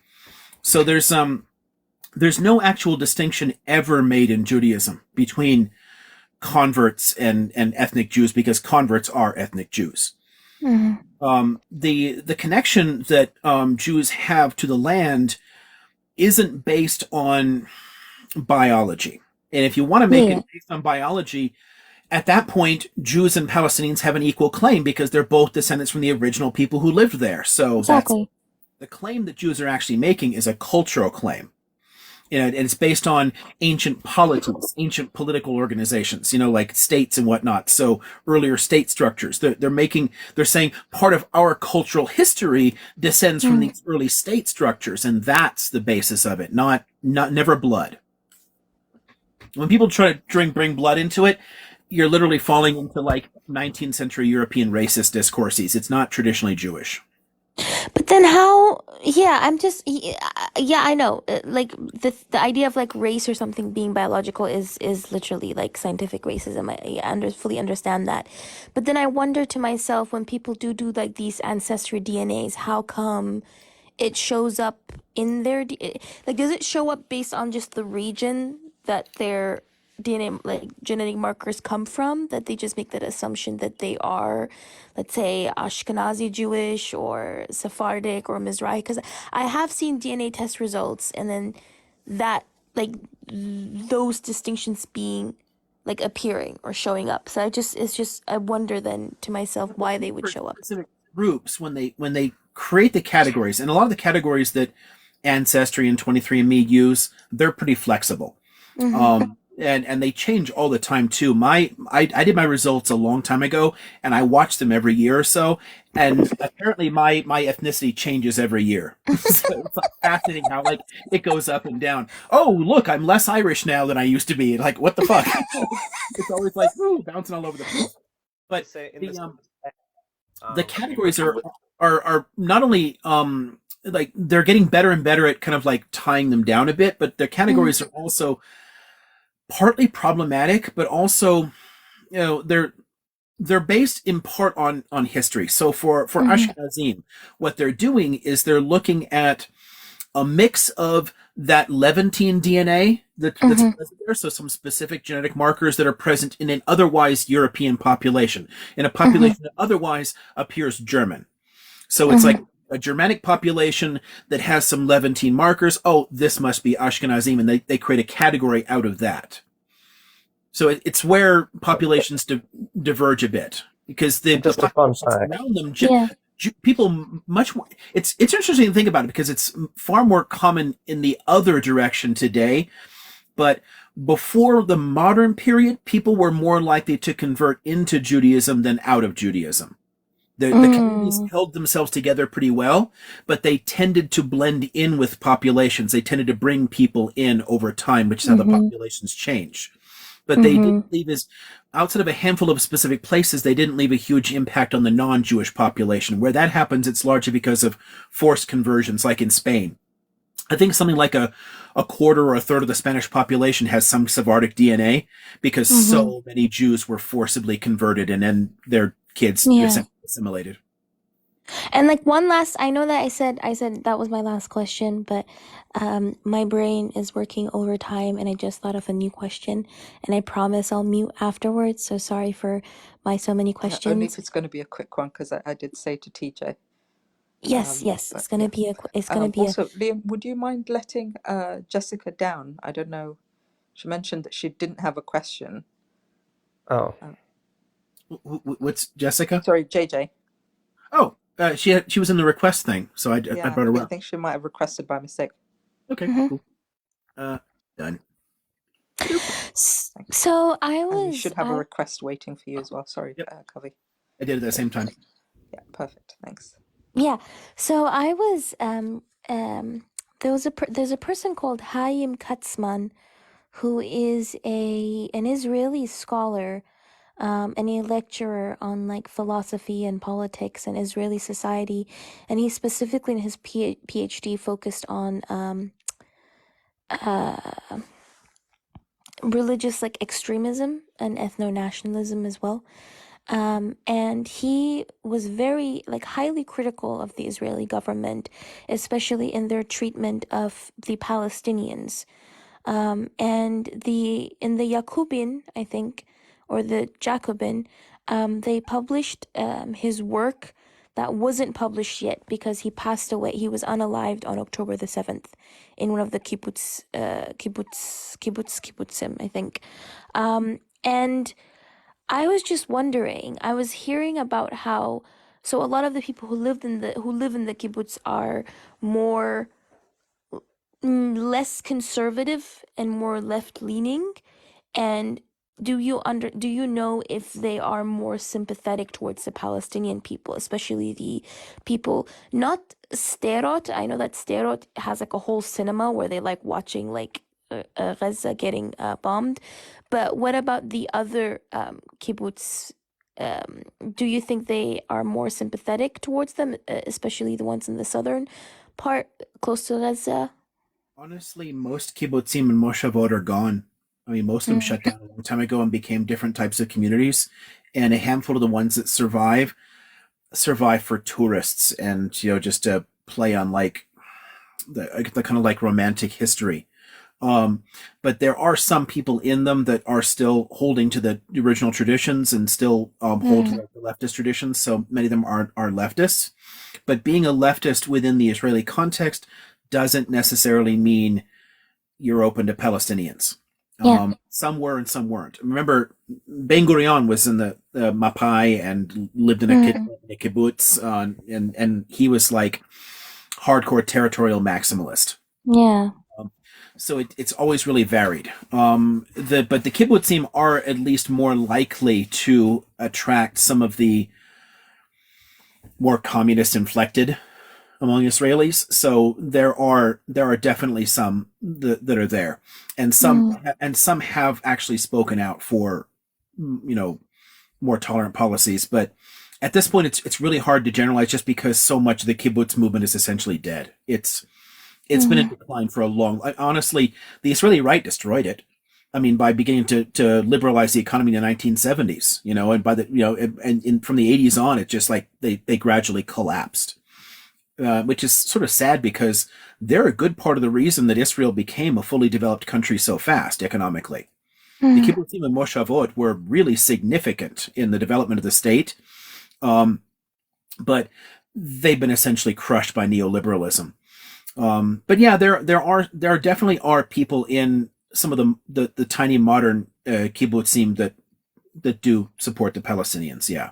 Yeah, Chaim Katzman family literally came out and said that he wouldn't have wanted people to be unalived in his name, let alone Palestinians, because he was a man who also advocated for the Palestinian struggle. And I don't know if you might be interested, but the Jacobin magazine, I think they published one of his works with permission of his family. So then it's either here or coming in the next time we get yeah, because I get that. So okay, that's it. I'm done. I've just got one quick sort of fun fact to add, just to lighten the mood a little. We were talking about the DNA tests, and somebody on this app actually did one on a lizard, and it came back as 51% Ashkenazim. I'm not joking, Liam. I will actually send that to you. It's absolutely bizarre. I don't know if this is legitimate. Someone did a test on a what? On a lizard, an actual lizard. No, and it came back 50. No. I mean, no. This is what they actually specialize in. They do they send off samples from different animals to see what 23andMe will come up with. So I'm hugely questioning the accuracy of such DNA tests. Oh, that can't be right. I can't. That's hard, to imagine they're that bad. Because they do actually have really interesting medical data on a lot of them now. And there's other apps you can take the same once it's been sequenced, and you can feed it into other apps, and I've done some of that too to get much more detailed medical information, and it aligns with exactly the same thing that Ancestry and 23 tell me. So I'm kind of skeptical that they would actually not notice lizard blood being sent in. It sounds funny, but I'm honest. I would be shocked if that was accurate. Just from my own experience of actually taking that material, the sequencing, and feeding it into other medical algorithms, and then going to that and looking and then connecting that to my medical history. Yeah, but yeah, no, I'll share that with you. It's funny. It's interesting. it's You had a question before we move on to TJ from the chat, where they said they were also asking with regards to the flag, and if you knew what the star was, the meaning of the star. Liam answered that. It's Kind yeah, of. it's Both its kind of meaning answered is it. its meaning depends on who you're asking because it's an ancient symbol that's been used in so many different ways. Magen David, Star of David. I mean, what it really connects to and whether it has anything to do with David is it probably doesn't. I mean, honestly, so much of what we think we know about David anyway is just later mythologizing, but it at least has an association with that and with the ancient Judahite kingdom. But again, what it means depends on who you're asking. It's true with all ancient symbols. Look at like the Zoroastrian Faravahar. Everyone has some meaning that it has for them, but we literally have no idea what it meant, 2,500 years ago. I Like mean, the crucifix and the cult of Mithras. It sort of it has similarities, but it's there's not necessarily the same so many, thing. so many symbols are so Yeah. old that we've lost their original meanings because the cultures have changed so much. So they've just taken on layers of other meaning. So Magen David now is just a generic symbol for Judaism, but what it might have meant 2,500 years ago is anyone's guess. Brilliant. Thank you. TJ, I wonder if you're still there. TJ? Going once. TJ might have stepped away from his phone, so I'll go to random. Hey. Did you have a question that you wanted to ask? Oh, there's a random dude here. Hello, dude. So it's my first live, so I don't know if I'm sort of doing the protocol or right or wrong, so apologize in advance. And I'm gonna ask like a very, I guess, weird question, but history of genocide, like, so I mean, I've done a little bit of reading or listening and studying a bit history, definitely not my background. And it seems like, yeah, I mean, we look in the past, there has been 1Z, 2Z genocides here and there, and I apologize just referring it that way. But it seems like it really picked up within Genghis Khan's sort of adventure, let's call it. And then with colonialism, it just became like very, very widespread.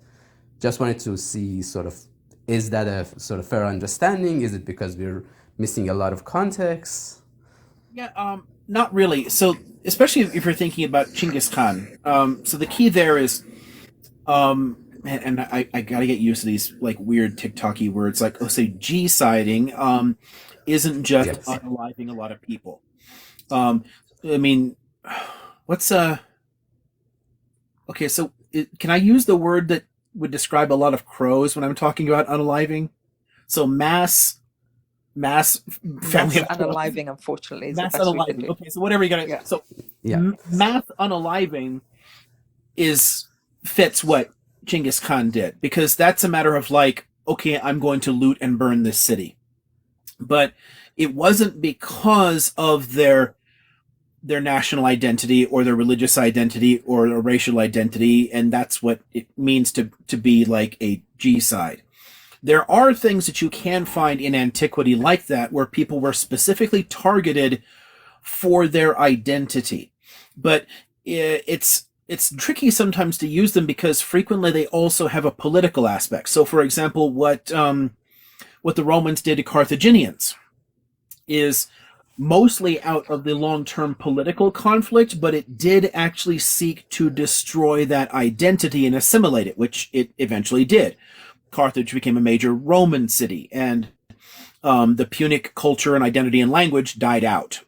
And simply dying out like that, removing that culture, does kind of fit the G-side label. So I would be in the camp that says, yeah, that's a fair use of it, even though the context is strange. But it has to be targeting people for identity, and it doesn't have to involve unaliving. It literally assimilating people, like wiping out an identity in a sense. Changing someone's. We just mentioned a little bit ago what happened to the with the converso populations, the whole like convert or leave the country with penniless that the Spanish and Portuguese did. That's G-side because it's going after a distinct ethno-religious group and forcing them to change their religion and cultural identity, or leave. that fits the definition. It doesn't have to involve unaliving. It literally never has. It's an attack on an identity, an attack on a culture. And I think that's the best way to think about it if you're looking for historical examples. Got it. All right. So I guess if we look at it from the mass and alive, it's like identity change, I guess, has been around for, I guess, modern Copper Age and all of that, and empires sort of basically plundering and Large-scale basically political making violence has been around for a long, long time. yeah. But not I all mean, and large-scale political violence is G-side. yeah, and then basically making their god to be the god of the land, sort of thing. But in terms of like sort of, I guess, mass unaliving people, is that also something that's sort of picked up more quote unquote recently, or is it something that has a very historic context? No, it's been around for a long time. There's tons of ways that it happens in the modern world. Sometimes through structural and economic issues, things that can engineer mass starvations and whatnot. There's a ton of ways that it happens in the contemporary world, but I don't think that violence has actually increased. It's gone up in some ways in terms of intercommunal violence, and it's actually gone down in many ways. If you look at the ferocity of warfare in many parts of the ancient world, shit can be horrifying. I mean, burning down a city and like killing people as they flee unaliving people as they flee the burning wreckage happened rather a lot. And that's the kind of thing that we don't easily tolerate anymore. People, we tend to freak out when people do that, which is one of the reasons that there's so much criticism of what's happening in the Strip today, because it's no longer acceptable to many people, but it was completely normal before the modern period. So I think arguably in some ways we've gotten less violent than we have, but in other ways certain types of violence appear more often. And unfortunately, the specifically ethnically targeted violence is probably more common today than it was in antiquity, because that wasn't usually the reason it happened. Which is why, again, I wouldn't apply that to what was happening with Genghis Khan. It doesn't fit the way they described what they were doing at all. It doesn't make sense in that context. It's a huge number of people, but not for those specific reasons. I think since the rise of scientific racism and nationalism, targeting people on the basis of a perceived, ethnic or racial or religious identity is more common now. But overall, it's still fewer people. Got it. So I guess one of the things I was thinking of is that, I mean, we have documented evidence of mass unaliving in the cities, like sort of numbers, and we can see the genetic evidence of it, like Genghis Khan basically sort of embedding his army's gene into people that sort of they went through. I guess in the old days, there is not as much evidence, or I don't know if there is evidence, but we see them like, I mean, you read the stories that basically every sort of empire went in, burned the city down. Do we have a way of knowing if they killed a lot of people, or unalived a lot of people, or is it just a guesstimate we're doing? Or was it just mostly war was something that fought between armies and the ruling class was punished? With which group of people? I missed the first part of that. So, like, let's say basically an old empire, let's say Hittites would go somewhere and basically burn a city. Would the purpose of burning city, was it actually burning the whole city, or what the castle and the ruling class, or it was just mass aliving everybody in the city? Would maybe the city, some of the people in the city would be useful, some of the, I guess, Smithmen would be useful, so they would keep him. Yeah, it's actually less common to. I mean, in many cases, it depends on who's attacking. The Mongols are interesting because one of the reasons they destroyed so many of the great cities of Central Asia is that they honestly didn't understand that controlling them would make them more money. They just decided, well, we're just going to loot this stuff and we don't need the city after that. So it was just a matter of disposing something that they thought was useless because they were pastoral nomads. They didn't have a previous history of like state structures and economies that way. in much of the ancient world, it was far more likely to, when things were damaged or burned, you went in immediately and started rebuilding afterwards. It's pretty rare that cities were abandoned entirely. When we find cities that were actually abandoned afterwards, like Dura Europos is an interesting example of that, it's quite uncommon. Like, wow, this is weird. Why didn't they rebuild here? Usually that happens, which is why so many ancient cities have so many layers over time, because it's more useful to keep people working, to basically integrate them. So it's oftentimes the large scale violence that you see is a matter of imposing a kind of terror regime, really, imposing your will on an area, like forcing people to acknowledge your supremacy in a way, rather than intentionally removing the people and not letting it come back. So, like, I don't know, the Neo-Assyrians, for example, they did a lot of mass unalivings, but they did it to impose power, and their goal ultimately wasn't to remove all the people. They actually wanted to reuse and assimilate the population, so they would scatter populations around through forcible deportations in order to facilitate assimilation. So the mass unaliving was a way of wiping out resistance, of weakening a will to resist of a distinct culture so that they could be assimilated. Got it. Thank you so much. That is very educational. Thanks, Random. I don't know if TJ is there, but I'll take some questions from the comments. So the most recent one was, what's your favorite historical documentary or documentaries? Oh, geez, I don't know.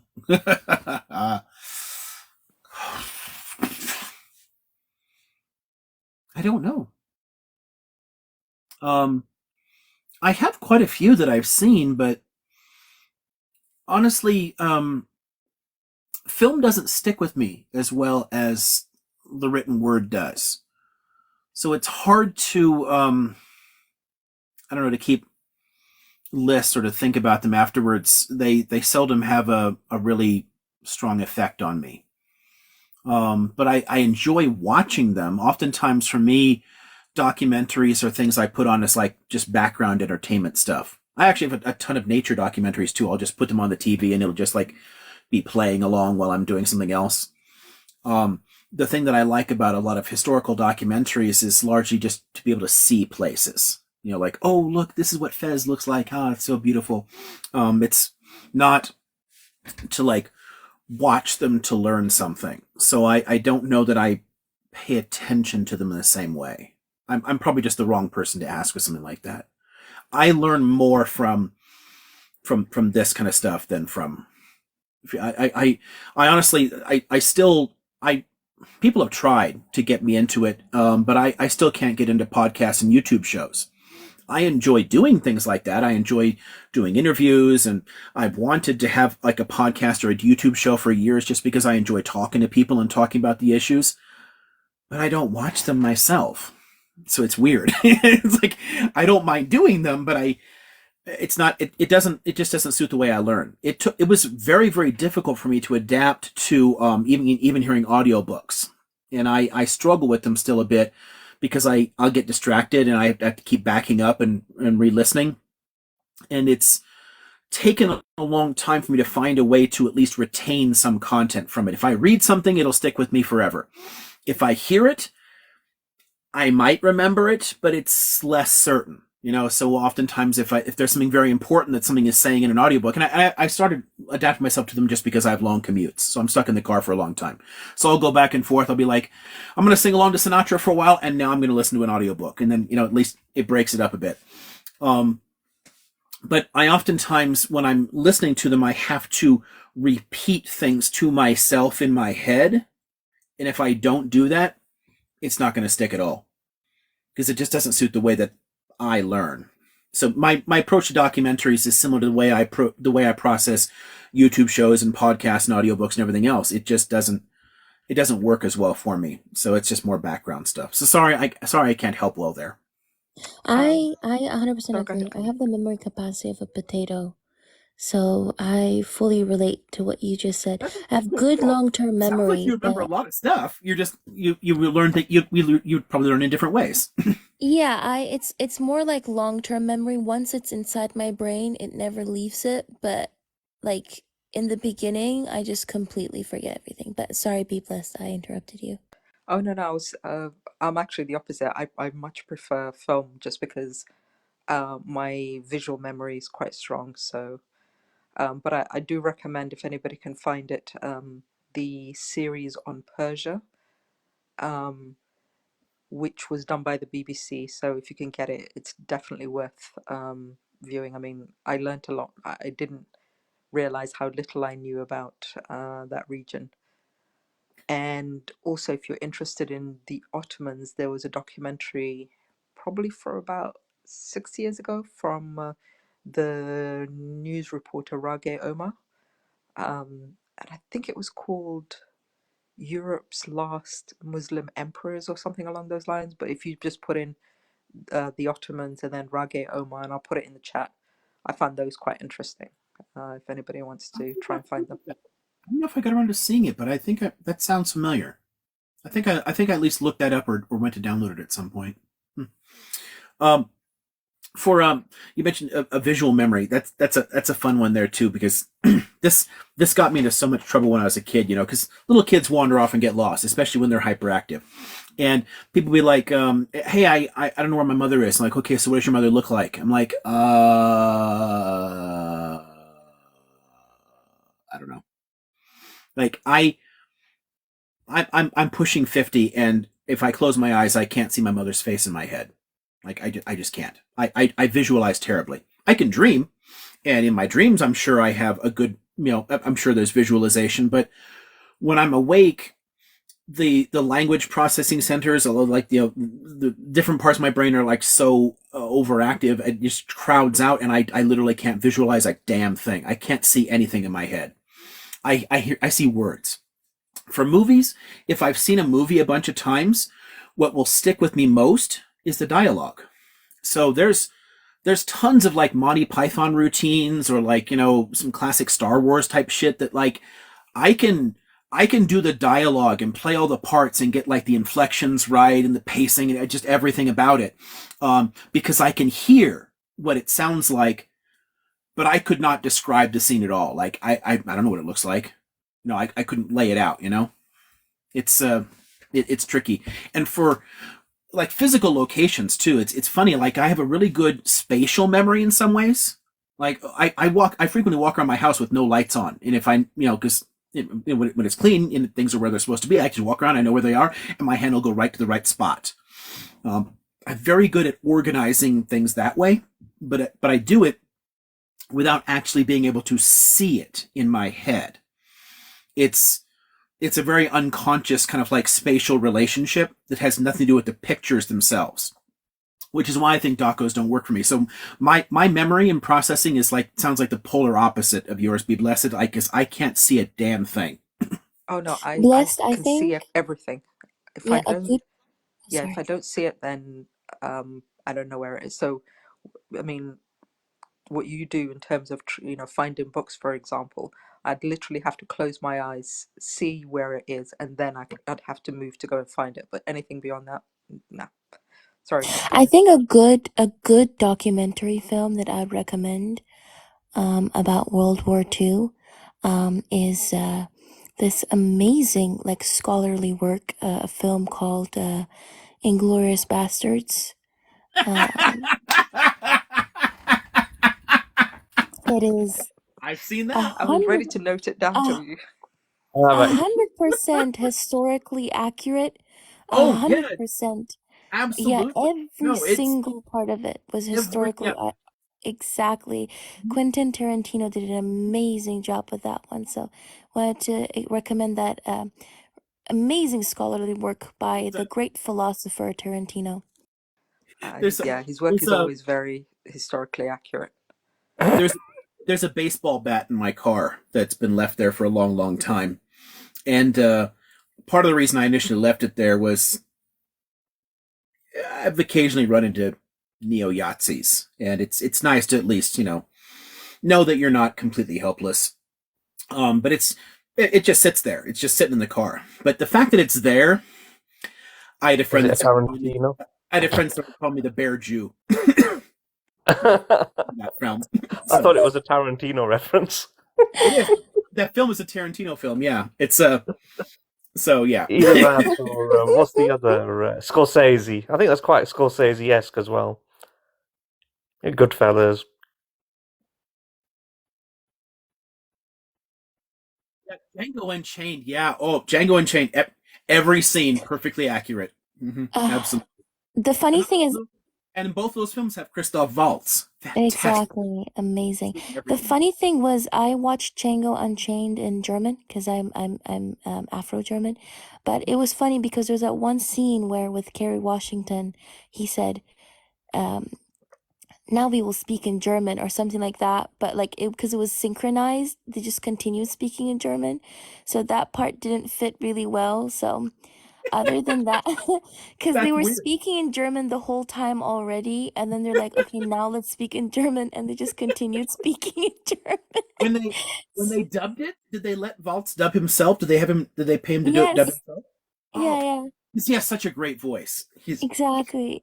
and he does Italian, French. Yeah, he's good. Yeah, Christoph Waltz is really, really good. But yeah, it was historically accurate, like perfect. That would I be fun. mean, Life of Brian, I think, is quite prophetic almost. I see a lot of those messiahs from Life of I Brian. use Life of Brian in classes actually. Um, no, I'm serious. I cite it as a Yep. serious historical film. Not Oh, okay. because it really it's like physically accurate and has a spaceship and all kinds of shit. But the funny thing about that is that they actually fold in a lot of interesting, obscure historical bits. So all the different apocalyptic preachers, like, okay, I Yes. massively exaggerate, they're all in a neat little row. But apocalyptic preachers were really common in the first century. Or Yes. a lot of the relations with the Romans. Like there's a ton of like interesting Roman cultural elements that show up there. The like social aspects, like the fact that they make Brian's mother a Yeah. prostitute.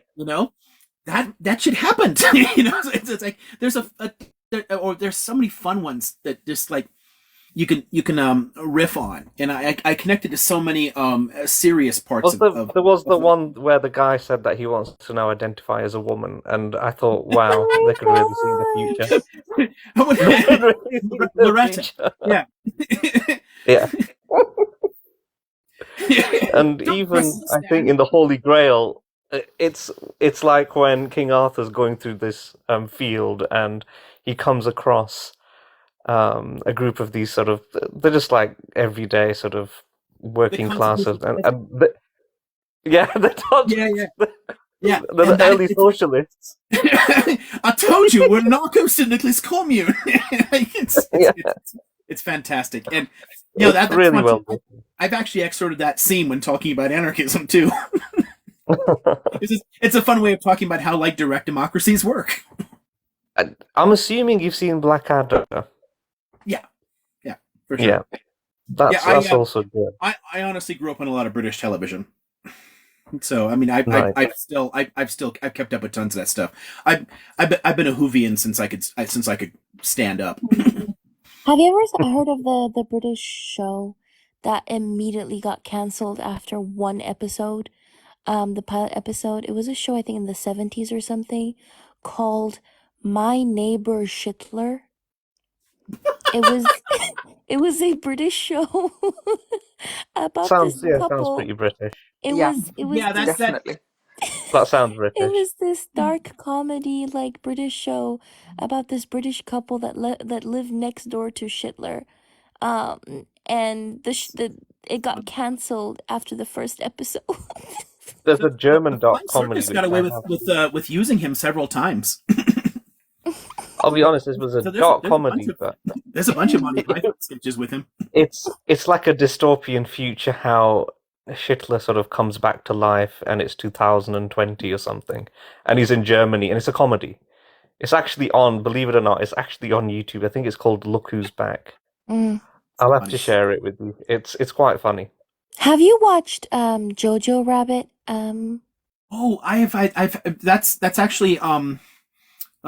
that's actually queued up for me to see at some point. I haven't gotten around to it, but Mm-hmm. I've like everything plays on off of files Mm-hmm. on hard drives for me. So I Mm-hmm. always have like a temporary section of things I'm intending to watch Mm-hmm. sometime soon, and then I toss them from there when I've seen it. Jojo Rabbit's I been a few months. I highly recommend. So I think like getting new perspectives on like World War II are so fascinating. So initially there was this film, that was giving like an Afro-German perspective into World War II, which I found very fascinating because, um, I don't usually see that perspective. There are some books, like for example, with Theodore Wonya Mishael, where he wrote about his experiences under the Yahtzee regime as an Afro-German boy who was forced to kind of star in propaganda films that dehumanize Black people. But he wrote a book about it. But other than that, we don't get mainstream attention, basically, or awareness about Afro Germans and what they went through. And so No, there was there's this film called, yeah, there was this film called Where Hands Touch, which I was initially very excited because the main character was an Afro German woman, but they had her fall in love with the Yahtzee, which I don't understand why they decided to romanticize World War II. Very, very weird. But Jojo Rabbit, I think, is highly recommended. I think I watched that film like 4 or 5 times, but that's because it gives it kind of shows Yahtzee Germany through the eyes of a 10-year-old kid. Um, what was the name of this? oh, this one, Jojo Rabbit. Oh, no, so Jojo Rabbit actually that's what Jojo Rabbit is based around. Yeah, Jojo Rabbit Oh, is I didn't basically actually look World War this. II, but through the eyes of a child who is in the Jungvolk. So like basically getting indoctrinated, and it's dark comedy as well. So basically, you kind of see World War II through the eyes of a child. Oh, And it was directed by Taika Waititi, who is a that's Maori probably why Jewish man. that's probably why I Uh, downloaded it in the first place. and he plays Schindler, who is the he plays Schindler, who is the 10-year-old child's invisible friend, Schindler. Great. So Yeah, it's that's really probably highly recommendable. how I found the film and got it in the first place was from Taika. Yeah. But yeah, the leaving the Afro Germans out is always Mm-hmm. bothered me immensely. I mean, the Nuremberg laws were extended almost immediately to Mm-hmm. apply to Afro Germans and the Roma, and Roman, yeah, yeah. we leave them out. Like we don't talk about it much. Mm-hmm. Um, and it's similar to like a lot of my pet peeves about World War I films. The World War I films, all of the trenches are just row after row of white boys. I'm like, where the fuck are all the Mm-hmm. West Africans? Where the fuck are all the South Asians? Like, are you kidding me? The trenches were Mm-hmm. so filled with colonial soldiers. Every freaking movie on World War I is just lily white. I talked The about this actually the once. Oh, interesting go on. thing is, before I forget, I'm so sorry, Iskandar. The interesting thing is, when I was growing up, I remember in high school, I had a religions teacher, because I did grow up Protestant, and I had a religions teacher who, every week, I was the only kid in my year, and my religions teacher, who used to be he's a retired priest, used to tell me, "Oh, Athena." When I was younger, I used to love visiting my aunt in Berlin because she used to take me to a human zoo where I could see black people, but now I can see one for free and I don't even have to pay entry fee. And he kind of like point at me because he thought it was a compliment. What? Um, yeah, he used to say it all the time. And this is like how black people are just like in Germany, like we're just completely erased from the general like German perspective. Like people don't understand that we existed um all throughout like World War II and prior to that as well. Ever since Germany started colonizing African countries, we've already existed, and even prior to colonization as well, there were some pockets of people here and there and all over Europe, but it's generally just complete. Like when I say Afro-German, there are people who understand it, but there are like one or two people who are older. They go like, "Huh, what is an Afro-German?" That doesn't exist. So that's why it's kind of very refreshing to me then, because in school I did not learn about Afro-Germans, nor did I learn about Romani people um, when I was learning about World War II and the Shoah. But I kind of learned about it after I was done with high school. So it's refreshing to me when I see um, Afro-German perspectives as well. Yeah, But no, that yeah. they also failed to mention that the race theory that was used in World War II Germany was actually imported from Britain. That's where it actually came from. Chamberlain, I think it was. I can't remember his first name. He was a man who authored a book about the superior race. And Yeah, I mean, it wasn't actually even. It was actually even from like as far back as Kaiser Wilhelm II. Mm. honestly, So, no, the race theory long predates that. oh no, blue. I mean when it was introduced into their sort of political arena within Germany Yeah, that it builds around. up slowly there. There's a lot of discussion all across the 19th century within Germany, though. I mean, and a lot of the stuff goes back to like Blumenbach in the 18th century. So I mean, Yeah, it's a general European thing. Like all of the European countries were all contributing to it. They were all publishing books, laying out bullshit race science that just justified their own imperial perspectives. So it a was. lot of German Yeah, trends did draw on British thought. They did draw from like Galton and Spencer and everything else. They played with that stuff, but they had yeah. plenty of their own indigenous. Um, they had Blumenbach and Haeckel and tons of other people that were making like scientifically racist arguments too. So Yeah, it was a pseudoscience. I mean, there was eugenics was already being practiced in America way before in Germany. The Germans were thinking about it whilst the Americans were already using it. all the German thought on that was specifically inspired by the Americans, but they were more actually inspired by our approach to the Amerindians and anything else, which is sad. And Schindler used to love watching like reading like cowboy and Indian books, which is just fucked up to think about. But the Naman Say, Herero genocide also is largely ignored, I think. I was Which Also gonna one? say, Which one? in the the Herero Nama genocide. the Naman Herero genocide in Yeah, yeah, Namibia. yeah. That's also I always largely. think about Finero genocide. And actually thinking about imperialism too, you can cover the physical processes of it, Mm, the mass unalivings, the economic aspects, but I always cover the cultural elements. So I mean, the whole human zoos thing. I mean, I could not tell you how many times I've seen just shock on students' mm, faces when I show them pictures from like the Exposition Universelle, and you've got these mhm, literal human zoos from all these like colonial areas, and they're like setting up these little tableaus like act native and like forcing people mm. to like basically act for them. It is so fucked up. And there's a ton of material you can just show them. This is what they did.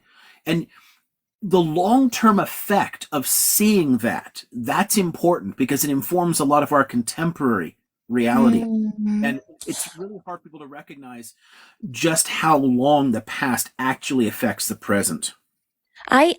So I teach classes in like introduction into post-colonial theory for students in their undergrad, and I will never forget when um the amount of times that I had students, especially prior to 2020, the amount of times that I had some students in my class that just did not know that Germany even had colonies.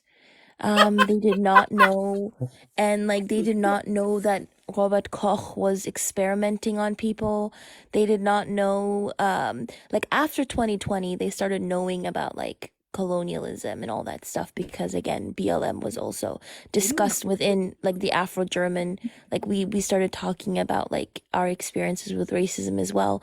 But like I had multiple students then who just had absolutely no idea that the Nama and Herero genocide ever even like ever happened.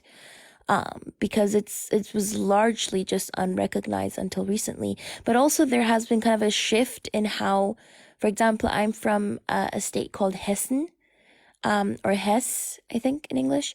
And how it was taught in our schools was that we were freed we were freed by the Allies instead of being defeated by the Allies because we were the villains, right?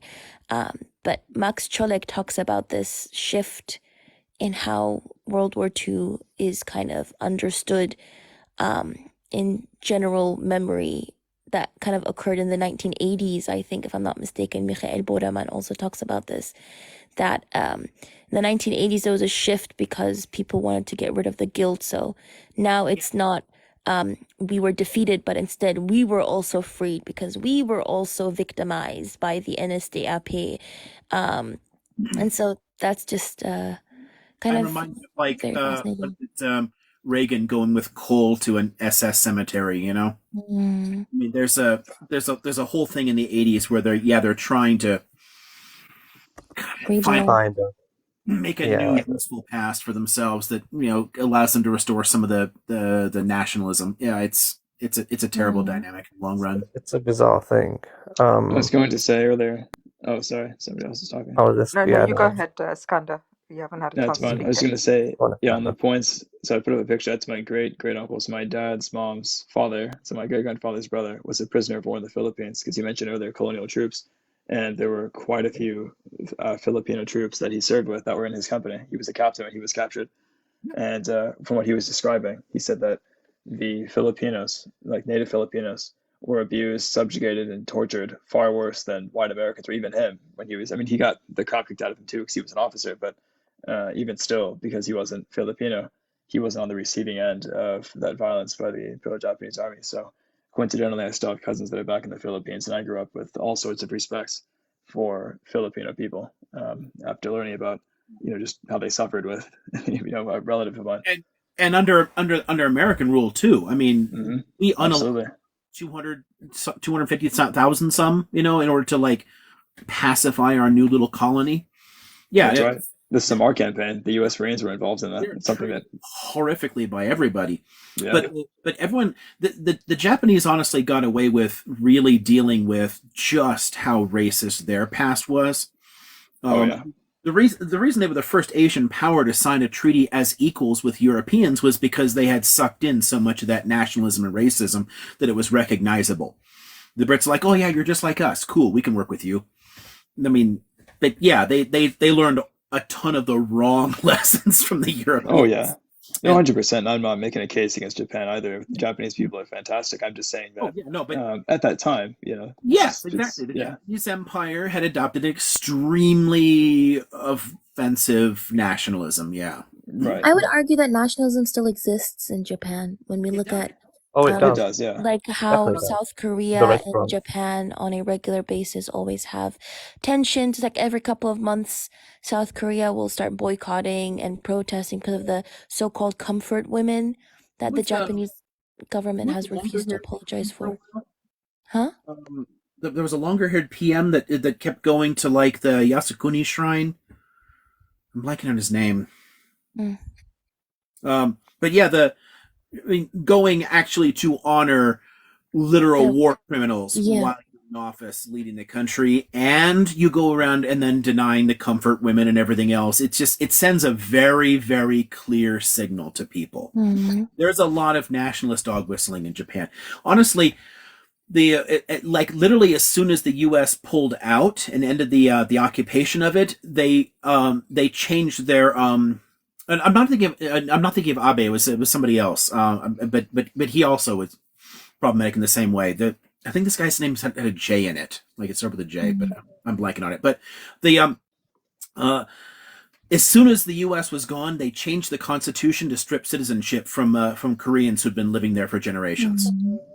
So it just there's a lot of like really, really deep racism there. Against the Okinawans as well. The Okinawans are also treated abysmally by the mainland people in Japan. So, People too. yeah, exactly. Yeah, Koizumi, that's what I was thinking of. Thank you. I'm There was curious. I think it was a 2014.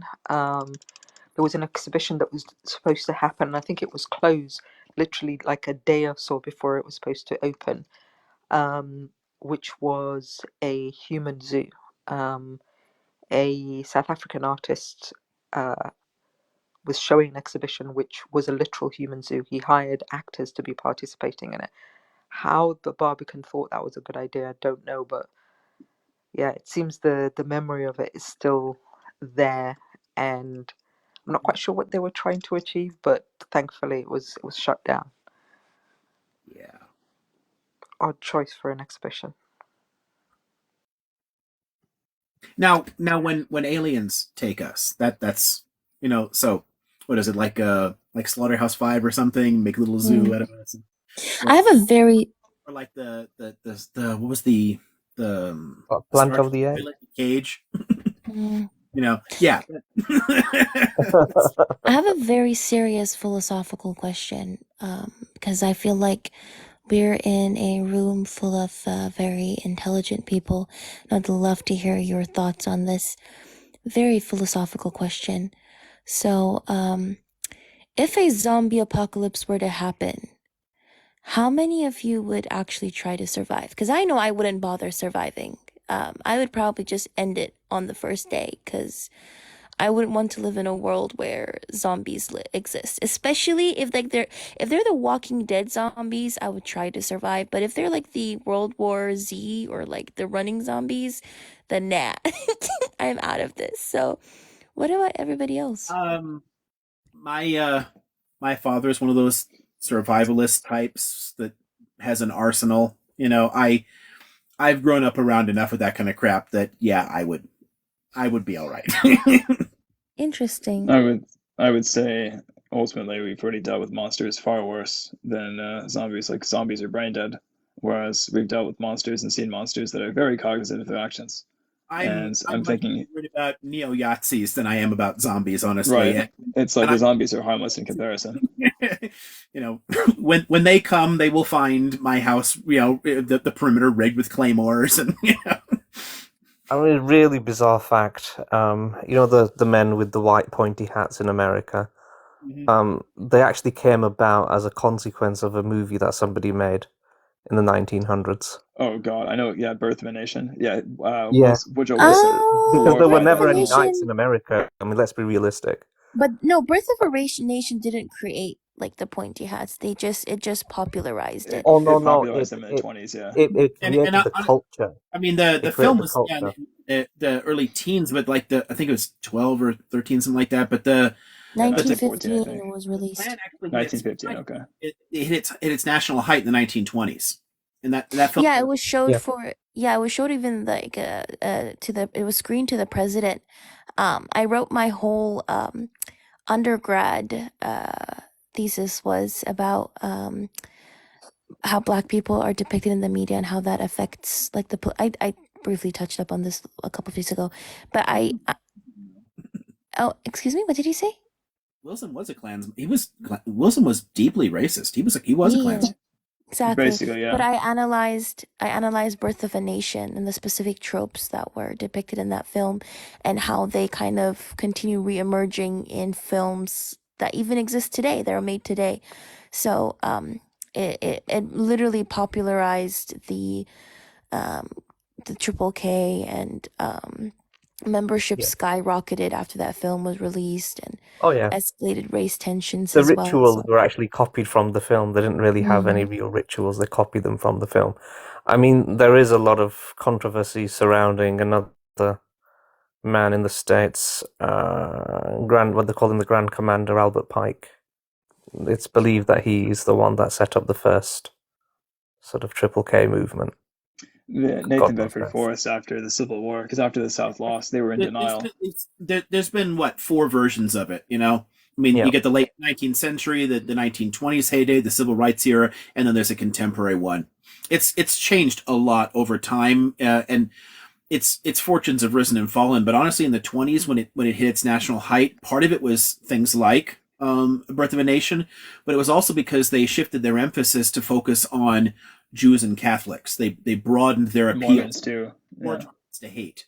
So it brought more people into the fold because Immigrants too. I mean, they also Well, demonized, for example. the Catholics were, Yeah. because like by that point most immigrants were coming from Southern and Eastern Europe and from Ireland. Like they just, so a whole bunch of like Italians are showing up and Poles are showing up and like, Yeah, oh, Poles. Well, they also feared Japanese people and Chinese people coming in as well. They believed in the quote unquote yellow scare. That's what they called it. I And think that the they yellow scare was related more so to the opium trade, though. I think it was, but that's I'm what saying it's they connected to. actively demonized In the Asian U.S., Oh people. yeah. it's in the U.S. A lot of it was driven by the economic competition. They came here; they were good workers, just like immigrants generally are, because immigrants, by definition, are self-starters. If you're willing to abandon your culture and move to the other side of the world, to make a better life for your kids, you're willing to put in the extra mile. So they're taking all kinds of jobs, they're working hard, and people were a bit threatened by that, and then they latched onto their differences and built a kind of racism around that. But there's a real social angle to it. They played a significant part in a lot of 19th century works in the American West, and as their numbers kept climbing, people found reasons to attack them. So it's That's really true. I used to be, I know this is going to sound like the nerdiest thing ever, but I actually was a Civil War reenactor. And so we were learning about like the Lost Cause myth, was a what? a Civil War reenactor. And yeah, and so I know it's super I nerdy, have but friends who do that stuff. yeah, it feels like we were learning about the Lost Cause myth and how the former Confederates perpetuated it for so many years. So all the Confederate monuments they put up, like those of, for example, Robert E. Lee or Stonewall Jackson, I mean, it was all they were basically glorified scarecrows in the sense that they were there to intimidate and harass and essentially pester the African Is American population in the South. I mean, that's what they were put up for. I thank Gigi you. still here? Oh, In the Is Gigi still here in the audience somewhere? I think so. She was. Yeah, she was, I think. But I'm gonna go now. Oh, sorry, I think interrupted you. Like, No big deal. Go ahead. yeah, I was just gonna say I'm gonna go now. Thank you so much for letting me up and hosting an amazing live and facilitating a space of learning as per usual, and also for tolerating my countless questions. I So love them. They're great. You bring a lot to this. I love your questions. oh, thank you very much. I appreciate you, and I appreciate everybody else on the panel as well. So I hope you have a nice weekend. Thank Bye. you. You too, Athena. Thank you for I coming. think we did quite well today. I've actually gone to Civil War reenactments. Yeah. Never as a direct participant, but I have a lot of Victorian clothing. So I'll dress in 19th century clothes and I'll just show up and walk around and see what happens. And I swear I've had the weirdest reactions to people. Especially you're walking around with a beard, everyone just sort of assumes you're like, you're playing Amish. the Civil War rabbi or something, and it's just Oh, you might be the Amish. yeah, or Amish. Yeah, I actually have a Yeah. great Amish hat, and I put on my Amish hat and walk around. It's fantastic.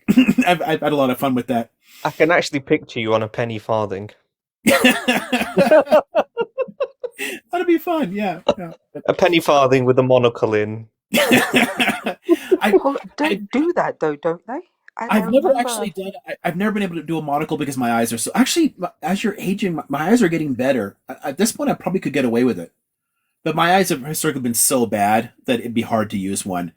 But my left is so much worse than my right, but as my eyes are getting better as I age, I probably could get away with it. I should order a monocle. It'd be fun. It might look cool. With your fine cape. But yeah, I get I have a big collection of Victorian shit and some Regency stuff. It's fun. I've enjoyed dressing up just to go into classes and whatnot. Yeah, it's neat. I've always wished I could have. I mean, if I had any tailoring skills or I knew somebody who did it, I've wanted for years to walk in and dress in a full senatorial toga to lecture on Rome.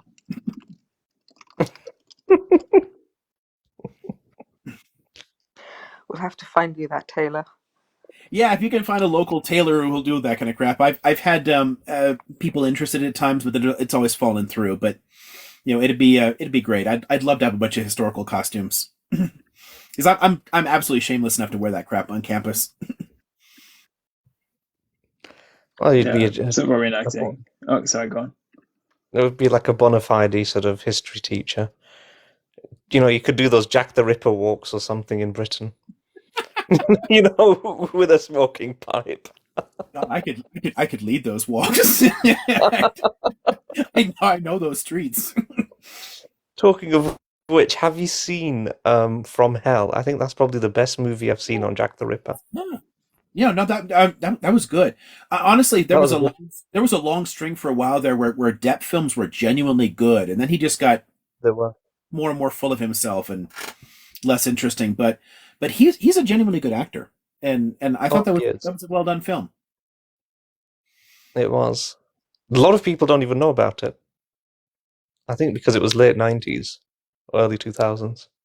Yeah, there's a number of his that fell through the cracks too. You know, like even some weird ones like what is it the ninth gate or something like that. Like Yeah, no, that's the one I was about to mention. there's a lot Yes, of like you just quirky ones that I genuinely enjoy the way he what brings to them, but they're not well known. because it was covering because I've got an interest in those weird sort of obscure cults. It covers the Rosenkreuz, the Church of the Holy, what they call it, the Rosy Cross, or the Rosenkreuz. It covers that, but I just felt like it didn't get deep enough for me. It just sort of hovered above. It got a little bit deep, and then it just finished. I was like, "Oh, is that it?" I was so disappointed Yeah, with the but ending of that. there's a with some of those films, it's always a weird balancing act. Like it's like how far can you get into it without completely losing an audience? You know, Well, it's yeah, tough to actually make a film enjoyable, but really also delve into like the psychology and practice of nutty people. There's a yeah, there's some oh gosh, what was that? I just saw one recently at a friend's film club. I think it was an American film, but it was set in Sweden and had some Swedish actors in it. But it was around a weird like kind cult. of Oh, I know what you mean. uh, Midsummer. a Midsummer. Yeah, that That's was weird. It was brilliant though. if you like if you're interested in like cult films, yeah, totally watch like Midsummer. Yeah, Holy crap, that was like that wow. was freaky. I I'm mean, surprised. and there was all kinds of like oh god, it's like the one guy they had in a shed that looked like they did a blood angel to him. Like holy Yeah, shit, it was some like really crazy stuff. That and Christopher Lee's version of The Wicker Man. Wicker Man. Yeah, yeah, much better than the remake. The remake was absolute pants, and you put Nicolas Cage in a film, the film's ruined. Pretty much. Yeah. He's done all right in some things, but he's not a good actor. He just the role has to fit him because he's just playing himself. Well, yeah, that was it. No, the remake was awful. Yeah, But no, I but think the Hammer horrors, I thoroughly used to enjoy those. yeah, I watched a ton of those growing up. You know, and like yeah, you don't have the same level of like effects you can do today, but you know the acting is often But they pretty had good something. for B movies. Yeah. They had some sort of character to them. It's Yeah, like the Witchfinder General. I thought that was brilliant.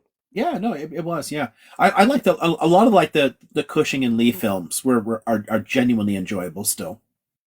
They hold up pretty well. You've probably seen then The Devil Rides Out.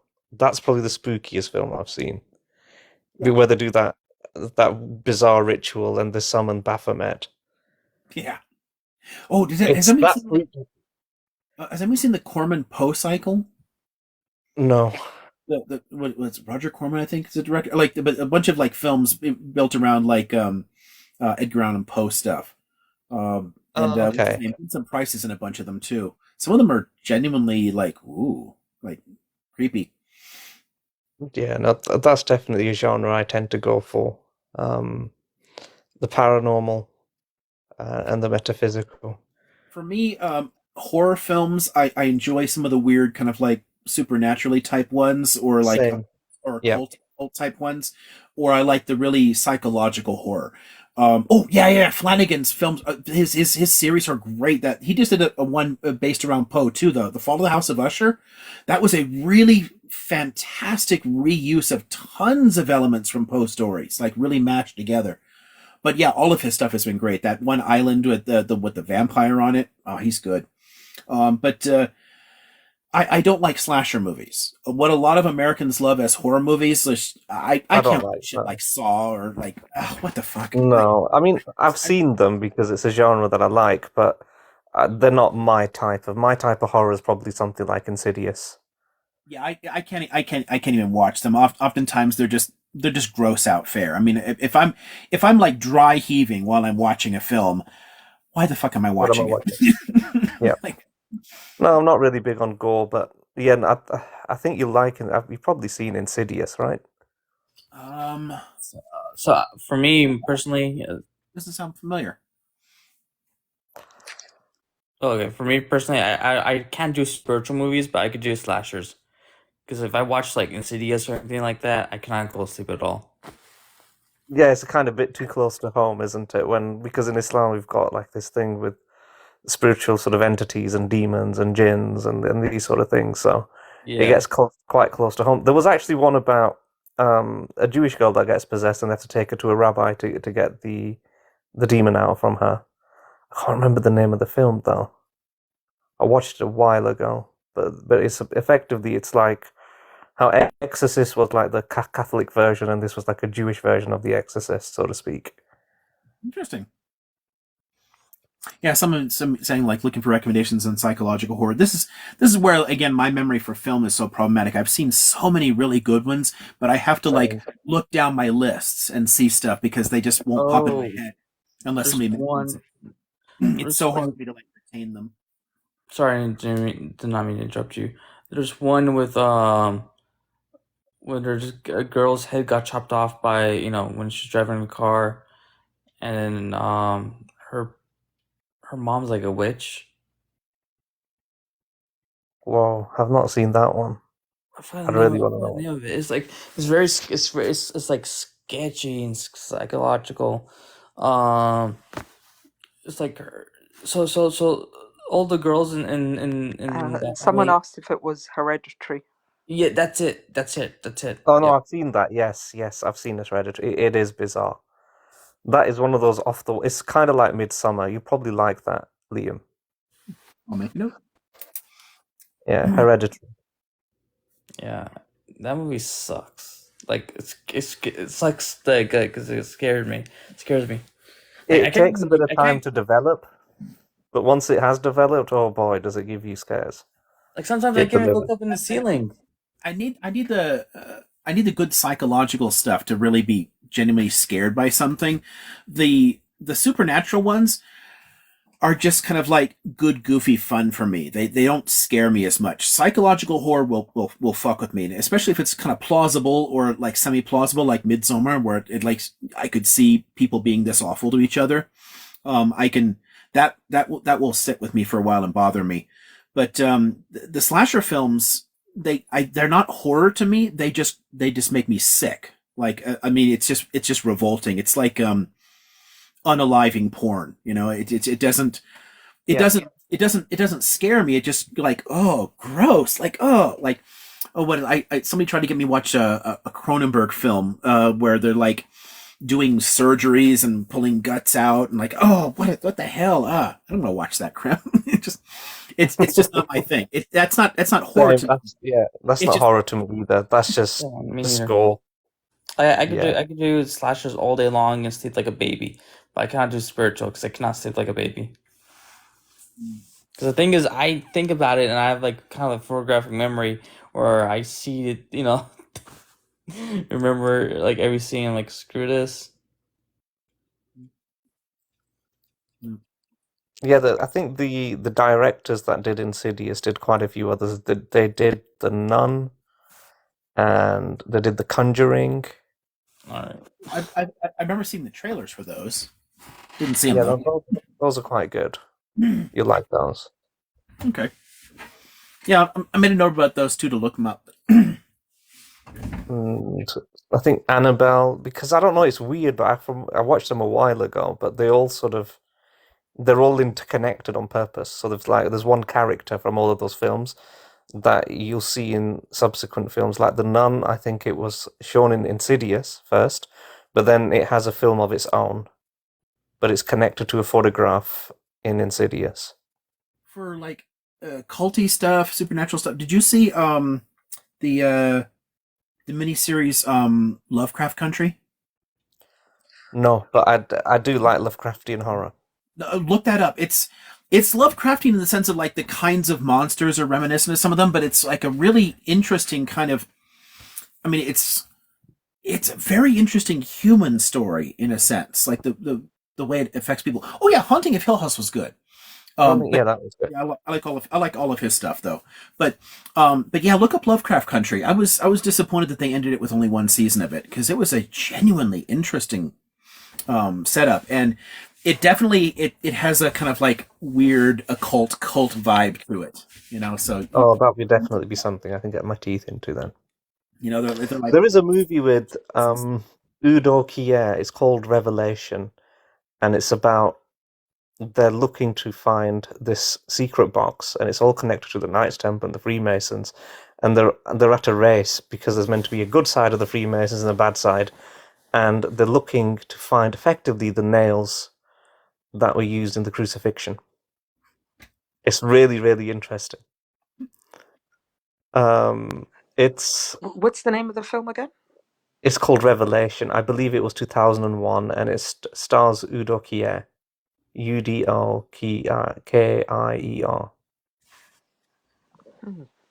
I don't know why that sounds very familiar. I'm wondering if there was a Hollywood No, I remake that remember I watching it at didn't. the cinema.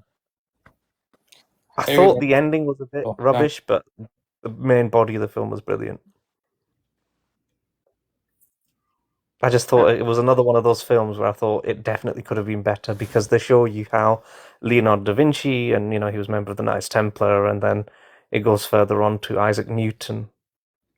And these are people who are officially, they were members, and I'm pretty sure, Liam, you're familiar with Sir Francis Bacon. I'm assuming you are. I mean, I know the people, but like they Oh, were the whole Templar thing. I mean, it wasn't an order anymore. I mean, a lot of that is just. oh no, it wasn't. I mean, it actually, when it split up, it moved into what they would call the Scottish Rite Freemasonry. Is what it sort of transmuted into. which didn't really exist at the time. I mean, that kind of Scottish Rite stuff really builds up in 18th and 19th century. It's not as old. A lot of the mythology. Oh no, it's not as old. No, it's not as old. There's a lot of It's like kind of like interesting they revived. and there's a lot of interesting connections to different things, but a lot of it's just like modern mythologizing. Hillary, Yep. did Sir Francis Bacon invented bacon? No. I know. No. He was. I actually believe. We're going You left see, this is tonight. where it's controversial now. But I actually believe he wrote the Shakespeare was written by Sir Francis Bacon, and William Shakespeare was his pen name. Yes, you can call me a Well, Baconian. there's It's very theories out there controversial, but you can call me a that Baconian, and yes, I will say in that sense, I am a Baconian. Is he related to Kevin Bacon? there's theories out there that Shakespeare was actually a black man. Yeah, I mean, there's. No, that's not a theory. That's not a theory. That's, I think, those. Well, apparently, then they say that King George of England, he's a black man. He's just a light-skinned black man. I've seen that interview with Louis Theroux. Have you seen that one, Liam? Oh gosh, It's Louis absolutely Theroux's series hilarious. are pretty epic. It's like, you can see there, King George. Oh, Louis He's a Theroux light-skinned black man. is a British presenter, but he did a series called Weird Weekend, and he would I've completely heard of immerse that. himself in one culture. I've heard of that. Oh, I don't. I think I'd intended to see some of that at some point, and I never got around to it. I think you might be able to find some on YouTube, but so I think he went to the American South and kind of embedded himself in some people that were kind of a cousin of a cousin was wearing a white hood at some point type of situation. So yeah, he did end up in some pretty strange places, but He his also went style to of presenting is the very Church of interesting. Satan in America as well. He did a documentary on Absolutely. them. Yeah, no, he's ended Yeah. up in some strange places. But yeah, it's called Louis Theroux's Weird Weekend. You see, when I initially joined, Liam, when I initially joined TikTok, I was meant to be Louis Theroux on TikTok. That's literally, I was just here for the experience. I wasn't actually part of any community or anything. I was just here and then it just turned into something else. after about a month. Yeah, honestly, I set this up to do one live with a former student, and next thing you know, I'm regularly doing stuff. So it's you never know Well, where you're gonna end up. what did you But do no, your it's refreshing. PhD in? What was that? What did you do your PhD in? Well, I'm a historian. Oh, okay. So do you mean like the specific topic, or just Yeah, yeah. Well, like, what? Yeah, specific topic, or what? Like, is it like a general history, or is it like well, specific there's a century? ton of different distinct disciplines in history. You know, social history, military Yeah. history, blah blah blah. I'm a cultural slash intellectual historian, so I study the history of ideas. Oh, nice. And my regional emphases, like my teaching fields, are the Middle East and Europe. But a lot of my research, a lot of my writing, they're giant transnational topics. So I talk about identity formation and economics and religion and philosophy and things like that. But my courses are generally like Middle Eastern European histories and a handful of like specialized world history classes. So I do weird Nice. things like history of sexuality and crap like that. So, have you done a class about the golden age of Islam, or not really? I do. Yeah, it never gets to run, but I created a Golden Age of Islam class. I managed to do it twice, but there's just not enough interest at that campus in medieval Islam. Yeah. People care a lot more about my classes on the ancient world and my classes on the modern world fill up. I regularly teach the medieval world at a different campus, and my Middle Ages class is a combination where because I talk about Europe and the Middle East together. But the specific course, Golden Age of Islam, it flopped. I mean, I don't even propose it anymore because the last two times I tried putting it on the schedule, it got like 3 or 4 people signed up for it. Oh, And okay. I can't afford to lose a class, so I Believe gave it or not, I sincerely believe that if we were to do, I mean, it'd be a massive project and a massive undertaking, but to do a documentary series for a channel on YouTube on the Golden Age of Islam, it would do really well. I actually do think it would. Yeah, I'd hope so. I mean, to do things like that and get a lot of attention, it probably needs high production values, like good effects, things like Yeah. that. It's harder to do. But I genuinely enjoy talking about that kind of crap. If you ever know anybody that wants to do some kind of documentary series and wants a historical consultant, I'm down. But I'm no filmmaker. Sure. But yeah, I'm sad honestly that I don't get to do that one because but I genuinely love teaching the ancient world because I love making the connections between like the ancient and the modern world, and the entire medieval period is such a fascinating bridge between them where it has so many elements of both that it's kind of neat that you can I can make connections between both sides, and so it's honestly sad that I don't get to do that because Islam is such a fascinating bridge between the late classical and modern perspectives. Yeah. So, what's your thoughts on like the Phoenicians? It's too broad a topic. I mean, I talk about them extensively in 2 different classes. Oh, okay. I mean I'm generally interested in the Canaanite Levantine cultural evolution as a whole. And the Phoenician culture is just fascinating, the kinds of things that they did and contributed to the world, and it's just almost completely forgotten or neglected. I mean, hell, the Greek alphabet wouldn't exist without the Phoenicians. They literally stole it. Yeah. Yeah, I mean, wholesale. Now, like is it? so many interesting contributions to world history that are just sort of like dropped aside. But one of the weirdest things about the way that they are remembered today is that it's so common to forget that the Phoenicians and the Canaanites are the same freaking people. Yeah. Because we deal with one through the biblical narrative and through that lens, and we deal with another through their interactions with the Greek and Roman worlds. And we never really talk about it much in its own cultural context and as a whole, as a single cultural entity. And I think that's just a damn shame because it's fascinating. So yeah, I mean, I go back into the Ugaritic period and the early settlement and the developed there, and then how they borrow so many ideas from the Egyptians and they build their own kind of like distinct culture in the area. And there's just so many fascinating contributions to the peoples all around them too. But yeah, like truly interesting. Oh yeah. Now I was reading somewhere that online that they said that the Phoenicians were the first people to ever sail around the world and have visited the United States. I don't know if that's true or not. The idea that they crossed the Atlantic, I think is frankly absurd. But but they did actually get as far north as the UK. And they did actually.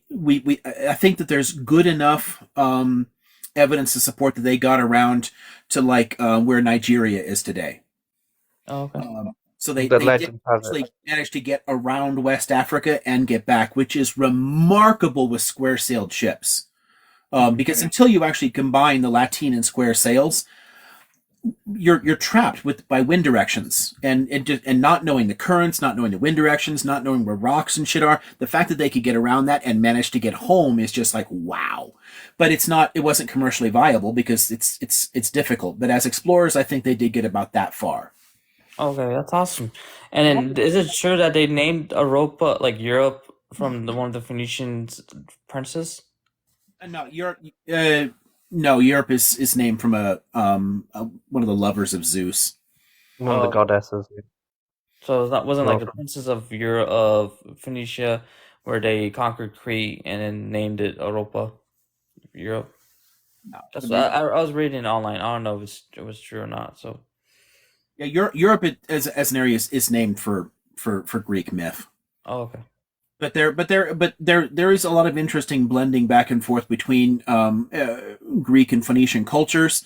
There were Greek colonies in the Levant, interacting extensively with them, and it was like one of the two dominant cultural influences in Greek antiquity. So in their archaic period, was actually Phoenicians and Egyptians, and they borrowed a ton from both of them and synthesized them. So there may, in the word itself, ultimately be a connection to it, but it's hard to say. It's too far back.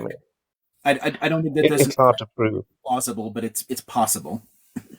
It's like this recent study that showed, I think, that the triads, that is known as Pythagoras' three theorem, was already being applied and used in Mesopotamia, i.e., Babylon, to be more precise. Yeah, it wouldn't surprise me at all. Again, they brought in a ton of material from that. So, and hell, if you ask the Greeks themselves, how did they get into philosophy? They always pointed to Egypt. I mean, Egypt. They acknowledged where They acknowledge that Solon, I think Solon and Plato in the Critias had written that. Yeah, in hindsight, in the modern world, we forget the Mesopotamian, Levantine, and Egyptian influences, but that split is all like it's very recent in origin. It's largely out of competition with the Ottomans that they cut Europe off and make it a distinct thing, separate from its Near Eastern roots. In antiquity, all the way through the Middle Ages, everyone acknowledged that the entire Near East was part of the same cultural world. Mm-hmm. Now, we've got a question in the chat saying, what first got you into history? I don't know. Yeah, I really don't know. Some of those things are just sort of like lost in the sands of time, I guess. I mean, I was again a fairly precocious reader, and I know I was reading histories quite early on. My grandmother used to joke when I was a little kid that you should be a teacher or something. But I have no idea where it started. I really don't anymore. Some of my I can trace some of my earlier interests, I suppose. Some of the first things that really kind of stood out to me is like, wow, what is that? But I don't know if even they're the earliest. I just know that they're some of the earlier ones that I remember. But for me, what makes history interesting is that it allows me to tie together all of my different interests. It's like the center of a spider web for me. Because in essence, all history is acknowledging change over time. So I can read economics and philosophy and religion and everything else. As long as I'm looking at change over time, I'm doing history. So it's saying, so the joke there that it's in my DNA it's in my character to think about long-term transformations. And I think that's in essence what drew me to it, is a character trait. But how it started, what I first ran into, I don't know. I mean, I actually coined a term. Somebody asked me, and I said, well, history is the father of the future and the present. And by the time I finish this sentence, it's already become the past. Right, yeah. Yeah, But and yeah, you can tell it was a history philosophy is student. So as an idea, like history is essentially constructing a usable past and an interpretation of the present. So, how do we get to where we are? And if you have the two of them together, you can kind of see some of the patterns and the direction we're headed. You can't make hard predictions, but you can definitely recognize trends and patterns. So, in essence, being able to think historically does give you some access to that grand sweep, but history itself is about constructing a usable form of it, like creating some kind of narrative, like a story in essence, because obviously no history is all the shit that happened. It's what specifically stands out for a particular purpose. And yeah. And then Annie asked how long it takes you to read a book. Depends on the subject and how serious I am about it. Some things are easier and quicker than others. Fiction I tend to read relatively slowly because I like, making up character voices and stuff. But I read anywhere from 1,000 to 16 words per minute with nonfiction. So it doesn't take long. But it depends on the topic, because with some things I will consciously slow down and think about them as I'm going along. Other times I'm stopping to take notes on things, or pull things out of it. But with most texts, I have good enough recall that just reading it is going to be good enough. So the ones that I'm slowing down to take notes on are usually because I'm using something from it in building a class or in contributing to one of my manuscripts or something. But yeah, no, reading is fast. I mean, I can get a book in and be done with it in the day. Have you read a book called The Confessions of an Economic Hitman by John Atherton? I've encountered it. I don't think I have it. But I've run into it at some point. I don't think I read it, but Yeah, I definitely know of it. yeah, it's a really good book to read. Tells you how like the U.S. like one of the reasons why the U.S. goes to other countries, or even UK go to other countries, and basically either install like a puppet regime or take over their natural resources. I'm just giving you a little like cliff notes about it, but it's a really good book to read. Yeah, I've got a ton on that kind of topic for sure. And then you had an earlier Honestly, question. foreign Sorry, go policy was one of my earlier interests too. Like our interaction in the world. I think one thing about growing up in the U.S. that was sort of fascinating for me is that we're a relatively young settler colony, and a lot of people here are so culturally isolated. They know dick about the world. I mean, I've literally met people that can't point to the U.S. on a map. They just don't know anything about anything. It's all like America, and that's it. The rest of the world just doesn't exist. I mean, I've had people tell me I thought we were bigger than the rest of the world. Like they literally thought it's all us. Yeah. And I think that got me interested in what else is out there and how do we interact with it. And starting to read newspapers pretty early on too was interesting too, because the kind of fucked up shit we were up to in the 70s and 80s, like it got me thinking, like, why don't people talk about this stuff? Like there's something really bad happening here. Why is this not known? And that just took me down more and more rabbit holes. Isn't it true like 75% of the US populations don't even own a passport? Yeah, most people don't speak another language. Yeah, it's Americans are pretty insular. I think Part of it is that I think this country is bloody huge. I think there's that, and there's the element that they are kind of cut off from the rest of the world. It's like it's literally another planet. We only have Middle East, Europe. we have two neighbors, and one of them mostly speaks the same language. I mean, it's not like you're surrounded by tons of other cultures. I mean, it was just one settler colony that spread across a continent and gobbled most of it up, and there's only like three big countries up here. It's just there's so little access to other people. You have to go pretty damn far to encounter other peoples. But what's interesting too is that there are so many immigrant communities around. One of the things I loved about bopping around in places like Long Beach and San Francisco is that there are so many different ethnic neighborhoods, and there's so much history of those different migrants coming in. And it just reminded me that there's so much more to learn about the world, and that got me going at it. But it was something that I felt was really lacking in just my day-to-day experience. Like, the people just didn't know dick about the rest of the world, and I thought that was kind of gross. Like, why don't you? Mhm. New York City is great too. A little bit out of my immediate driving range, but I've been there obviously in adulthood, but not the kind of thing that I was seeing constantly as a kid. New York City is like, yeah, there are probably more languages spoken in the streets of New York City than anywhere else in the world. Especially when they're all Oh, yeah. cussing at each other. But yeah, like Europeans, Africans, tons of people, like they grow up inherently multilingual. Hell, Arabs are multilingual by default because you're going to learn two different versions of Arabic as soon as you start going to high school or something.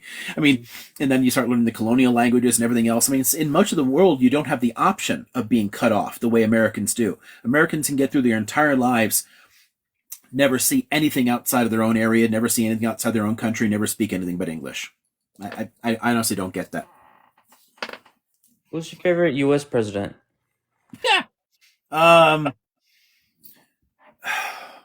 I mean, they're all war criminals. So where do you go from there? I mean, from George Washington to present.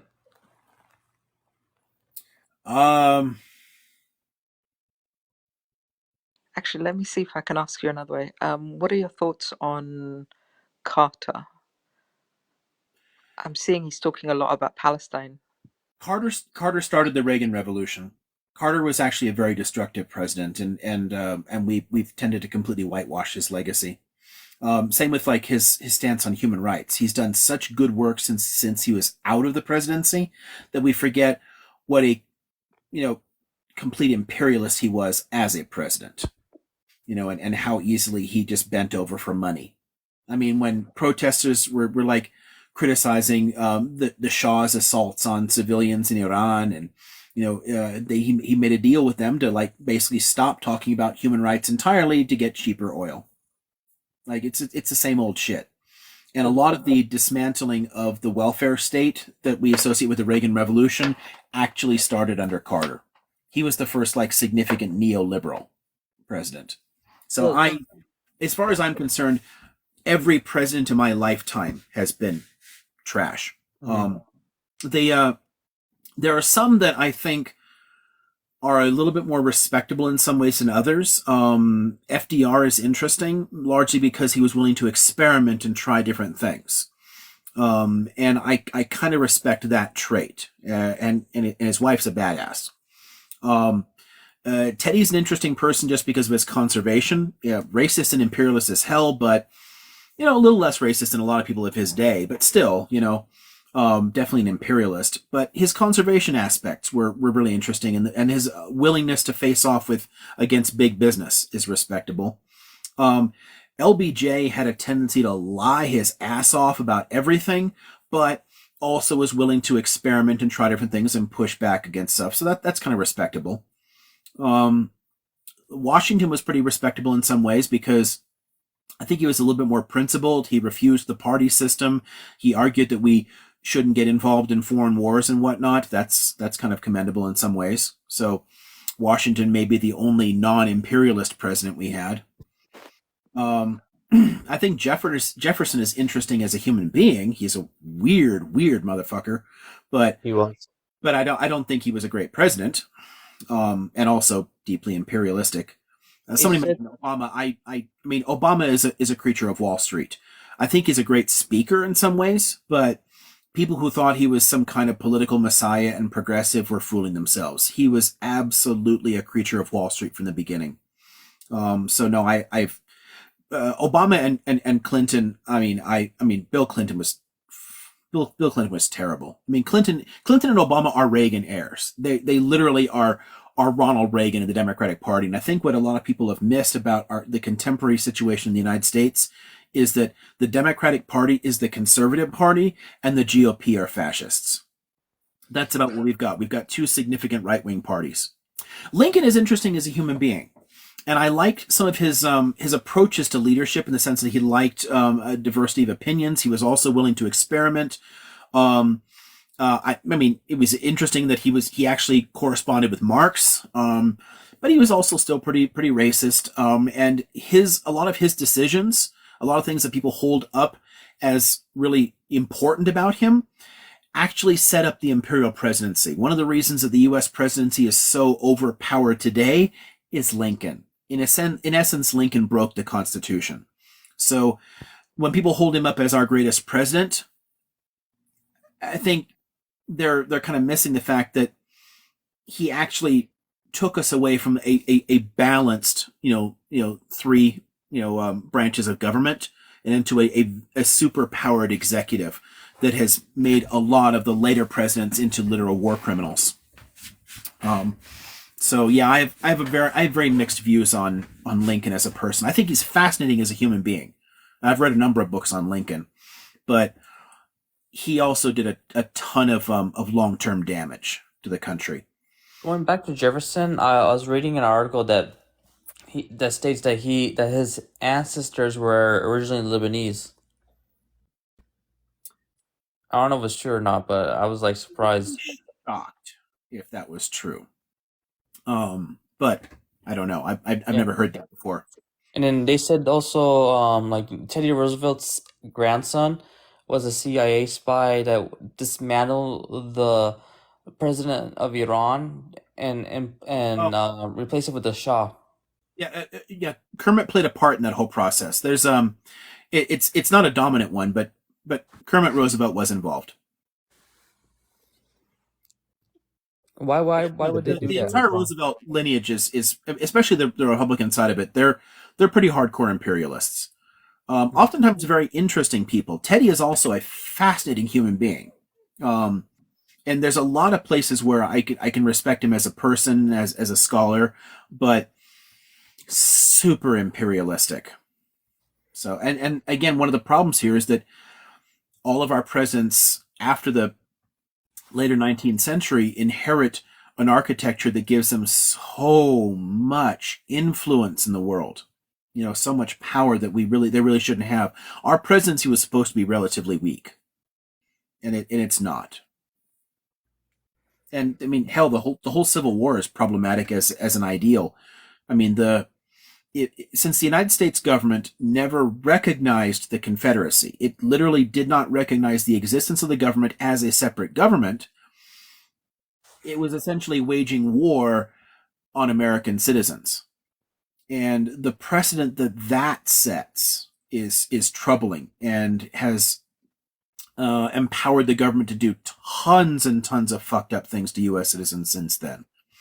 It's the kind of thing that the framers never considered would happen. It didn't make sense that it could happen, so they didn't really account for it.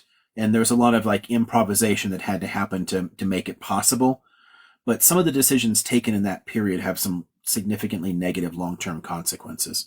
So yeah, I don't have a favorite U.S. president. I have some that I have more respect for as people, but I suppose my favorite U.S. presidents would be the ones that didn't do a damn thing.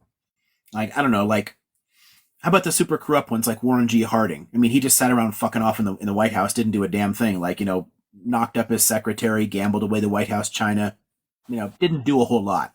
But terrible president, too. Super corrupt administration because he didn't do anything significant. Or who's the guy that, was it Harrison? Who's the guy that died 17 days after his inauguration? There was one guy that caught pneumonia giving his inaugural speech and then dropped dead. Maybe let me check that out. because he didn't do a damn thing. No, it wasn't Tyler. Tyler inherited the presidency from him, I think. So I think it's I think it might be Harrison.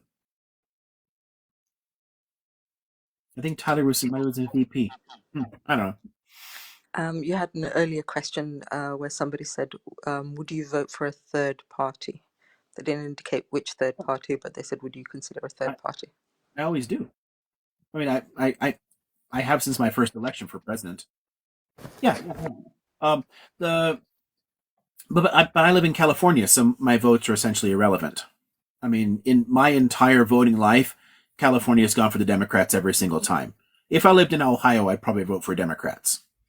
In California, I mean, I was a 3-time Nader voter. I voted for when everyone was, opposing W. Bush in his reelection. I voted for David Cobb. I mean, I generally vote for the Greens. Or but it's largely a protest because our system is just corrupt as hell, and I don't like voting for warmongers and imperialists.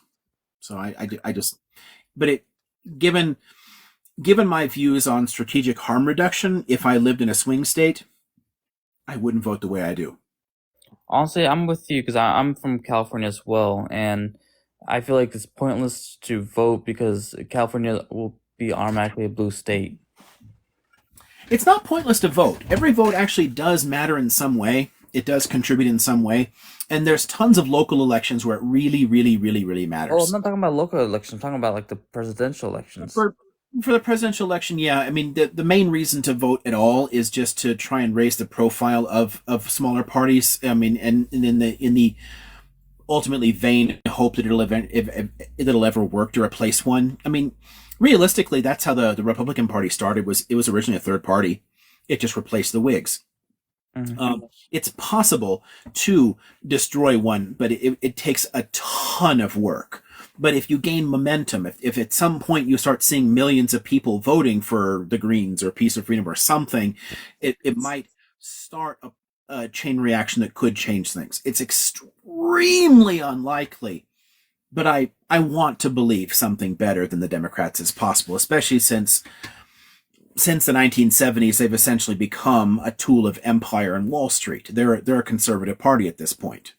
So, yeah, are they better than fascists? Fuck yeah. I mean, absolutely. There's no question that any Democrat is going to do less damage than the Republicans. But that's like saying, sure, technically, Reagan can do less damage than, say, like, I don't know, another Trump administration. Sure, yeah. I mean, Reagan was horrifically destructive, but, it keeps getting worse and worse. So voting for Democrats for me is a way of like, it's sort of like you're in steep decline, and then the Democrats offer you a slight plateau where it slows down getting worse, and then it does this. We've been in decline for a long time in the U.S., and I wish more Americans were aware of that. I mean, the fact that we're down to 62nd place in freedom rankings in the world is just disgusting. And both parties contribute to that. I'm always surprised when I look. I don't know what made me look it up, but I looked up the literacy rate of the U.S. versus the literacy rate of, I think Saudi Arabia was one of the places I looked at. And consistently other countries that I thought, oh no, they're definitely not going to be like better than the US. And consistently they were coming up in the 90s, whereas the US was coming up as 77 or 78. I can't remember what it was. Yeah, it's worse too because it depends on how you count literacy. So for basic literacy, we're not awful, but the U.S. Department of Education has actually pointed out that like 54% of Americans read it below a 6th grade level. And so, I mean, I run into this constantly just in like social media comments, and people are like, why are you trying to write like that? You're trying to seem smart. I'm like, no, I'm using high school level vocabulary. This should not be complicated. I mean, the fact that it is complicated terrifies me. Gosh. I don't know how much longer that you want to go on for, but I would love to get your thoughts on the idea of strategic voting, if that is even a thing, or not voting. I think you mentioned not voting at all is not a good idea, but yeah, strategic For me, voting. no. Yeah, so it means different things in different contexts. So, like, strategic voting in French elections is very different than in the US. For me, what strategic voting would mean is, on the one hand, looking for harm reduction. What is the least bad option? Because for me, staying out of it or not voting, honestly, if the alternative is going to be somebody who's going to criminalize even more things, hurt more people, throw more people off of benefits. I mean, Republicans simply do more harm to poor people and minorities. There's no way around that. They unalive a lot more people. So while I can't stand Democratic politics in general, they do less damage. So when it's close and there's an opportunity there where there's a problematic issue, like where it looks like a Republican could win, then the Democrat deserves your vote. That's my view there, and it's difficult because it forces me to compromise a principle, but it's in service to a greater principle, and that for me is that people shouldn't suffer. And a lot of people that refuse to participate or oppose that kind of strategic voting, they're oftentimes coming from a place of sort of honestly middle class privilege where they won't be negatively impacted by this. They're not in a threatened minority community. They're not in danger of losing more of their rights. They're not in danger of having their parents thrown off of benefits or thrown out of the country. So to me, it's kind of fucked up. Letting somebody like a Trump win just because you don't like Clinton. Yeah, Clinton is a trash warmonger, but Clinton wasn't going to, use U.S. troops to police the border and deport millions and millions of people from the country. Trump wants to. So for me, it's a matter of protecting the most vulnerable people. And that's the key issue there. Another one that's really important in terms of strategic voting, and this is trickier too because it's harder to make people aware of them. One of the reasons that the Republican Party has gotten so strong, and it used to be very, very weak. Hell, back in the 60s, they thought that it essentially was dead because its brand of extremism was so unpopular with most Americans. It got popular because they focused on local elections and state houses, and they built up an army slowly that way. They've taken over more school boards, more city councils, more county boards of supervisors. Democrats used to control 3/4 of state houses, and they today have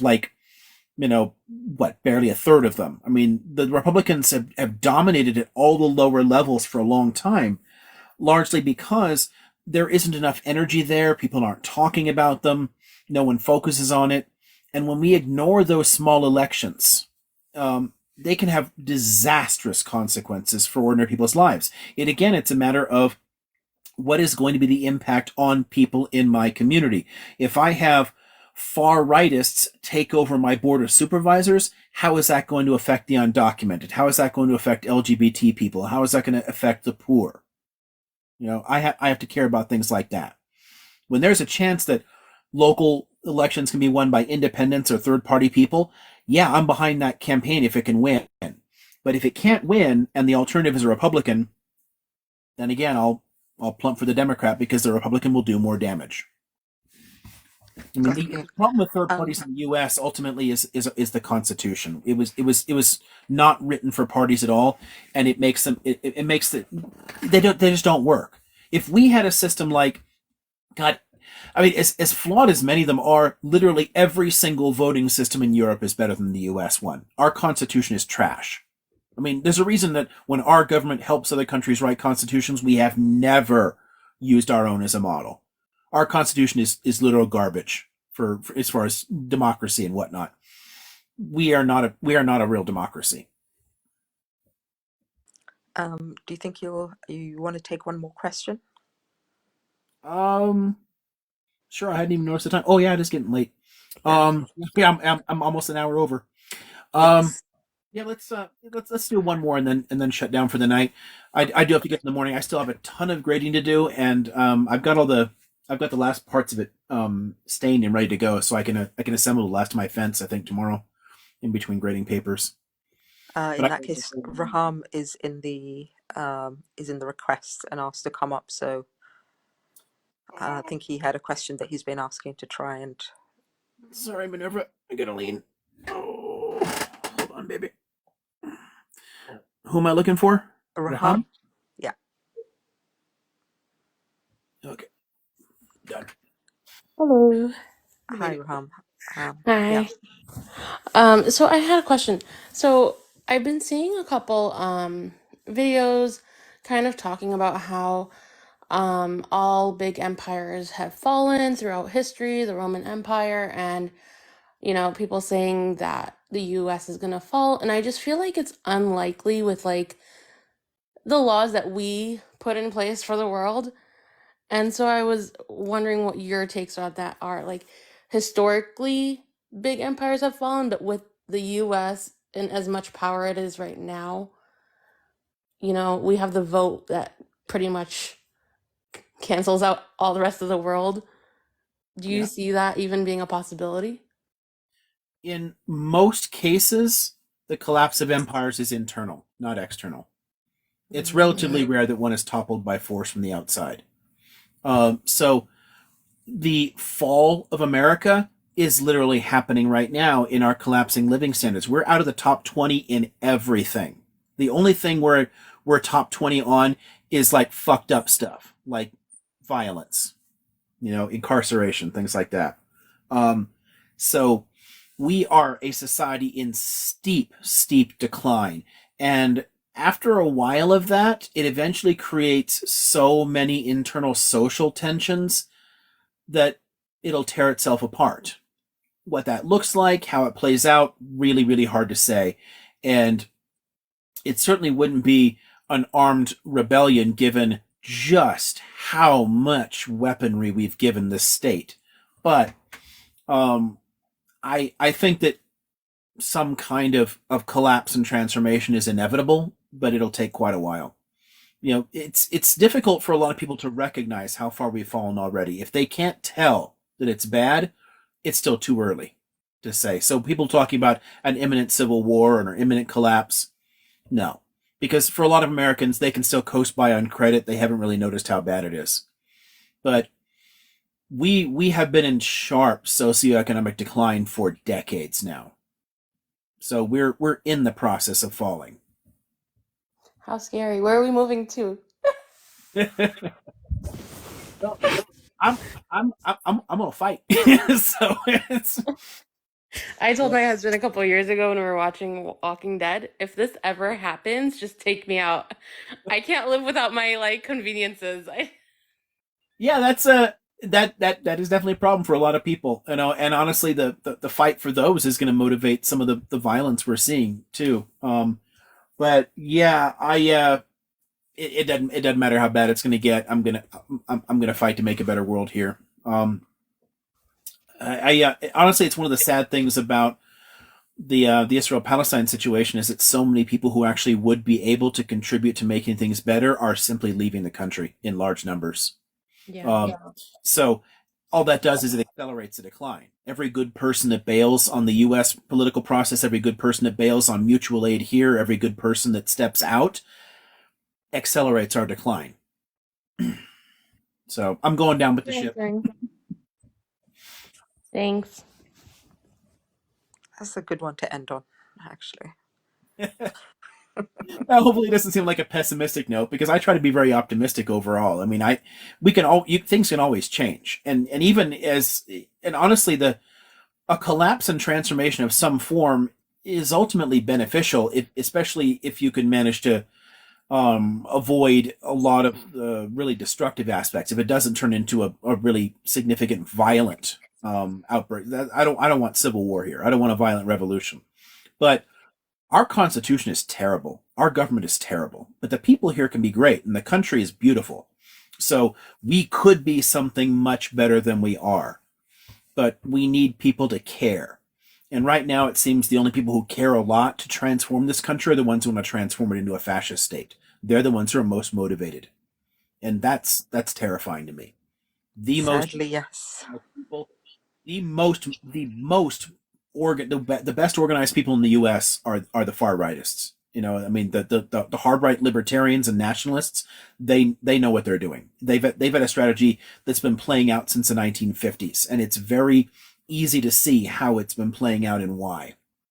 And that's disgusting, you know. And honestly, it's one of the reasons that neo-fascism is so much more dangerous than classic era fascism, because the original fascist administrations were clueless. I mean, Hitler was literally a shit administrator. His government was completely incompetent. Honestly, if not for picking a war, they would have collapsed much sooner, because they were absolutely destroying the economy in that country. So the fact that the neo-fascist movements are so much better organized makes them, and they play a longer More game. So dangerous. they're playing the long game, and that's why they're winning.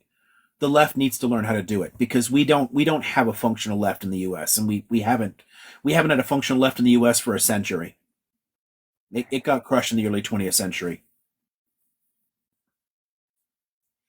Anybody that talks about the far left now and does it seriously just has no idea what the fuck left even means. I think the goalposts have changed, though, Liam. In fairness, I think what used to be described as the left 30 years ago and what is described as the left today are two very different things. They are, because the Overton window has shifted so far. So at this Yeah. point, the left is calling for basic European conservatism. Correct. You know, but Absolutely agree. that's a problem, though. At the end of the day, because It is. I know. you're using extremist We've language got the to make same it seem problem like here. you're asking for something extreme, and you're just asking for like just basic dignity. And yeah, it is a Yeah. joke. Liberals are considered the left. Like, what the hell? Like, liberalism is a hard right ideology. It makes no damn sense to me. But ultimately, that's kind of the problem here. And a lot of the U.S. left is a bunch of like screaming, angry people on the internet. I mean, it's not politically relevant. That we need to Yeah. organize better. People need to actually create a distinct alternative vision for the U.S. and then make it popular, introduce it to people, let people know that we can be better than we are. It doesn't have to be this way. There's a lot of conspiracy theories surrounding us, though. That's the problem. With people sitting on the left side of things, there's a lot of conspiracy theories Which is have honestly, it's an inevitable outcome of being marginalized. Groups become very, very insular. They become paranoid. It happens with tons of groups all around the world. It's not unusual. So, but it's sad. You know, it's a failure of larger scale thinking. You know, a failure to kind of like break out. Yeah, we have been marginalized. Yes, we have been pushed out, but we're making it worse by falling for that kind of shit and falling in for conspiracies instead of actually organizing effectively. So it's true. I mean, I think we need to get over the circular firing squad crap. I think even at the moment in the UK, the bipartisan parliament that we do have, even though we have more than two political parties, but everybody knows deep down that when it comes to an election, there's going to be one or the other, Reds or the Blues. And it's really strange because here we can't really see a definite difference anymore between, let's say, the Labour Party and the Conservatives. You really can't tell the difference. And I think in the States, you've got a similar sort of setup. Thanks, Blair. Yeah. I mean, yeah, when the Labour Party changed its own governing structure to abandon socialism and became a neocon neoliberal party. Yeah. I mean, hello. I mean, why even call it Labour anymore? Well, it was called, if you remember rightly, it was called the New Labour. Yeah, exactly. But the party is official name. But yeah, New Labour is basically New Labour is the same as like the New Democrats. You know, the whole DLC consensus that we built up in the 1970s here that eventually gave us shitbirds like Bill Clinton. I mean, they're just Republicans. You know, it's terrible. Yeah, exactly. The main difference at this point between Labour and the Tories is a little bit less overt racism, a little bit less overt, prejudice towards like, minorities and whatnot. I mean, that's about it. I mean, They did a major character assassination though on Corbyn. I don't know if you followed that. yeah, I did. Because Yeah, he was critical of Israel. They labeled him an anti-Semite, and guess what? It stuck. yeah, it's sad. I mean, sure, are there some anti-Semites in the Labor Party? I'm sure there were, but that has nothing to do with like Corbyn himself at all. No, that's bullshit. It was really sad to watch. I still have it as one of the cover photos on one of my funky alt accounts that I use on Facebook. But I made Yeah. do you remember there's a famous pair of busts of like the Gracchi brothers from Rome? You know, Oh yes. Tiberius and Gaius Gracchus. I Yeah. I put A wreath. I put Bernie and Jeremy on there instead. I blended it in to kind of like look like it's an old statue. It's fun. It's like so modern left populists with ancient ones. Yeah. Yeah, no, that it was sad. They did definitely did him dirty. They did. Oh well. At least you almost had to turn around here. We couldn't even get Sanders, past the goalpost. You see, I have followed him a little bit. I do like his idea on foreign policy, and he actually didn't want anything to do with this whole Russia-Ukraine war either. He was. Yeah, there's a lot of places where Bernie can get problematic and has some very dated views in a few areas, but he is definitely far and away better than anybody in the Democratic Party, and that's just sad. And he's much of his politics. He's no different than FDR. I mean, he's never really pushed actual socialism. I'm sure he has those sympathies. I mean, he had like Eugene Debs on his wall when he was mayor in Burlington. Yep. But his policies are mainstream social democracy. There's nothing super radical about it. But the fact that social democracy is looked at as far left in the U.S. is just disgusting to me. Oh yeah. And to you too, huh? What is wrong with these humans? Why can't they take care of people? Yeah, humans are silly. Cats should be in charge. Let's put the cats in charge. Yeah.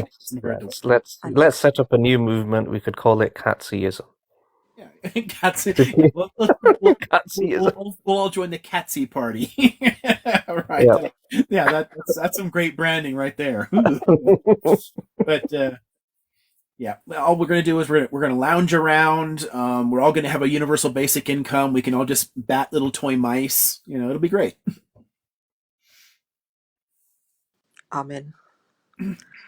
Right. Well, good night, all. We bid you farewell. Thanks for having me again, Thanks again, Liam. Yep. It's appreciated. Folks, this is always fun. I know. I had some awkward questions for you. I apologize. And there's plenty of other days too, so I'm not going. I think we might open the can of worms on the Freemasons at some point. I just want your input on them. Sure, yeah. I mean, there is a really good series of documentaries where they actually interview existing and ex-Freemasons and they quote all their books and everything. I'd want your input on it. In fact, I'll share that link with you. Sure, yeah, I'm fine to talk about it. I've actually had some friends that were Masons too. I've chatted with quite a few people.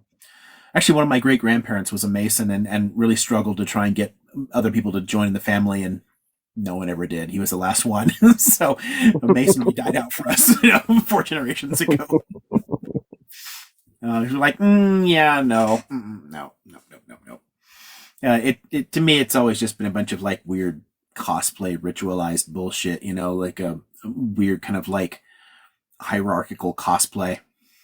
Yeah. I don't get it. I can't deal with that kind of ritual stuff.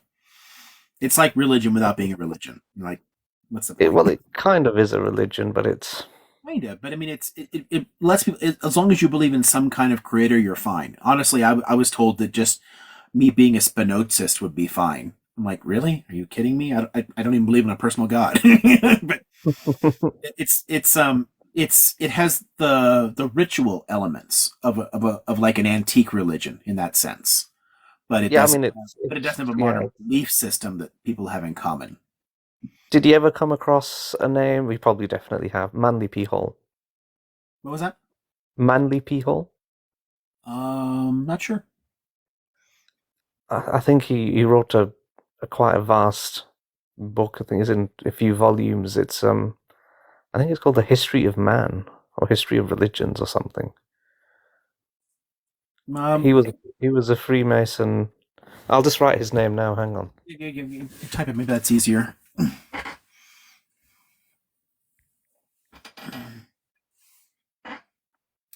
And no, I'm not sure. This is not ringing any immediate bells. I'll make a note here and look it up and see if I've encountered that before. Yeah, I'll probably be an audiobook because I too can't read as much as I used to be able to, as my job involves staring at computer screens most of the time. So, so reading is just like. But yeah, he did cover a lot of the occult, and you must have heard of the whole sort of ancient mystery religions, and that's where the Masons claim they have a Yeah, connection to the there's ancient. claims Yeah, there, and that's one of the reasons that I have such a hard time taking seriously a lot of that stuff. Is I have studied a lot of the actual original mystery cults and whatnot, and it just doesn't have a lot in common with that shit. it doesn't. It doesn't. I mean, they claim to have, I think it's Luciferian doctrine sort of intertwined within Masonry, and I mean that's Albert Pike Morals and Dogma, by the way. So Somebody just asked if I have a home card catalog. I remember using those. No, I've been building slowly a database of them just for insurance purposes to keep that kind of up to date because your normal homeowner's policy doesn't cover collections, so I have to have a separate policy on this in case, forest fire or something. But that's the only reason I do that. Even though I move sections around all the time, I know what I have. And I can generally remember where I put it just because of the way my mind files things spatially. So I know that my books on mystery religions are now over here, but a few weeks ago they were over here. So I can just, and there it is. So I don't. yeah, no, that I, the occult and the history of that and the Mesa, yeah, that's like the occult and the different sort of groups and cults that have movements that have existed. That's always been like secret societies has been something of interest for me for a long time. Yeah, I definitely have less of an interest in that than one of my exes did. I got to see some fun documentaries on like cult type thinking and stuff like that just because it was an interest of hers. Um, it's less of an interest of mine where I get into that stuff. It's much more the kind of political cults. So Yeah. the Klan and the Birchers and shit like that. Yeah. The John Birch Society is scary fucking people. That is a cult. I will look into that. I've heard of them. I've never looked into them, but I will be Yeah, looking into that. their beliefs were deeply fucking destructive and played a significant part in the shifts in U.S. popular culture in the Cold War and the rise of our modern form of conservatism, i.e., there's this reaction to neo-fascism.